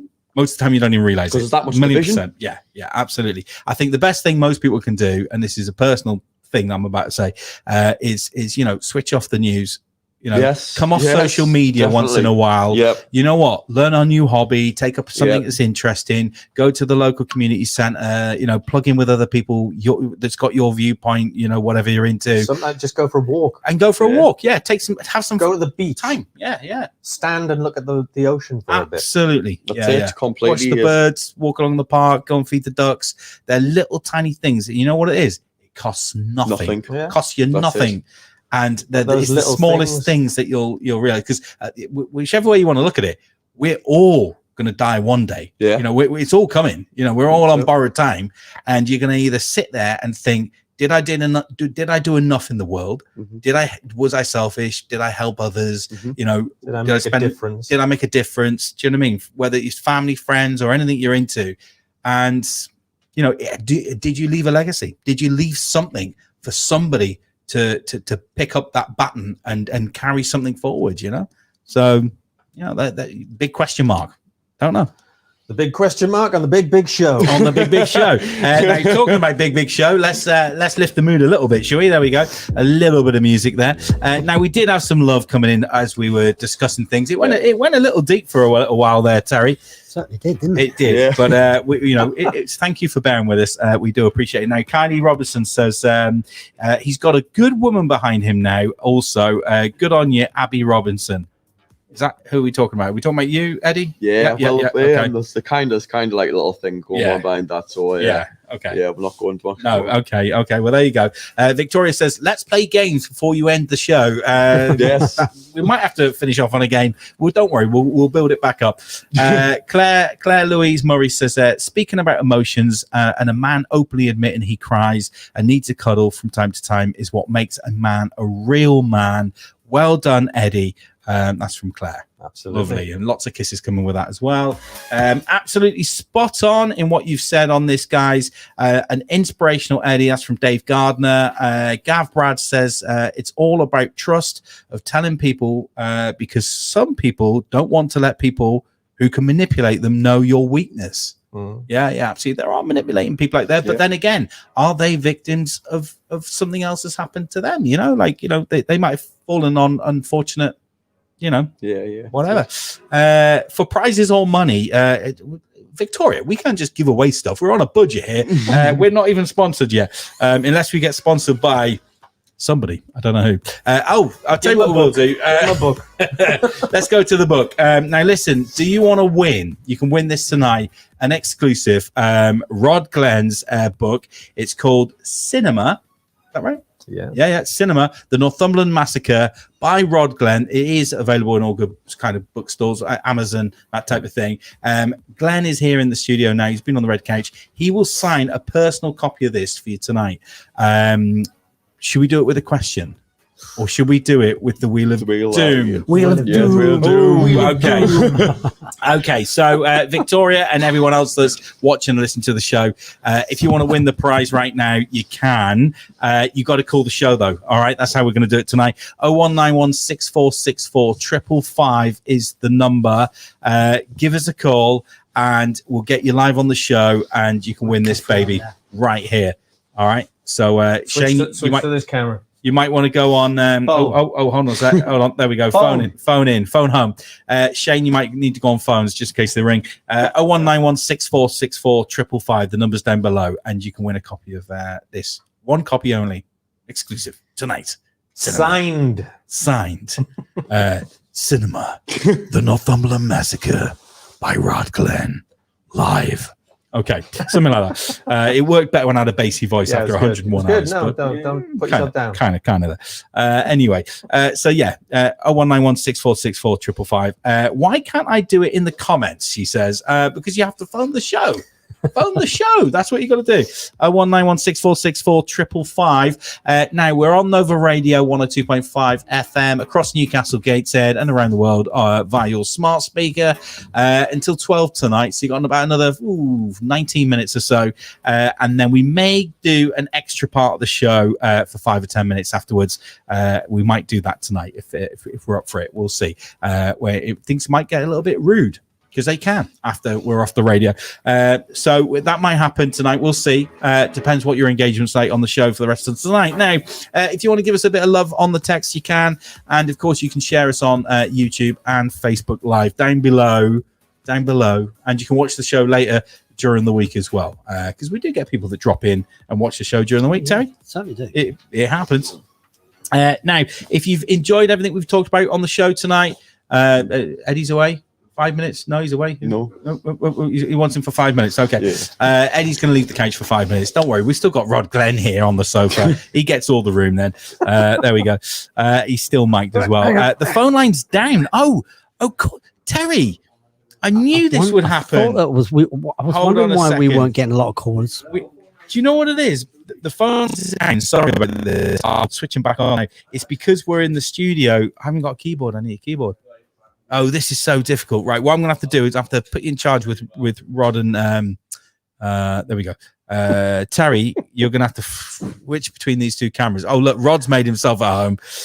Let me go and sort the phones out real quick. You'll have to switch between camera 2 and 3. Yeah, right. Okay. Take your time. It's all good. So, yeah. So Terrence, T-Meister. Hold on. Okay. Framed up. Right. I'm not on the wrong camera here. Oh, you're on the wrong camera, mate. Where is it? On that mouse pad. The mouse. Oh, right. Yeah, cheers, Tez. That's what happens when you're in a live show, isn't it? Yeah, everything happens. Yeah, I know. Let me see. Which camera am I on? This one's Right, that's there you are. Okay. He's back again, folks. Yeah, I'm back. So anyway, Rob, what I want to know is when you do come to do your next film, whatever it may be, how do we go about? How would I get in touch for maybe casting for it or something? I'll put my name forward for it myself. Most castings for the big stuff, the big films and TV shows, are through a website called Spotlight, which if you're going to be a professional career actor and make a career out of it, you need to be on Spotlight. And unfortunately, you also really need a decent agent as well, which most of them happen to be down in London. They're London based. So other than that, I mean, you can contact casting directors direct. You can drop them an email. and just say, look, here's some of my showreel footage. Please bear me in mind for any future projects that are coming up. Casting directors don't mind you contacting them direct, so there's no problem with that. And it's usually fairly readily easily found to blah blah blah blah blah. You can usually find their email addresses quite easily. I've actually been on Spotlight myself. I've still got the Spotlight cards, but I came out of it quite a few years ago because I really still wasn't getting any work from it. You know, from being in it, I didn't get I got more work from not being in it, to be quite honest. And that wasn't, I don't know, I think it was because I came out of it. I'm not saying that was the reason, but I didn't get anything from being in it. How long ago are we talking here?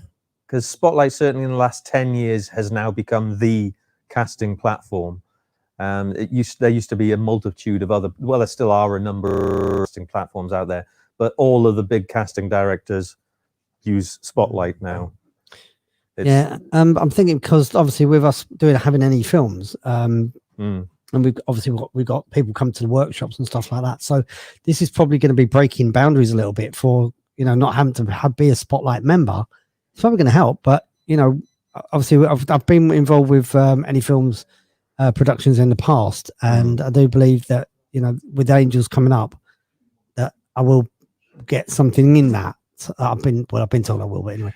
But so I'm thinking, so it's not actually relying on the Spotlight being in it. So well, no, that's and if you can get away with that, then great. I mean, I get the big jobs through Spotlight, but I also I still do a lot of acting in low budget stuff. And so I mean, so there's other sites like starnow.co.uk for sort of lower budget stuff. That's a good site to be on and to have a presence on. And also there's lots of Facebook groups and things like that where people will post up castings, say we're looking for this type of person, this type of actor.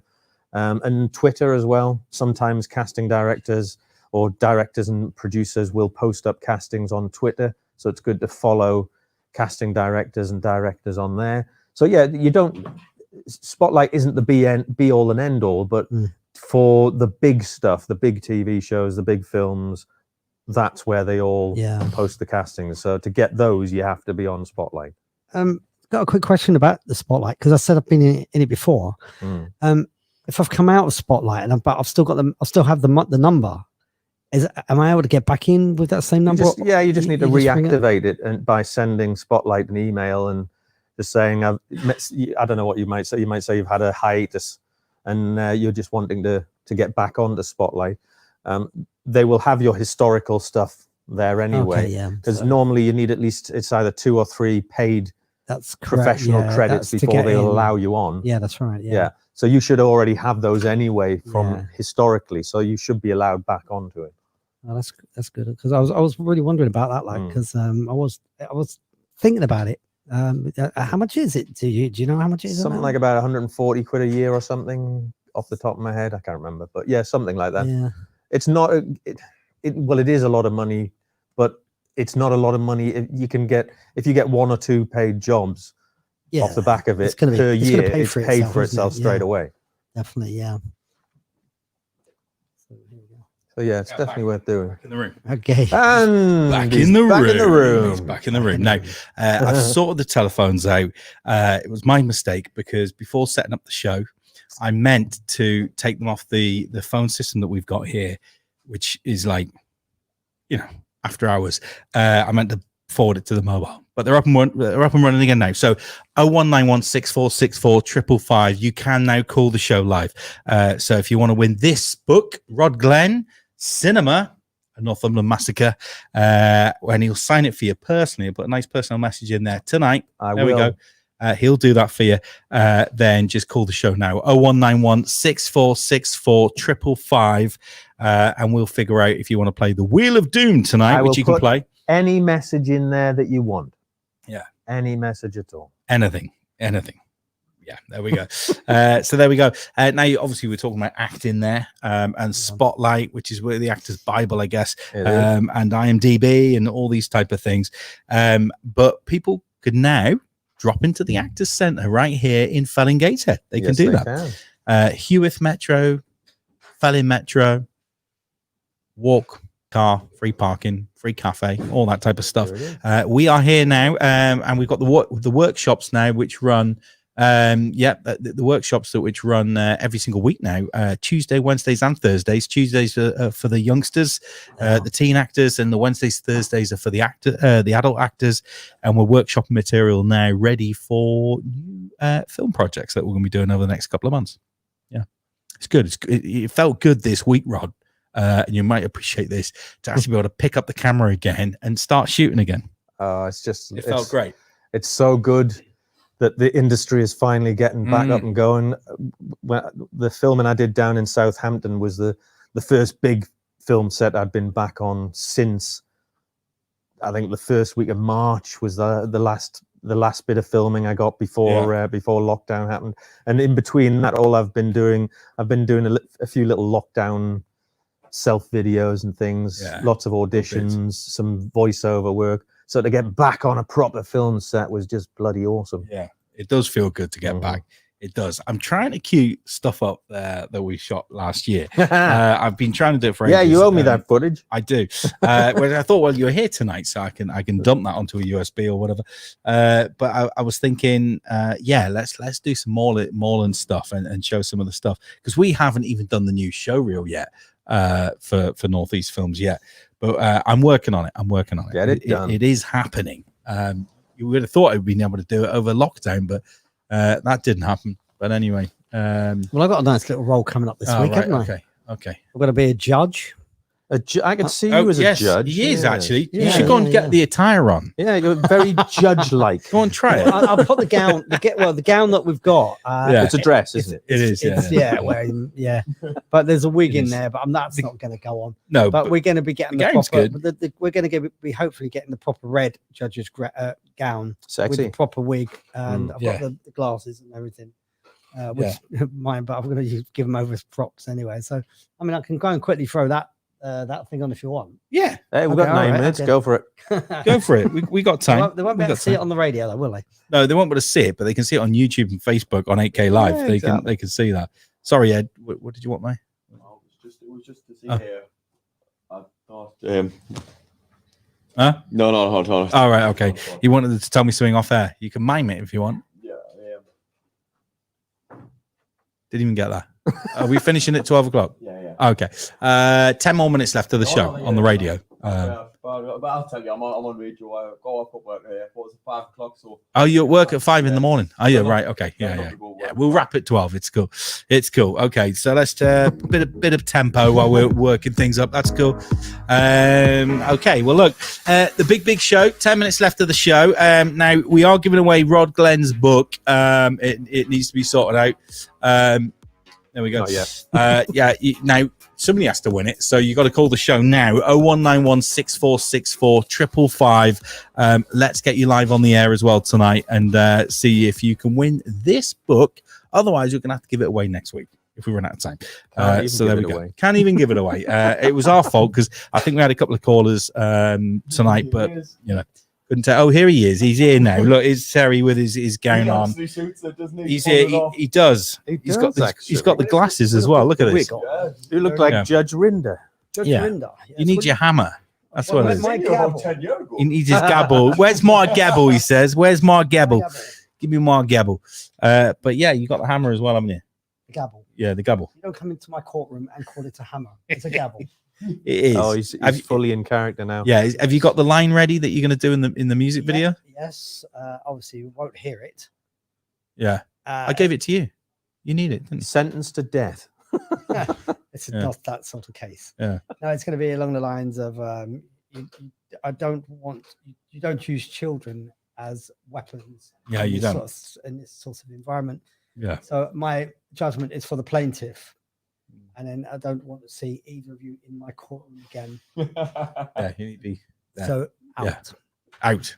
Get out. Like a little bit of history repeating itself. Yeah. Well, it's very relatable, the music video, by the way. We've had a bit of a laugh. When this little bit the costume came through, we've been like having a bit of a laugh through the week because Shane was doing things coming over. But obviously when I got the gear on, I was trying to say to him, don't talk to me in here like that and get out or you'll be sentenced. 25 years, and out you go. Get out of my room now. Your full method. Yeah. Full method. Living it. Living the dream. That's what it is. Living the dream. Now I have managed to locate some scenes. I have. So we might be able to throw one of them, or well, we'll be lucky if we can. We've got 6 minutes left of the show. Okay, so I'm going to do. I'll do a quick scene. Should we do a quick scene from Moreland's? Do a quick scene. Go on. Do a quick. Or you can have the teaser. A scene or a teaser. Scene. Okay, scene. Okay, let's go for. Actually, we'll go for your scene. Actually, I've got this. It's a rough cut, I think, but let's see if it now. See if playing it. I don't know where it's gone. It's playing on one of the screens. We've got multiple screens. Oh, it's playing on the screen over there. That's helpful. Can I drag it over here? Well, it's playing there. I wonder if hold on a second. I might be able to pull it from. Give me a second. Bear with. I don't think you guys can see this.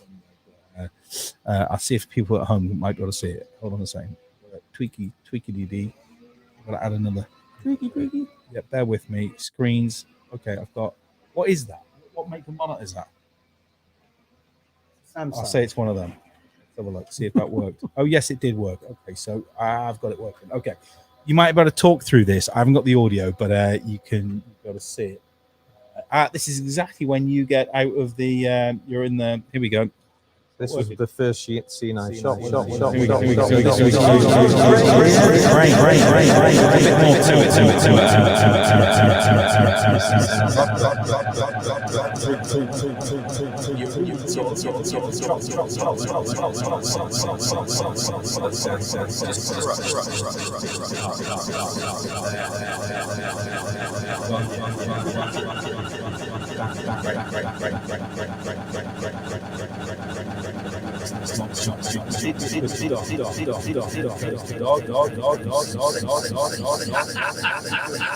He's got tight around.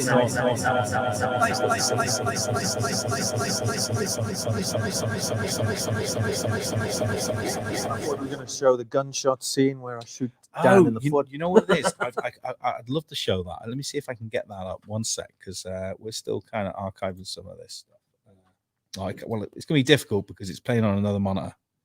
It makes it really difficult. One sec. See if I can get it here. A few more minutes left of the show. Let's have a look. Which one was it again? It was the opener, wasn't it? The opening scene. Yeah. My big reveal. It was the big reveal. I don't think I've got that here on this drive. What I will show is this. Actually, here's a scene. Let's have a look. NCA. Have a look at the NCA headquarters. So this was a scene that we did.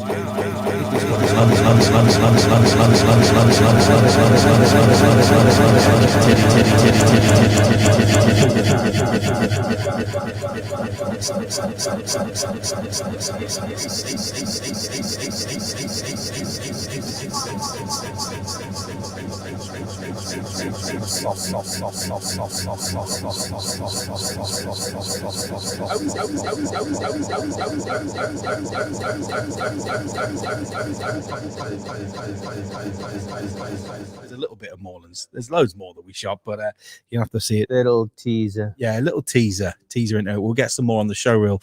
But look, I've got to do this because it is coming to the end of the show tonight. Oh, that's gone so quick again. I know it has. 4 hours. Where the hell just did that time go? I know. Can you imagine what we were like when we did the 101 hours? You were stinking by the end of it. Yeah. I did. I literally had a quick shower on one of the days, halfway through or whatever it was. But it was Terry did a few hours as well, didn't you, Terry? I done quite a lot of hours. I know I didn't do the 101, but what a lot of people don't realize is that when it was in the night time, when probably a lot of them had gone to bed and all that, they didn't see me through the day. What happens from about 8 o'clock at night, I stayed on until 8 or 9 in the morning. So I went right through the night with them. And that's when a lot of people have seen me. And then I'd go to bed for a couple of hours.